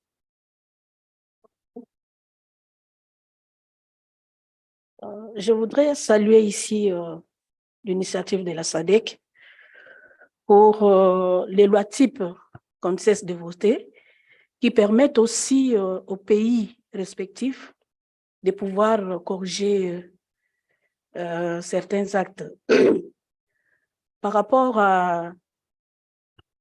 au mariage des enfants, la loi type de la SADC sur l'éradication du mariage des enfants a été adoptée le 3 juin en 2006 lors de l'Assemblée plénière du Forum parlementaire de la SADC dans le royaume d'Eswatini. L'objectif, en fait, des présentes assises, c'est d'examiner dans quelle mesure les États membres de la SADC ont intégré ces lois dans leur propre législation. Par rapport à notre pays, il y a eu vraiment des avancées significatives, car cette loi type a été ratifiée dans notre pays. À ce jour, les mariages de jeunes, on n'accepte pas les mariages de jeunes de moins de 18 ans. Donc, ça a été appliqué. Et même au niveau de la célébration des mariages dans les communes, on n'accepte pas les jeunes qui n'ont pas atteint 18 ans de pouvoir se marier. Voilà pourquoi, pour que les mariages aient lieu, on invite toujours les deux familles, la famille des garçons et la famille de la fille, pour certifier en fait l'âge de leurs enfants. Les officiants, en fait, des mariages dans notre pays ne sont pas autorisés à célébrer les mariages de jeunes qui n'ont pas atteint 18 ans. Voilà pourquoi ils ont instauré le système des registres de mariage. Ces registres de mariage permettent en fait que les autorités puissent faire le contrôle si les mariages qui ont été célébrés répondent aux normes qui ont été instaurées en fait dans notre pays. Par rapport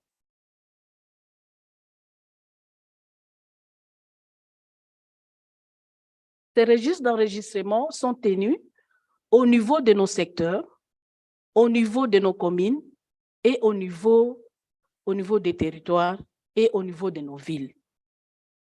Ces contrôles, en fait, a fait que le nombre de cas de récalcitrants a sensiblement diminué. Alors, par rapport aux cas de violence dans notre pays, la grande difficulté, c'était au niveau surtout des officiers militaires. Dès lors, la décision a été prise, quand on arrête un officier qui a violé, on le juge en flagrance. Et ces jugements ont permis à ce que les autres qui ne sont même pas des militaires ont commencé à reculer. Donc, le nombre de violences a sensiblement reculé. La difficulté que nous avons, un peu de difficultés, c'est au niveau de nos cultures africaines. Il y a quelques poches de résistance. Je donne par exemple la province d'Ituri. En Ituri, par exemple, les mariages, on s'organise pour choisir un enfant qui vient de naître. Par exemple, elle a une année, 2 ans, les parents s'organisent. Lorsque mon fils viendra, c'est cette fille que mon fils va épouser. Donc, l'enfant va au mariage sans consentement. On l'a choisi depuis son jeune âge, à 2, 3 ans, 4 ans, et la famille vient concrétiser le mariage. Donc, ça veut dire que la fille va en mariage sans consentement, parce que le choix a été opéré par ses parents. C'est à quoi vraiment nous battons maintenant, pour que les parents commencent à comprendre que les filles ont le même droit que les garçons, ils ont droit à la formation, ils ont droit à l'éducation, et qu'on ne peut plus se permettre de faire ce genre de choses. Alors, de manière générale, nous avons constaté qu'à l'école primaire, on commence à voir un nombre très élevé des élèves filles que des élèves garçons. Ça veut dire que les parents ont commencé à comprendre que ces filles-là peuvent étudier, elles peuvent devenir de responsables, et donc, il faut les envoyer à l'école. Donc, il y a vraiment une évolution par rapport à l'application de cette loi type, étant donné que notre législation au niveau du Congo l'a vraiment ratifiée. Au ministère le ministère qui est en charge du genre et famille a créé une direction qui est consacrée uniquement pour la sensibilisation. Et cette direction de sensibilisation travaille avec les ONG locales, ceux qui vont même dans les villages pour continuer la sensibilisation afin que les parents envoient leurs filles à l'école au même titre que les garçons. Voilà un peu les niveaux de l'exécution de la loi type sur les violences, sur le mariage des enfants et les violences faites aux femmes. Está fora do tempo, estamos a pedir para ser breve. Pardon? Está fora do tempo, já pedimos para ser breve. OK, je pense que je suis arrivée à la fin, donc il y a vraiment une bonne évolution au niveau de notre pays. Merci. Muito obrigada. Apelar a todos os países a capacidade de síntese. Agora passo a chamar Eswatini.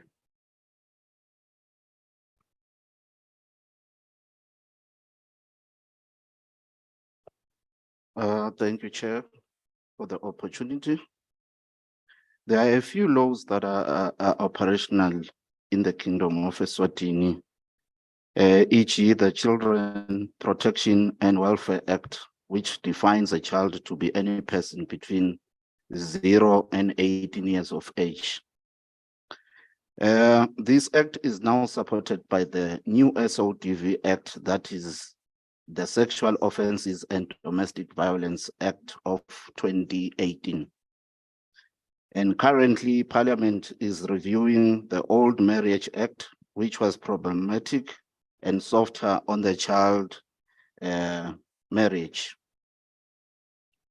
Otherwise, the clause that have empowered a minister to give permission to child marriage cannot be implemented in view of the laws I mentioned earlier. Even chiefs are no longer allowed or no longer allow the custom of child marriage because the SODV Act, which prohibits grooming and other forms of child abuse.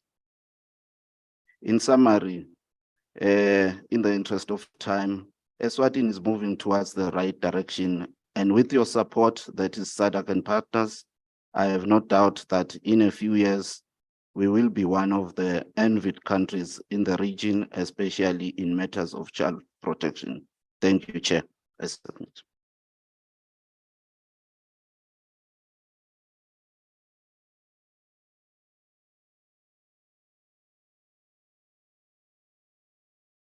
Obrigada, Eswatini, pela sua capacidade de síntese.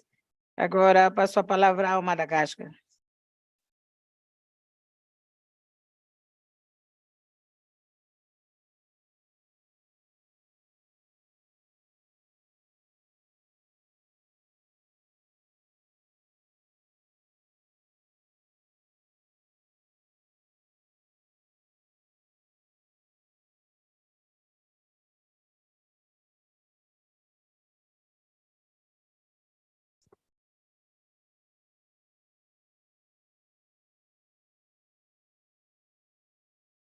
Merci de m'avoir cédé la parole, Madame la Présidente. Permettez-moi de partager avec vous la situation de notre pays par rapport au mariage d'enfants et aux violences basées sur le genre.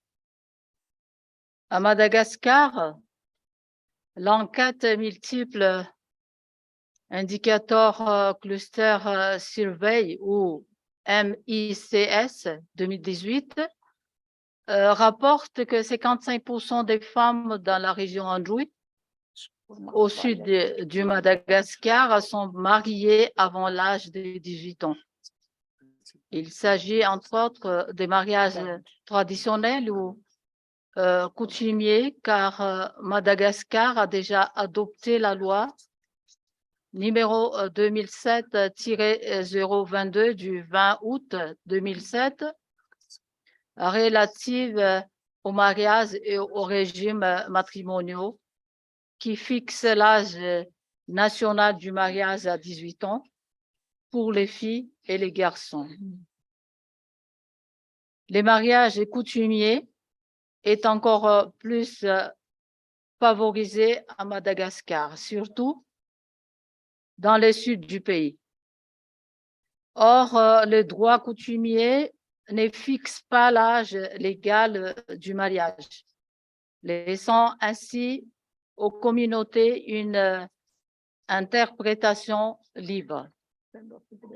Par ailleurs, malgré l'adoption de la loi numéro 2019-008 relative à la lutte contre les VBG, violences basées sur le genre, qui punit l'atteinte à l'intégrité physique d'un enfant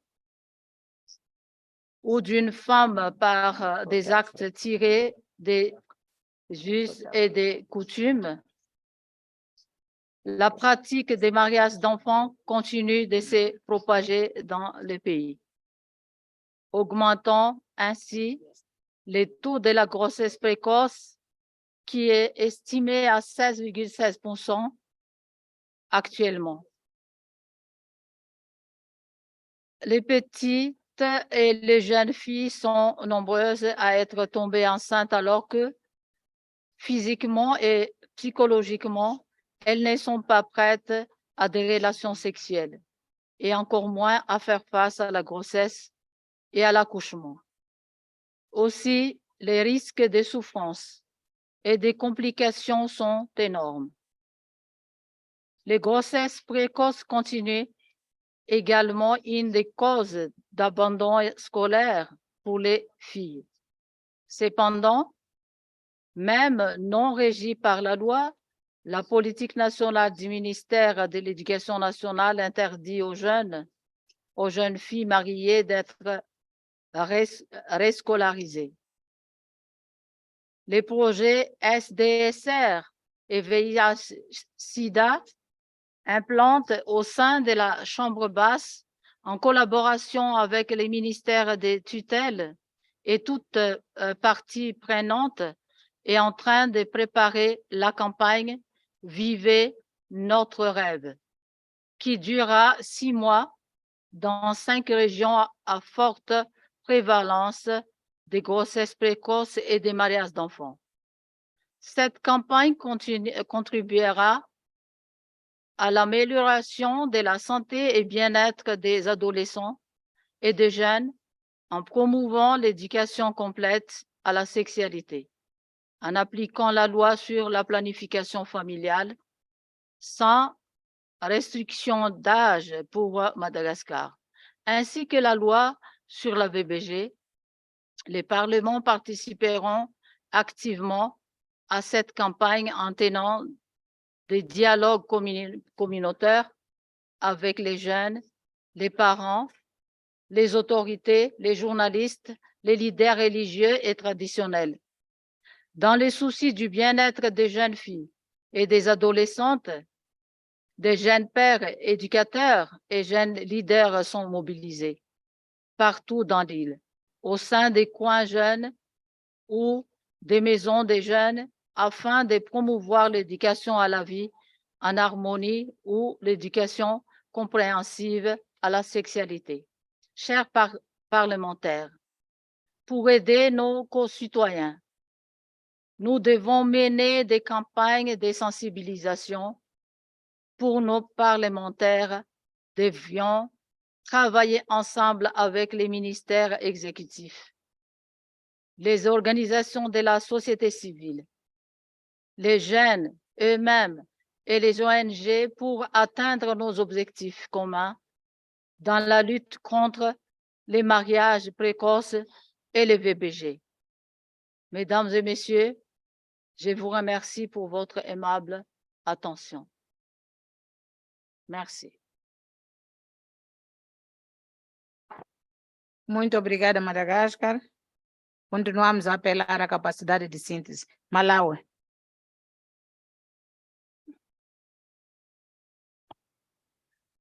Thank you very much, Madam Chair. Before I present the best practices in addressing child marriages and gender-based violence from Malawi, I would like to begin with thanking the SADC member states who came and rescued us during Cyclone Freddy.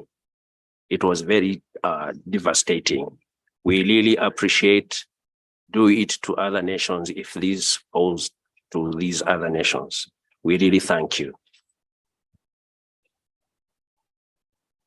Madam Chairman, I should also come in and say it is really indeed wisdom is in age. I was very much impressed and touched when Dr. Nyarazai, I hope I have pronounced your name correctly, when she was presenting, especially on the age on a girl child, 13 years. And now we are sitting here trying to approve 15 years, which is more of the same to 13 years. We really need to look into it and see that our girl child is at of good age when they want, if we are to push them into marriages.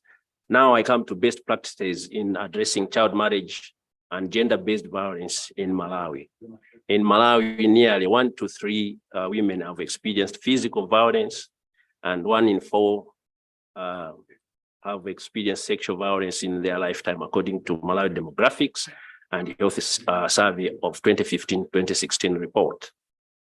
Children are not spared. In 1 in 5 girls and 1 in 7 boys under age of 18 have experienced sexual violence. Further, 47% girls marry before their age, before their 18th birthday.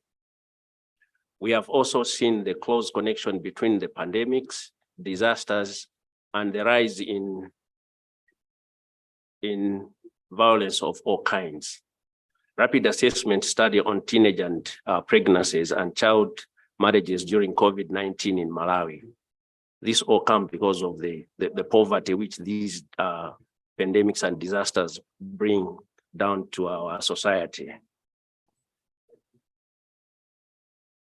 Madam Chair, under the Constitution and Marriage, Divorce and Family Relation Bill number 5, 2015, the minimum legal age of marriage is 18 years with no exception. In 2017, the Parliament voted to amend the Constitution to make child marriage illegal and remove the exception of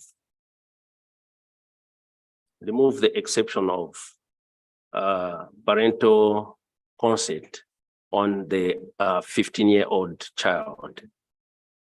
The Minister of Gender, Children, Disabilities and Social Welfare and the Botswana Initiative of World Education launched the National Strategic Ending Child Marriage 2018-2023 to provide a framework for intervention aimed at reducing the prevalence of child marriage in Malawi by 20% by 2023. The National Plan of Action for Vulnerable Children in Malawi identifies child marriage as an effect of vulnerability. It calls for measures to protect children being married off or invasions activities to raise awareness in the communities. This is all to do with poverty. Poverty is an economical abuse which our government, our states are not supporting their citizens as they are supposed to do. Traditional leaders in Malawi have played a bigger role in ending harmful cultural practices such as child marriage. We single out our senior chief, Teresa Kachindamoto, a paramount Ngoni chief, who has been vocal vocal advocate on the issue of child marriage and contribute to the achievement of legislative changes. During her chieftainship, she managed to withdraw 2,500 child marriages. Campaign as such end child marriages. Campaign as such ends child marriages, and always we give at least in a year about 16 days of activism so that we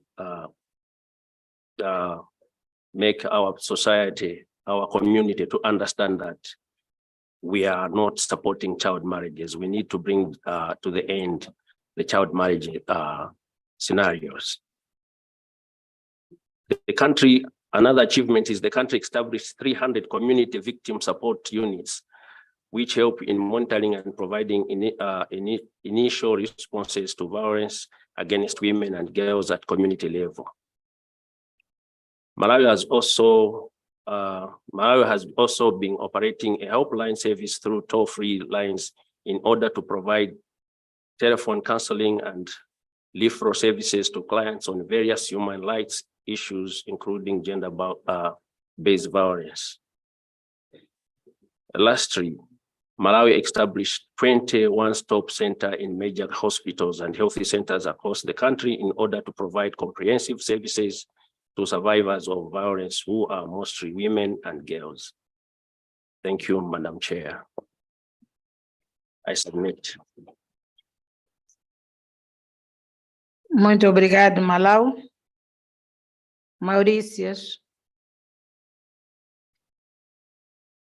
Thank you, Madam Chair.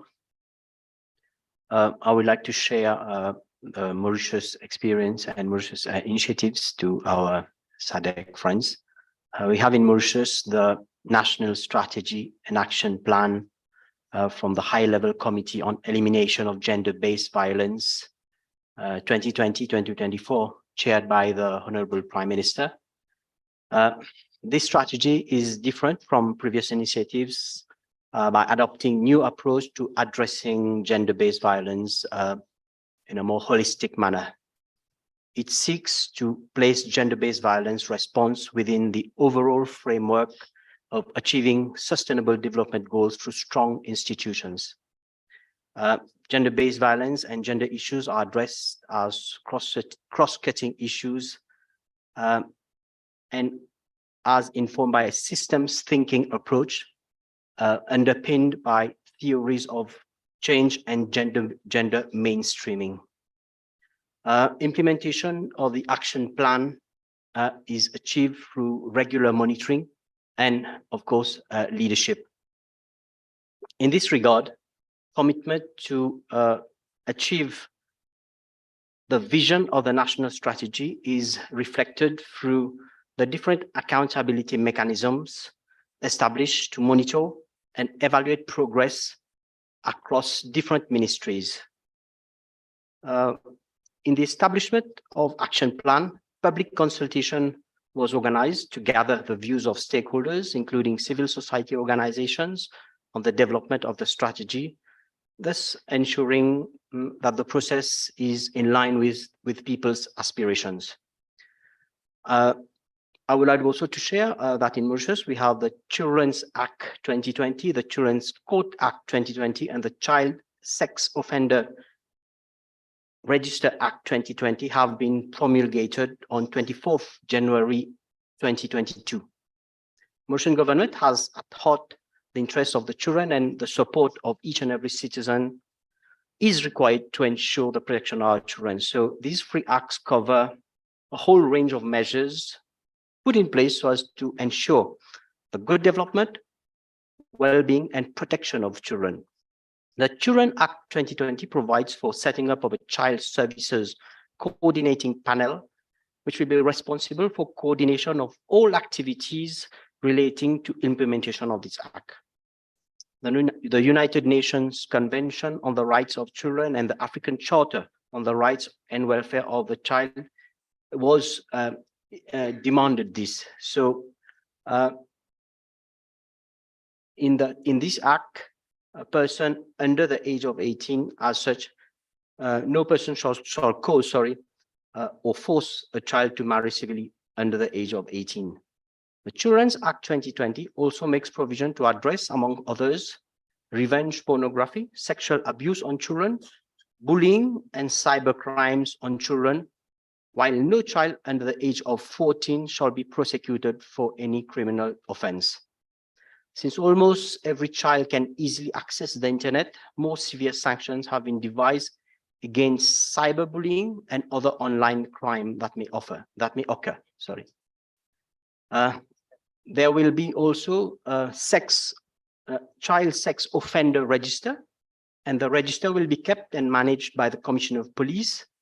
It will contain details such as personal information on the registrable offender and the offense on which the offender has been convicted. These details may be shared with international institutions and collaborators. As for the Children's Court, it shall consist of a protection division as well as criminal division, and aims at providing the best environment for a child to depone.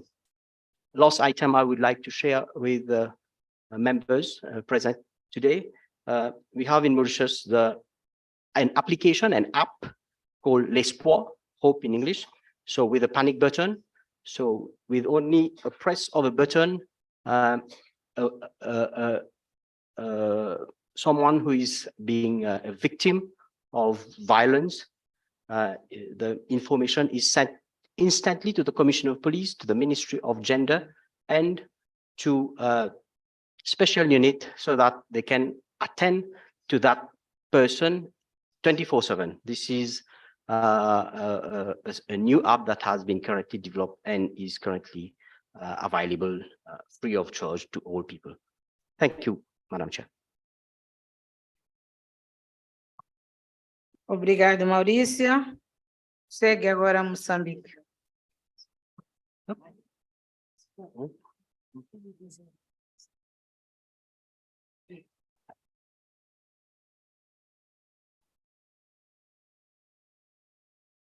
Vamos ver na tela. Vai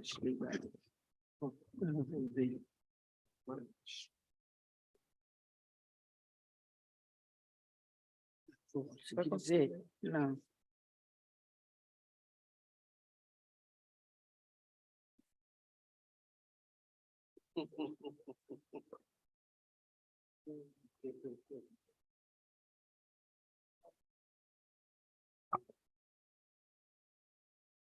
Ok. Muito obrigada, senhor presidente. Eu vou partilhar a experiência de Moçambique em relação às boas práticas tendentes à abordagem da violência baseada no gênero e das uniões prematuras. Ao nível do governo de Moçambique, temos o Ministério do Gênero, Criança e Ação Social, que cuida de assuntos relacionados com o gênero. Este ministério traça políticas e estratégias que visam erradicar este mal social que resulta de uniões prematuras com efeitos negativos diretos na educação das raparigas. Este mal social tem contribuído negativamente, primeiro no abandono escolar das raparigas, segundo no fraco desempenho destas nas escolas. Ainda sobre este mal, a pressão econômica exercida sobre os agregados familiares desfavorecidas continua a conduzir as famílias a casarem suas filhas mais cedo, antes de atingirem a maturidade suficiente para o ato, ou seja, para assumirem a responsabilidade de serem esposas e mães, como resultado do surgimento de gravidezes precoces. O Parlamento moçambicano, através do Gabinete da Mulher Parlamentar, tem realizado seminários e capacitações às senhoras deputadas sobre matérias relacionadas com as leis de prevenção e combate à violência baseada no gênero, lei de prevenção e combate às uniões prematuras, assim como tem realizado jornadas parlamentares ao nível do país, onde tem tido encontros de trabalho com os governos provinciais e distritais, líderes comunitários e religiosos, organizações da sociedade civil, gabinete de apoio a vítimas de violência doméstica, organizações femininas dos partidos políticos e jovens e estudantes para divulgação, fiscalização e monitorar a implementação das leis de apreço e outras, como a lei de sucessões e a lei da família. E muito obrigada. Termino por aqui. Muito obrigada, Moçambique. Passo agora a convidar Namíbia.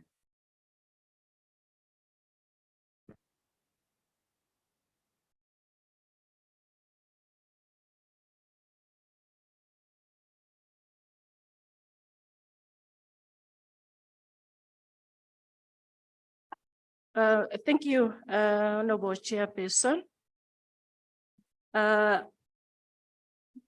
On behalf of the Namibian delegation, I would like also to share our good practices towards addressing the GBV and the SRHR. We have our constitutions to start with, that of 1990,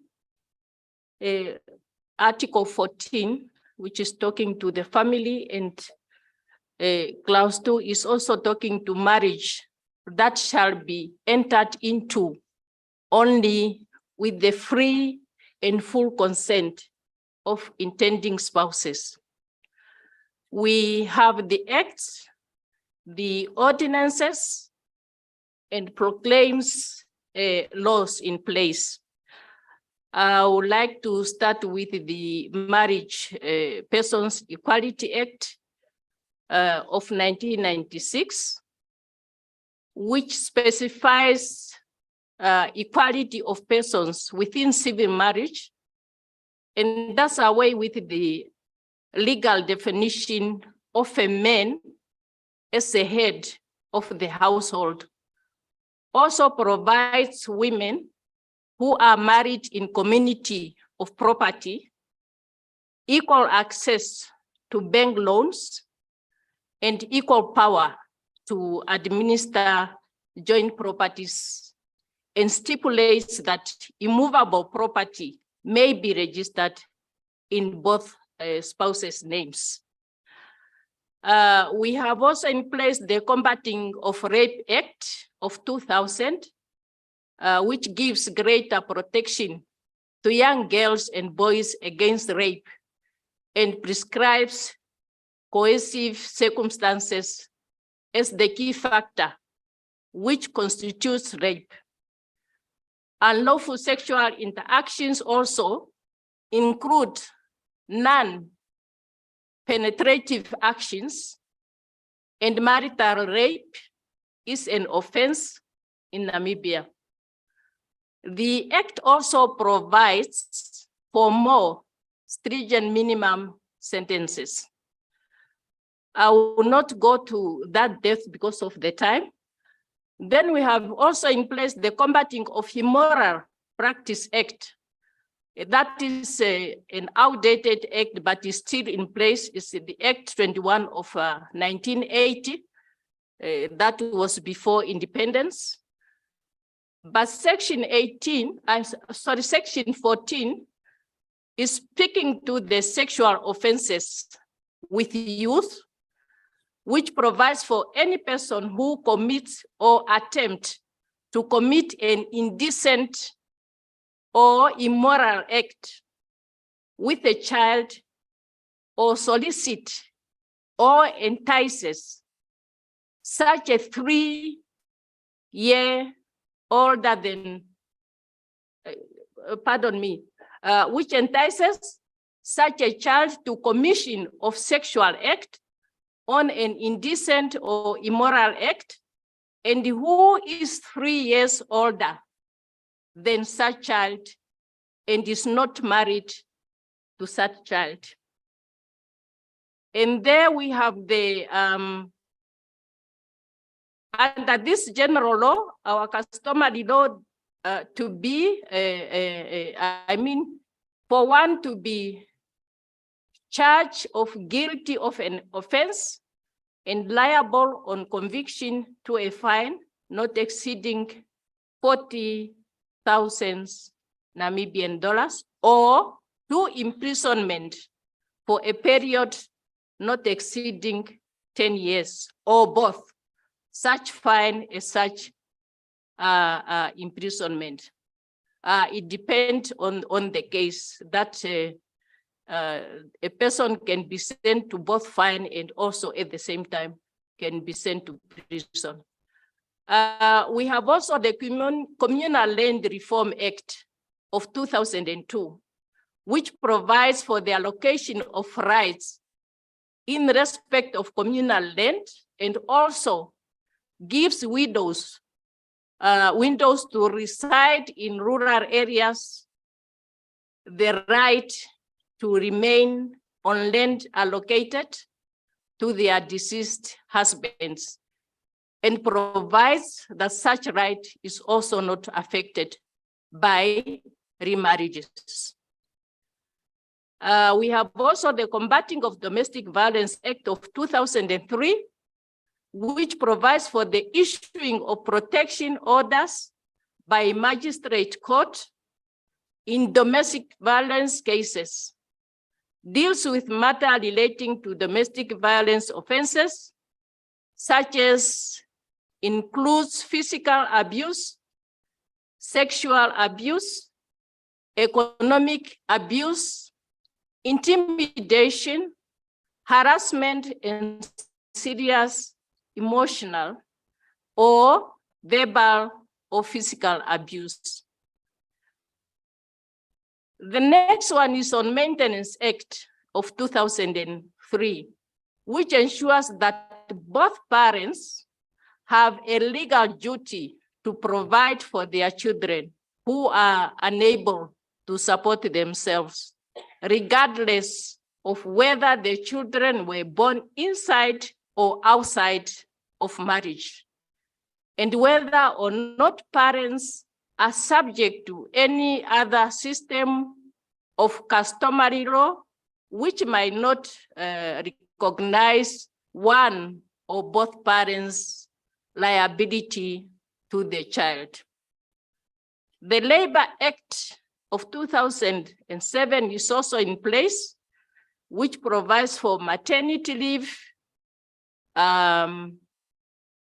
with the maternity benefit under the Social Security Act of 1994, and prohibit discrimination on the basis of pregnancy, as well as providing stronger protection against sexual harassment in the workplace. The Witness Protection Act of 2017 guides the establishment of witness protection framework, units, and programs. Possibly eligible offenses includes rape, kidnapping, domestic violence, etc. The Child Care and Protection Act of 2015 sets the best interest Amiga, of... já excedeu o tempo limite, por favor. Oh, Procura time. lá fazer resumo. Okay, I'm concluding. Maybe I should leave out just to mention that we have the Child Act protection, we have the Trafficking of Person Act in place, we have the Child and Protection Act of harmful socio-cultural or religious practices. Something worth mentioning, sorry, Madam Chairperson, is that if a child does not, the child that is getting married should get the permission from the minister, plus the parents should also give consent. These are the children that are to get married under the age of 21, according to our act. So hence, I must conclude by saying that we are not claiming to say that we have all the act in place. We are still faced with a number of challenges, but we are trying our best to reach the goal of 2030 by putting all what is required in place. Therefore, there was also a mentioning of us, perhaps we can also exchange by visiting each other's countries so that we can learn from the best practices that other countries are performing. With this, a lengthy number of acts. Thank you, Honorable Chairperson, and I conclude.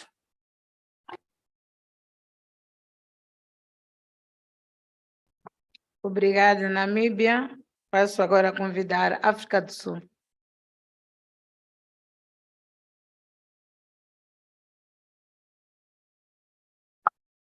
Oh, money.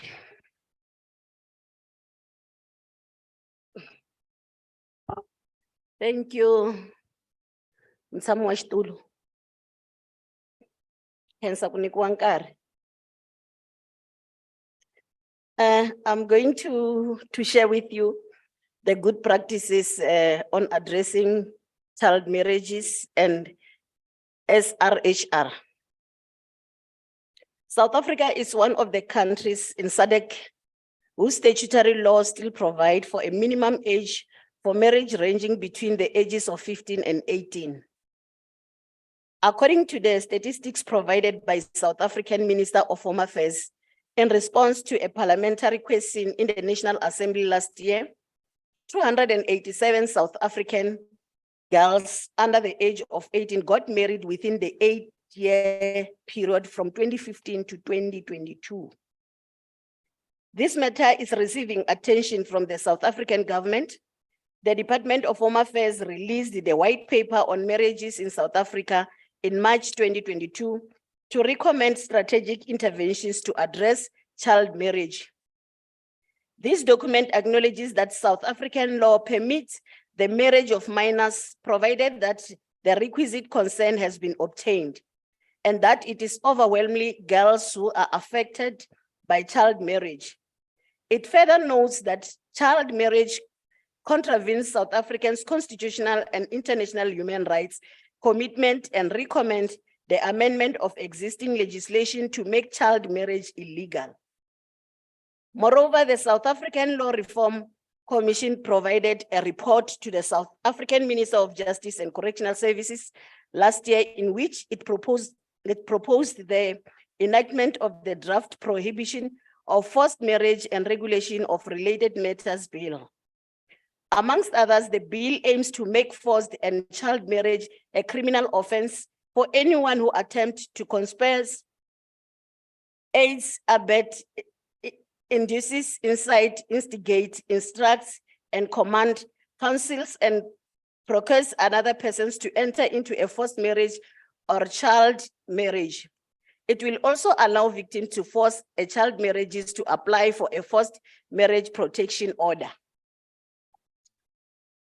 In order to address our challenges pertaining to SRHR, South Africa adopted numerous legislation and policy interventions to provide access to SRH services. These include the following: the reproductive rights are warranted in the South African Constitution. The Bill of Rights mentioned reproductive rights in two different sections. Section 12(2)(a) states that everyone has the right to bodily and physical integrity, which includes the right to make decisions concerning reproduction. And Section 27(1)(a) states that everyone has the right to have access to health services, including reproductive health care. South Africa has ratified all the relevant international human rights instruments that ground sexual and reproductive health as human rights, including the International Covenant on Economic, Social, and Cultural Rights, the Convention on the Elimination of All Forms of Discrimination Against Women, and the International Covenant on Civil and Political Rights. South Africa has also committed to implementing both the International Conference on Population and Development Program of Action and the Belgian Platform for Action.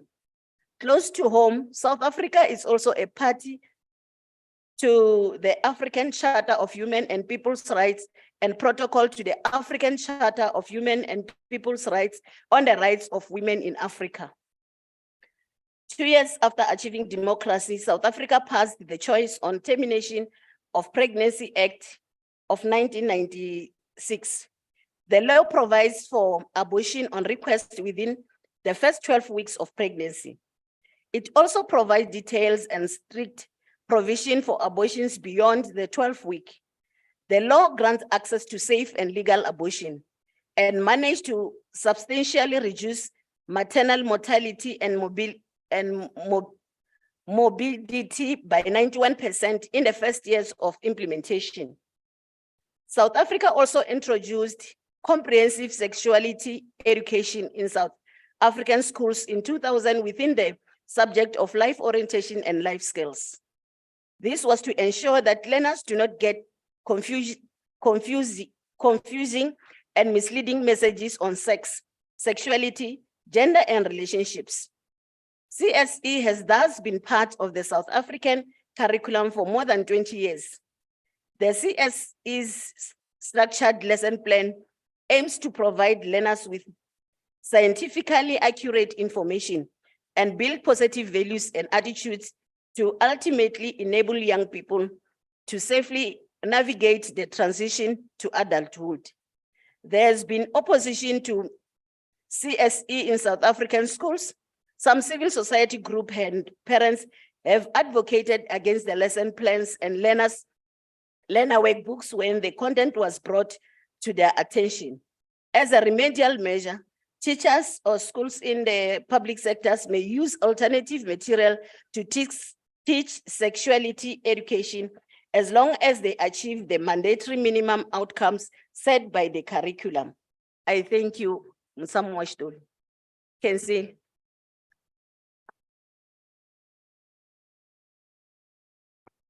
Muito obrigada, África do Sul. Xerxes. Thank you, Madam Chair. Within the 3 minutes, I'm going to do 1.5 minutes for the first part on the child marriage, and then my colleague on GBV. Not to take more time. In Seychelles, we have a constitution adopted in 1993, which was amended in 2021.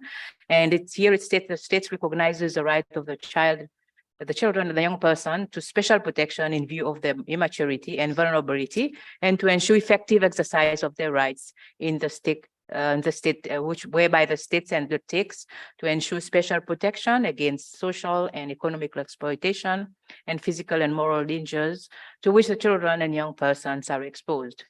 And again, on the Article 29 and the right to health, the state recognizes the right of every citizen to protection of health and to the enjoyment of the highest attainable standard of physical and mental and health, with a view to ensuring the effective exercise of this right. The states integrate several steps. Madam Chair, for me not to be long, I'm just going to go through the bullets without mentioning most of the dates. So health and education in Seychelles is free of charge in all state schools. The majority of female to contract marriage is 18 years and over, in accordance with the Seychelles laws. Sexual activity is punishable with a child below 18 years through the Penal Code. We have a very good political stability in Seychelles. We are not in a conflicting zone, war zone. Comprehensive education at school. We have institutionalized the school programs in all schools, whereby all schools, they have a school health nurse attached to each school, where they provide their support with the comprehensive sexual education. We have a youth health center for out of schools youths, which is based in the community. We have a return to school policy, whereby the pregnant young people, they can go back to school. We have a very low maternal and neonatal mortality. Access to postnatal care and delivery is done by the health professionals. We have a TOP Act 2013, that is Termination of Pregnancy Act. Maternity and paternity leave is provided in accordance with the Employment Act. We have a safety net socioeconomic support for all teenage mothers, which is provided by the Ministry of Social Development through the Protection Agency. All kinds of rapes in Seychelles are illegal.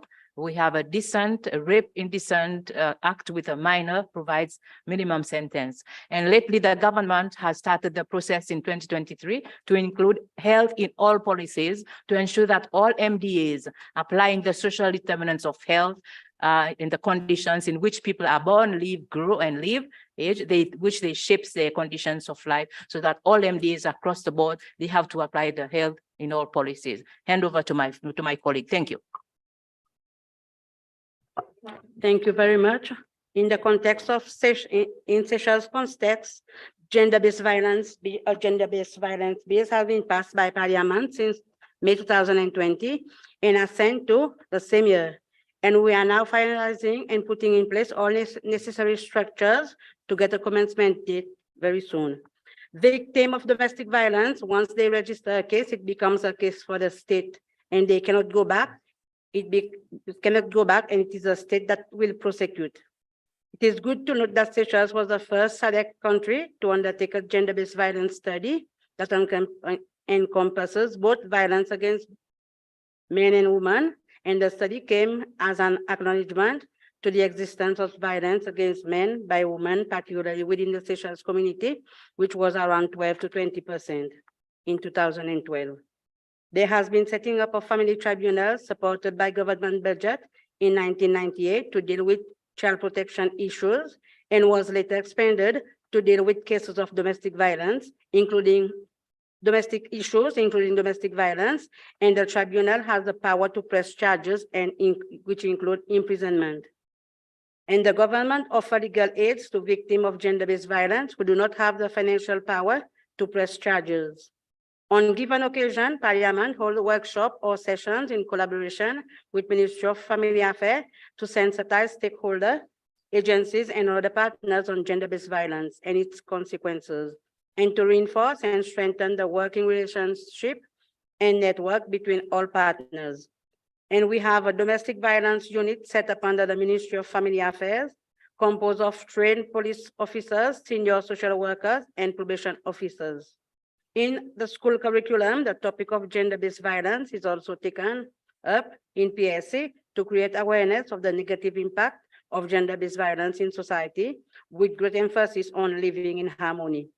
And a sexual offences model law against children is being enacted and would be in place very soon. I thank you, Madam Chair.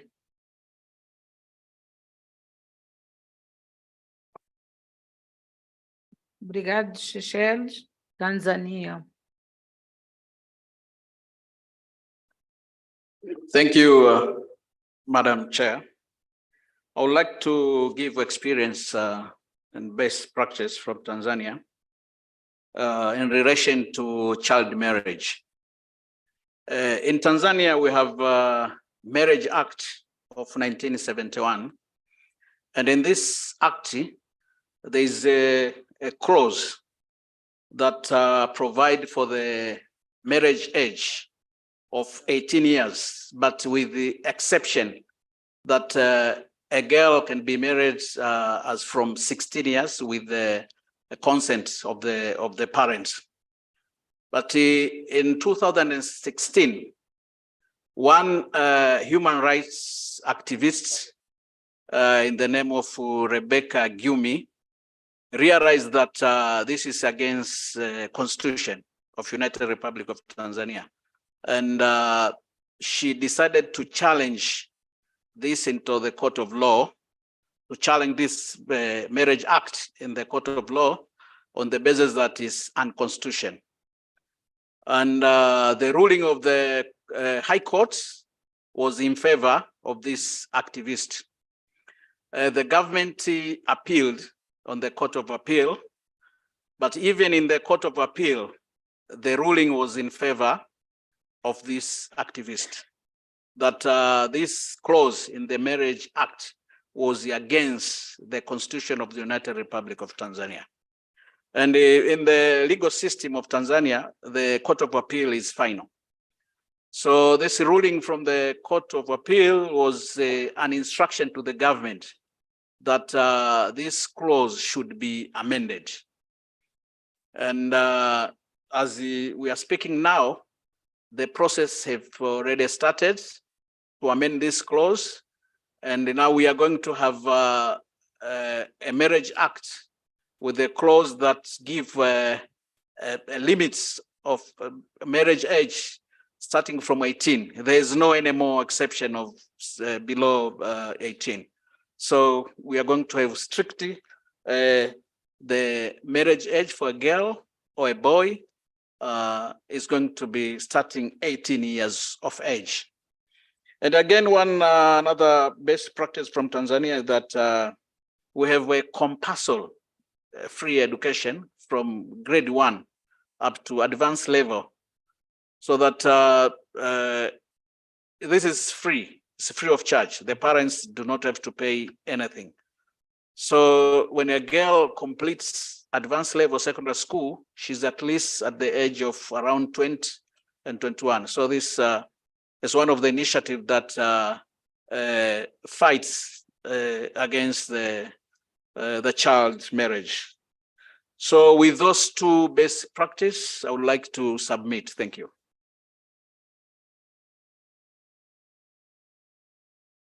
Obrigado, Tanzania. Zambia.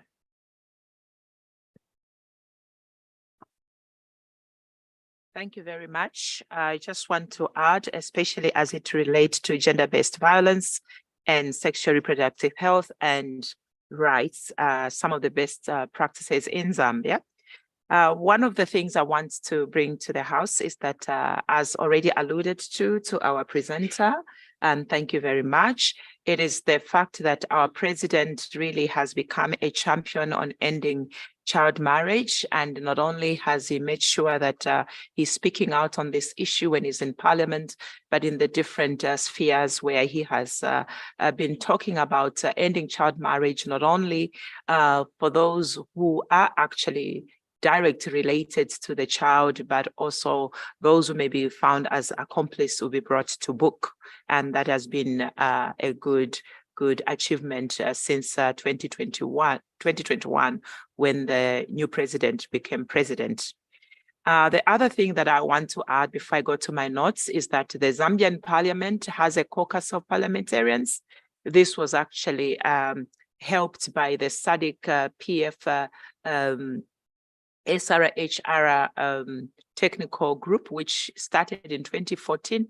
And I personally ended up joining in 2016 when I came into parliament for the first time. And we are part of the national technical group. And really this helped us to discuss issues of comprehensive sexuality and the pros and cons, because a lot of times when key stakeholders, parents, religious leaders heard about comprehensive sexuality education, they thought you're teaching about sex. And this caucus has continued and actually grown tremendously. This year in June, we will be actually launching a strategic framework for all members of parliament, because we do acknowledge that there are still members of parliament with different views, even within ourselves. So how do we create a buy-in? In terms of legislative law, one of the critical laws that we are celebrating as Zambia is the Child Code Act, and this criminalizes early marriages and clearly protecting children, and this age has actually been set at 18. However, I think there's still need for actually harmonizing the discrepancies that exist in the customary law, which do allow a consent approval at the age of 16, but this was highly celebrated in the Zambian parliament. And then also the National Health Insurance Act number 2 of 2018. Why is this critical? Because it offers an opportunity for where young people in particular, but all Zambians can have access to health services. We know that some of the challenges that especially our girls were having was lack of access to services. And this include other reproductive health services. The Gender Equality Act and Equity number 2022 of 2015 is among other legislative laws that are really helping us in fighting or ending early child marriage, which still exists in our countries. In terms of oversight on SRHR, meaning sexual reproductive health and human rights and gender-based matters, in 2020 September, again, like I have said, that not all members of parliament or part of society do believe that it is important to have a comprehensive sexuality education. That sensitization continues. However, in 2021, in September, there was a private member's motion that was brought by one of the members, and he was coming from the ruling party, and he wanted to see to it that comprehensive sexuality education was banned from the school. But this is the one time in our divided ways of doing things in terms of party lines, we all agreed as a parliament that that was unacceptable, and that private motion didn't see the light of the day. And to this day, a comprehensive sexuality education is taught in the Zambian schools. In addition to that, we also actually do have now free education for all school-going students. And also there is an addition of those who are out of school under the Community Development Fund, which has been increased from what was only 100,000 US dollars to about 1.3 million US dollars, somewhere there, where those out of school can now apply for loans. They can go for training, as in just to support those who are already out of school and who may have found themselves in forced or child marriages. The other issue that I want to talk about in the interest of time, it is also the idea that the same member actually who brought the private members' motion to go against comprehensive sexuality education in Zambia, which was defeated in a bipartisan manner. He also brought another private members' motion, which was asking the government to provide free sanitary pads, and that was passed. And today, as we speak, Zambia's budget every year has that location that sanitary pads are given in all schools, although again, in terms of access in rural areas can be still a challenge. In terms of presentation, again, for the members of parliament, I also talked about the issue of the Community Development Fund. From our end as Zambians, really, this has become as a game changer, because this is helping us to ensure that we can advocate for girls who may not be able to go back to school, or they don't want the quote unquote academic education. They can have other things to do. I will also just add that just when we open the next session in June, between June and July, as a caucus, we will be meeting of champions, which actually has an existence of a advisory board where I am part of them, and being the government deputy chief whip, as well as our deputy speaker, as well as Dr. Kalila, who has been one of the champions. And I think there is one more member that I can't remember. We actually are constitute of an advisory board, plus the caucus itself, which has grown tremendously. We will have a training and a capacity building for all members to understand the critical role that comprehensive sexuality education plays, so that it's not just about the champions, but the entire parliament. And then lastly, also to add that we'll also have a similar capacity building together with the members of parliament and traditional leaders in our country, which actually our presenter did allude to. I know she also acknowledged one of the chiefs that have created bylaws as it relates to fighting child-based marriage, fighting child marriage. Now we also have those by other chiefs like Chief Liteta and Chief Chitanda. I submit.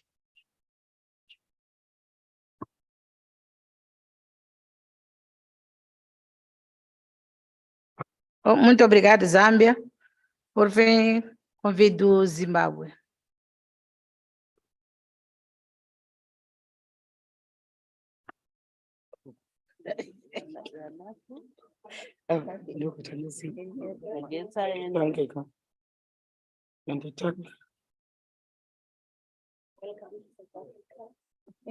Thank you, my sister. Thank you, Madam Chair. You laughs louder, but perhaps I would not actually take you to the bottom platform.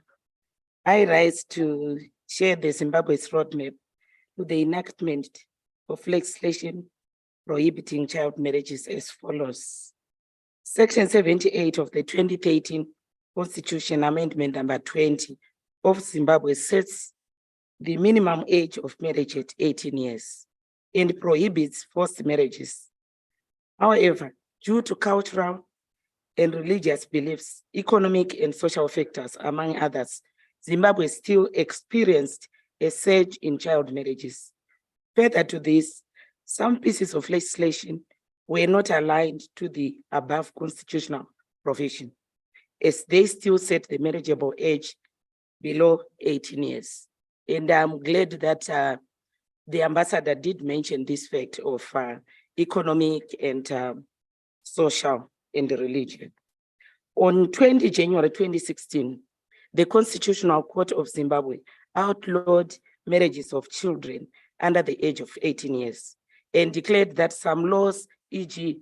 the Marriages Act, that permitted children under the age of 18 years to marry are unconstitutional and invalid. A lot needed to be done in order to make the constitutional ruling effective. On 3rd June 2016, SADC-PF adopted the model law on eradicating child marriage and protecting children already in marriage during its 39th plenary assembly meeting in Eswatini. This model law required member states to harmonize their national laws to prevent child marriages in support of the African Union campaign to end child marriage in a generation.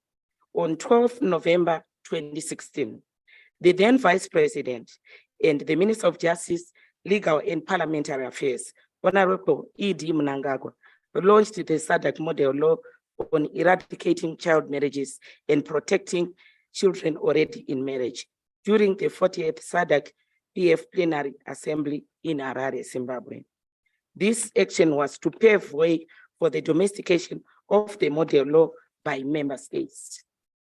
On 29 November 2016, Honorable Innocent Gonese moved a motion in the National Assembly for Zimbabwe to adopt and domesticate the SADC model law on ending child marriages. From 8 to 11 April 2017, 5 selected committees of the Parliament of Zimbabwe conducted public hearings on ending child marriages in various parts of the country with the objective to solicit public opinions and views on the subject matter. The public hearings were proudly sponsored by the SADC-PF SRHR HIV and AIDS Governance Project. In March 2022, both the National Assembly and Senate houses of the Parliament of Zimbabwe passed the Marriages Bill and Guardianship of Minors Bill. The two bills sought to prohibit marriage of minors below the age of 18 years. In May 2022, His Excellency, the President of Zimbabwe, Dr. E.D. Mnangagwa, signed into law both the Marriages Act and the Guardianship of Minors Act, which outlawed child marriages, and we are still celebrating this success. Madam Chair, all this would not have been possible without the strong collaborations between local civil society organizations and Parliament on the advocates' work to end child marriages in Zimbabwe. We also do have the Education Act amendment, which came into force in March 2020 and allows pregnant girls to be in school. The net effect of this amendment is to reduce statistics of dropouts due to pregnancy and continuation of girls in school for the success of the future generation. And this is the roadmap of Zimbabwe's enactment of supportive legislation to end child marriages in the country. As you can see, it was not an overnight event, but a process that moved from one parliament's lifespan to the other until the objective was achieved. What remains is to fight for the implementation of these progressive laws to ensure that child marriages are eliminated. I have no doubt, Madam Chair, this can be achieved with full support of political will from all our leaders. I thank you.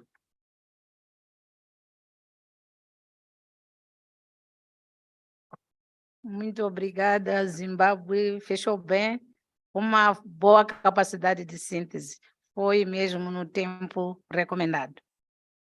E chegado a este momento, depois de todas as apresentações aqui que ouvimos de todos os países, quero agora convidar aos senhores deputados, meus pares, para uma breve discussão, um debate, mas de curto tempo, só temos 10 minutos para fazer isso. Obrigada.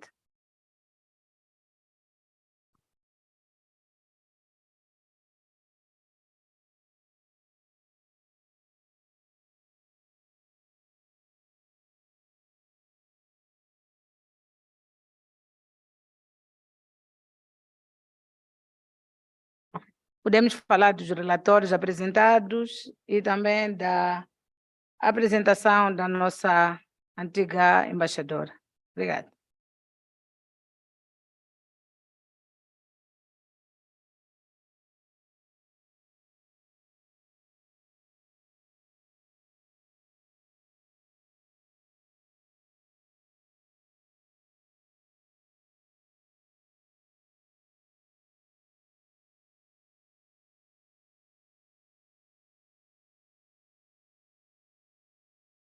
Que não seja um debate, um comentário, qualquer coisa podemos falar.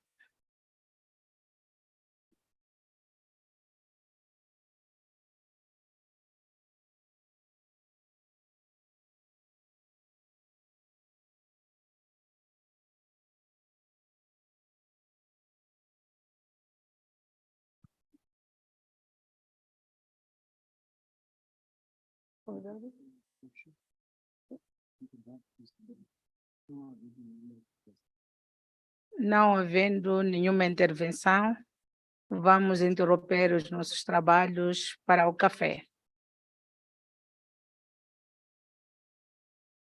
Mas antes vou dar a palavra à senhora Claire aqui para dizer algumas considerações. Oh, ok. Não. A senhora embaixadora, por favor. Thank you so much. I was listening deeply to the member states sharing the best practices and having followed closely some of the country initiatives. I also wanted to give feedback that the SADC model law, especially on child marriage, that the SADC model law was at the center of most of the law reforms that happened after the adoption of the SADC model law. I followed closely the Constitutional Court in Tanzania, in the Court of Appeal, and the case by Rebecca. And there was a strong reference throughout the court process to the SADC model law. Indeed, Zimbabwean, and so followed also closely the law reform in my country, the law reform in Mozambique, the work that is happening in Zambia. I wanted to comment on the importance of the community development funds and how the CDF and other funds are also part of funds which are approved by Parliament. So we need to continue to look at innovations in Parliament around resourcing interventions in communities. So congratulations again to the SADC parliaments for also how you use the SADC model law on ending child marriage as an inspiration for the country level work that you did. Thank you again.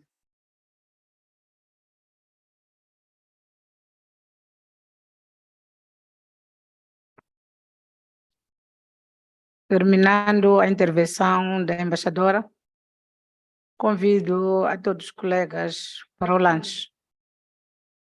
Temos 15 minutos para o lanche.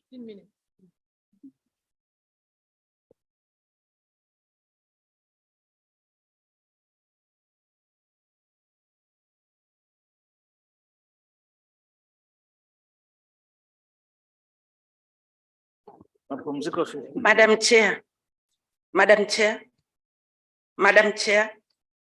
wait, Madam Chair. Yeah.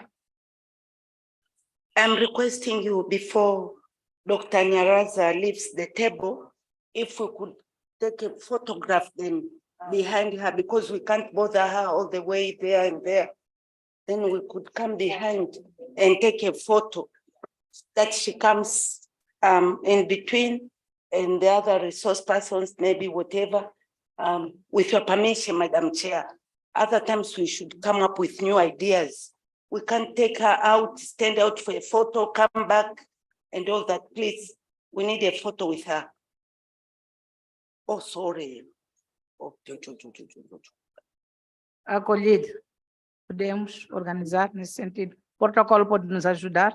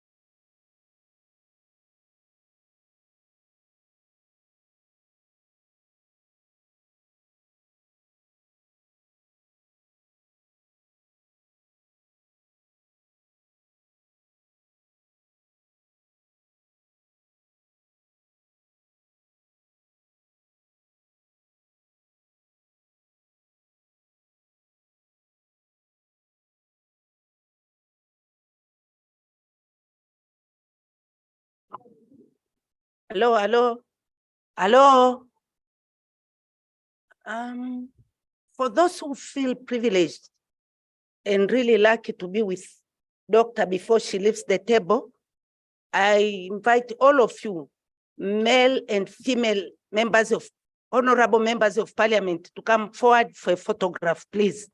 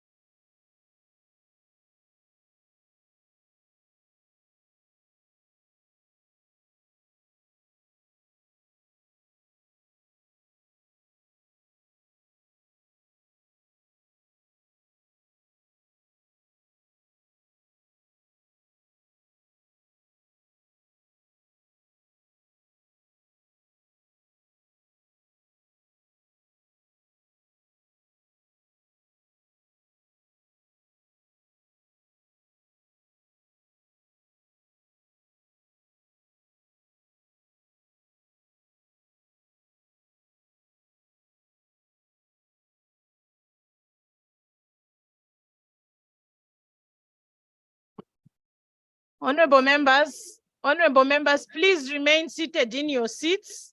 We will put chairs in front of you. The camera will take the whole room. That's what we've been advised. Kindly, please remain seated. Yes, please. Thank you.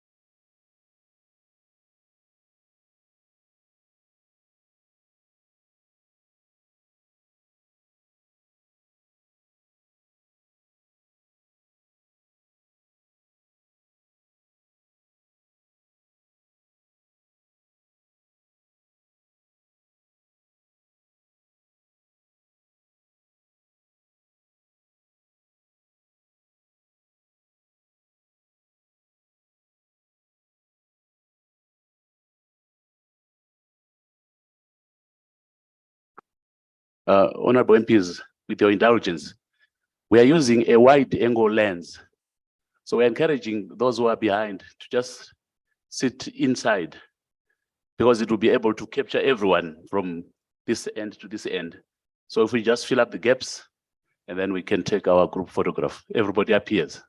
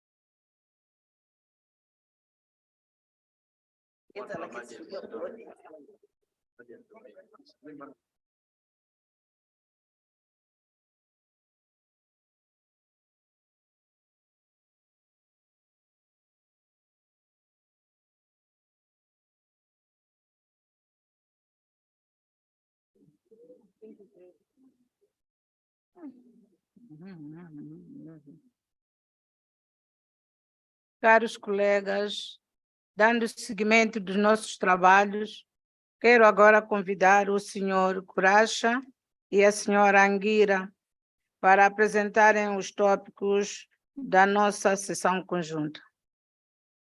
Senhor Curacha, tenha a palavra.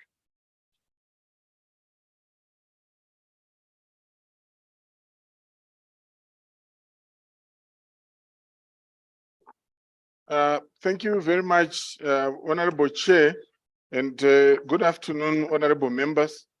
We're going to be very brief. Me and my colleague, Gome, who are presenting on the takeaways. We have essentially come up with 7 things that are takeaways from this meeting. Often when we have exposed members to or participants to new information or we have gone through an engagement. I often say you must remember what is for the head.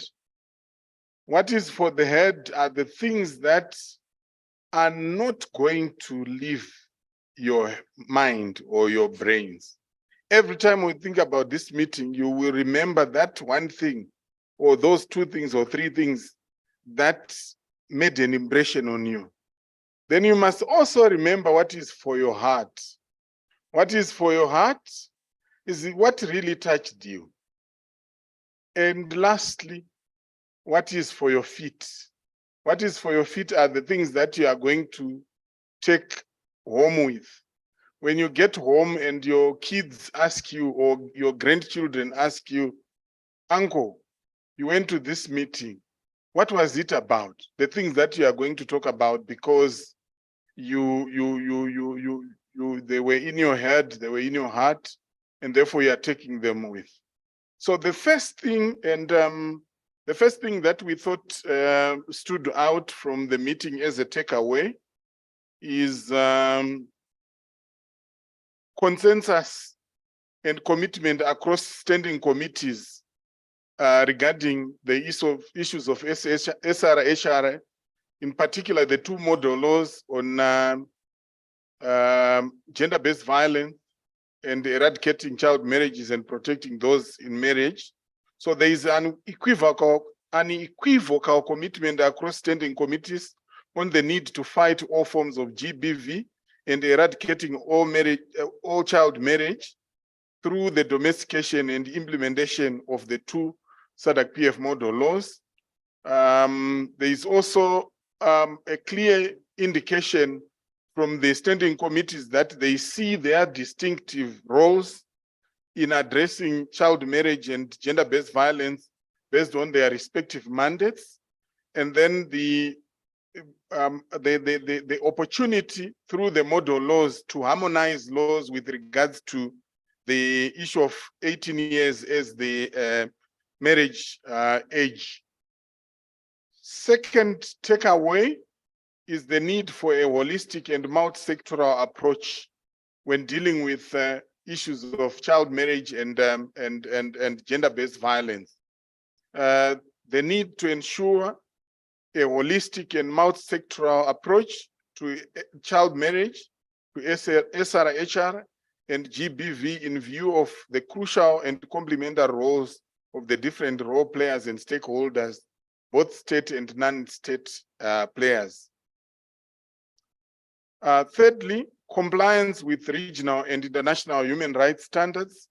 Our model laws set the golden standard, and therefore there is the importance of a human rights approach to child marriages and GBV by reviewing of laws on child marriage and GBV to ensure compliance with regional and international human rights standards on which the 2 model laws are based. Fourthly, clear linkages between the issues we're dealing with and the developmental targets and obligations that our member states are part to. Prevalence of GBV and child marriages means that we can't achieve developmental targets set in the SADC Vision 2050, AU Agenda 2063, and the UN Agenda 2030. Dealing with the nexus between poverty and vulnerability to right violations, including GBV and child marriages, are critical issues for members of parliament. Fifth, leveraging budget allocations to achieve SRHR and eliminate GBV and child marriages. Legislators have a unique and privileged opportunity to use their mandate to deliberately provide resources for the attainment of SRHR and GBV and child marriages. Legislators also need to leverage on this unique and privileged mandate. The fifth is systematic and sustained monitoring and evaluation, reporting and learning. What can be measured can be achieved. Deliberately monitor and evaluate progress on domestication, ensure reporting at national and regional level, cross-learning on good practices in different member states, leverage on the oversight mandate to ensure harmonization of legal frameworks and effective implementation.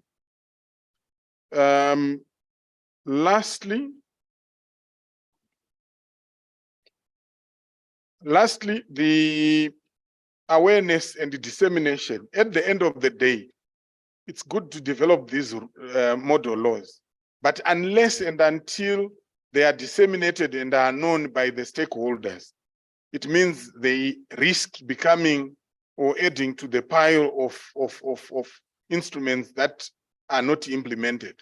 And this applies both to the external stakeholders, but also inside SADC-PF. One of the things that came clear in the committees is that the intimacy of members with the model laws depend on the committee in which they serve and whether that model law is directly linked to the mandate of the committee. So maybe we need to deal with issues of awareness where we also constantly update our own members in addition to taking the model law out to the stakeholders. So we have talked about developing and implement strategies for awareness and dissemination with clear segmented target groups and role players, enhance awareness through translation into languages accessible to the communities, and also leveraging the social media. My colleague Gome will add a few points and then we'll conclude. Thank you, Krasha. Thank you, honorable members. All protocols observed. What Krasha has presented is really a true reflection of what we discussed as takeaways. But I wanted to add something, more especially on consensus. Consensus goes together with unity.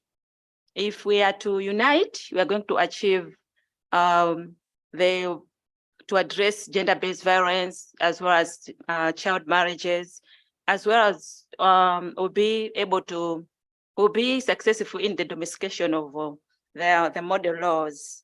So I have an African proverb which says, if you want to go fast, go alone. But if you want to go far, go together. So together we can do more. Thank you. Thank you very much, Chair. Thank you very much, honorable members. Asante sana. Muito obrigado. Chegado a este momento, tenho a honra de convidar a vice-presidente do Fórum, Sua Excelência Joana Sabrim, deputada das Ilhas de Maurícia, para proceder ao encerramento desta sessão conjunta.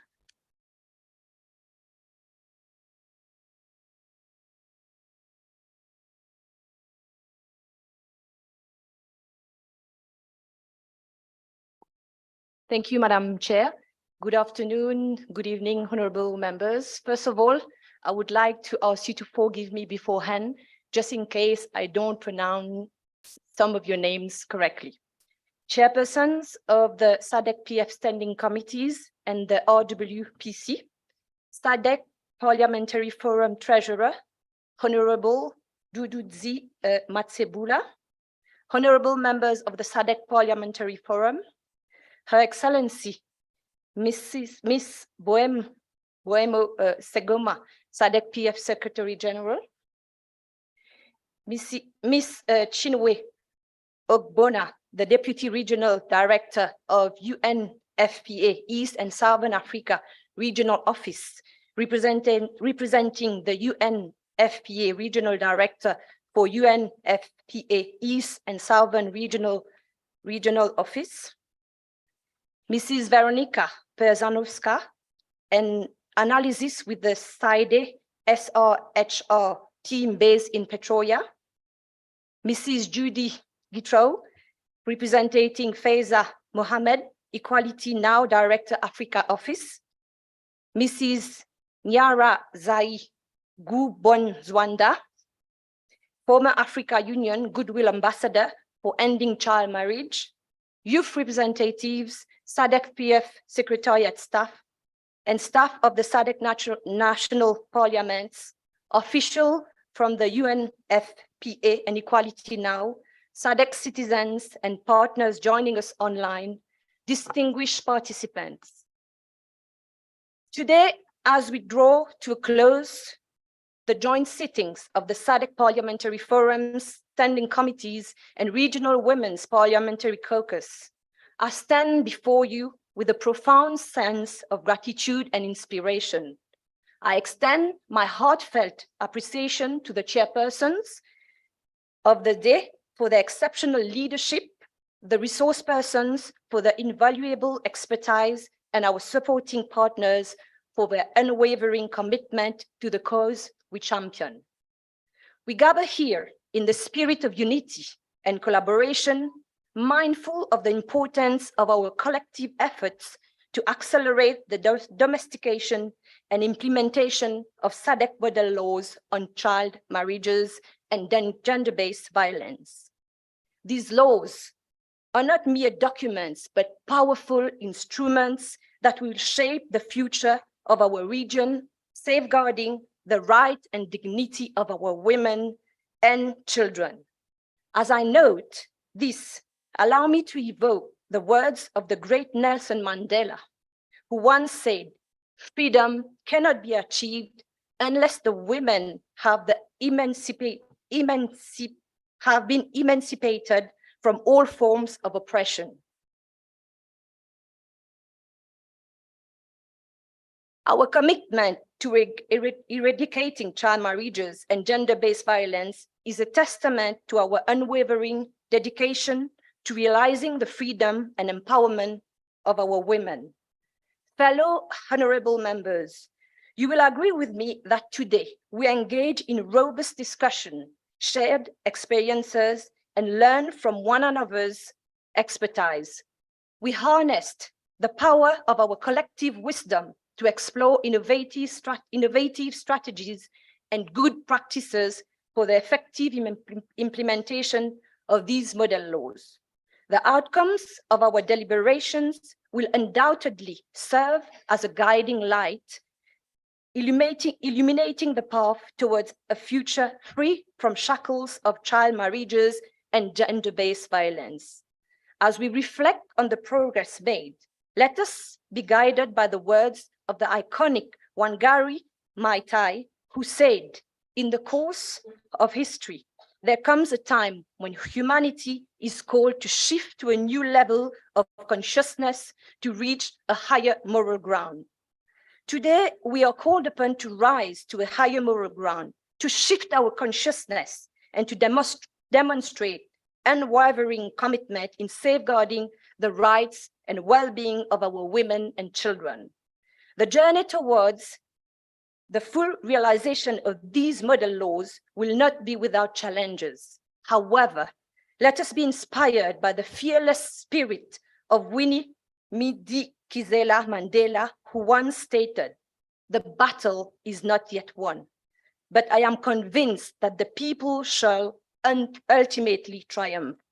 With courage, resilience, and unwavering determination, we shall overcome the obstacles that lie ahead and triumph in our mission to create a society that upholds the right and dignity of every individual.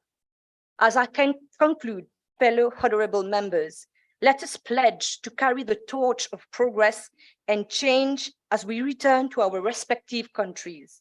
Let us advocate tirelessly for the implementation of these model laws, galvanizing support and mobilizing resources.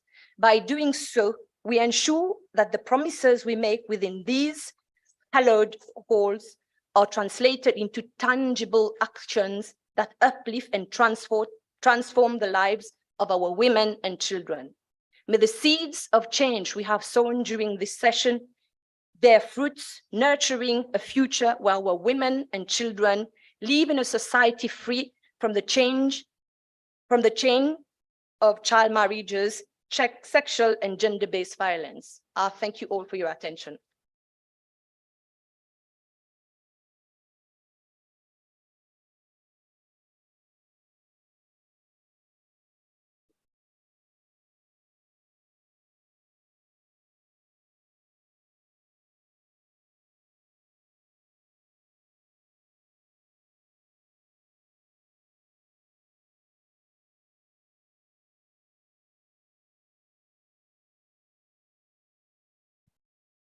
Chegamos ao fim da nossa reunião.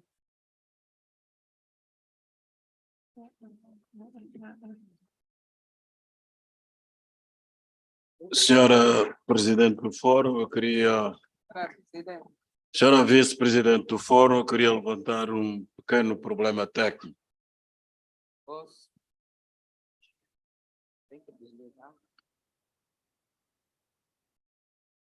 Senhora Vice-Presidente do Fórum, eu queria levantar um problema técnico dos nossos trabalhos.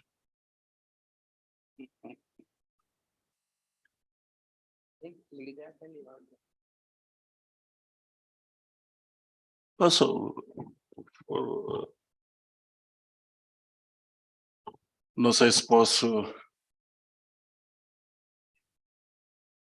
Senhora Vice-Presidente do Fórum, Senhora Secretária-Geral, caros colegas, eu desde já peço a vossa compreensão e quero pedir já minhas escusas ou desculpas se estiver fora de ordem e que me corrijam se assim for o caso. Nós estamos perante 3 realidades protocolares do nosso fórum. A realidade anglófona, a francófona e a lusófona. E eu gostaria de recordar a reunião havida nas Ilhas Maurícias, onde tivemos a ocasião de resolver todo um conjunto de situações práticas para o funcionamento dos nossos trabalhos. Naquela altura levantou-se o problema da oração antes dos nossos trabalhos. E gerou-se uma discussão frutífera e que fez com que não tivéssemos uma oração, mas sim tivéssemos um período de meditação.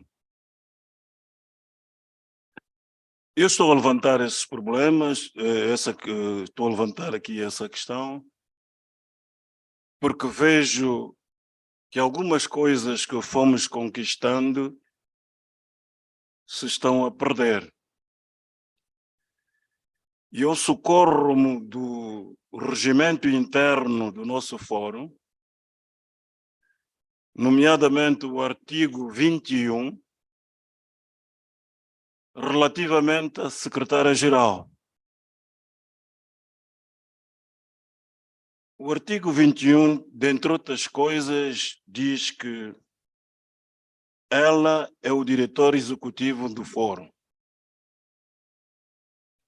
Diz também que lhe compete coordenar a atividade do fórum. Julgo, no meu fraco entender,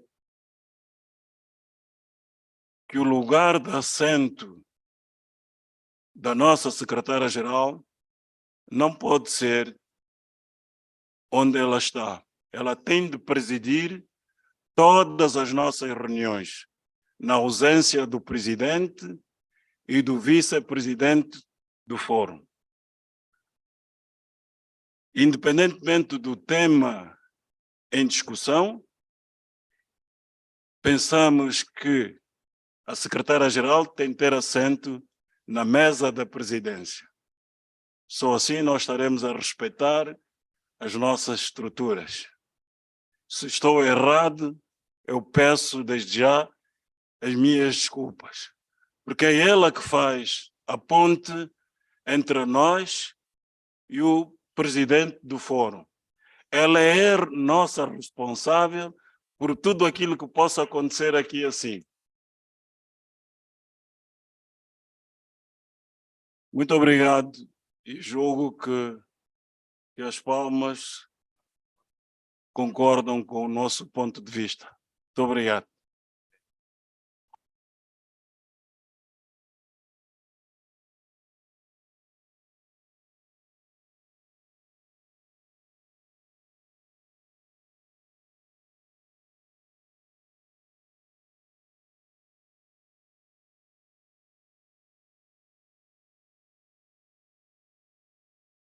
Boa tarde, honorable members. Good evening. Honorable members, I wish to unreservedly apologize for the procedural input that has caused this comment. We are duly guided and we shall comply forthwith. Thank you.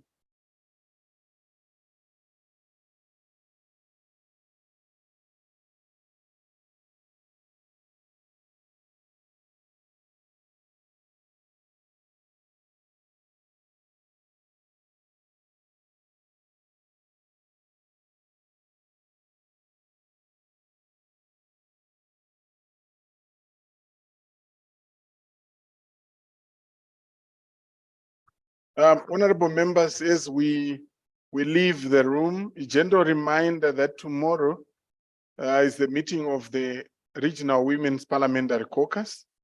We start at 9 o'clock. Let's be on time, otherwise enjoy the evening and enjoy South Africa. Asante sana.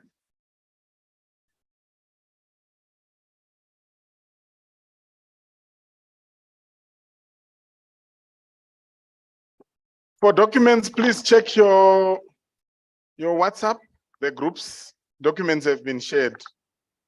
Also on the portal.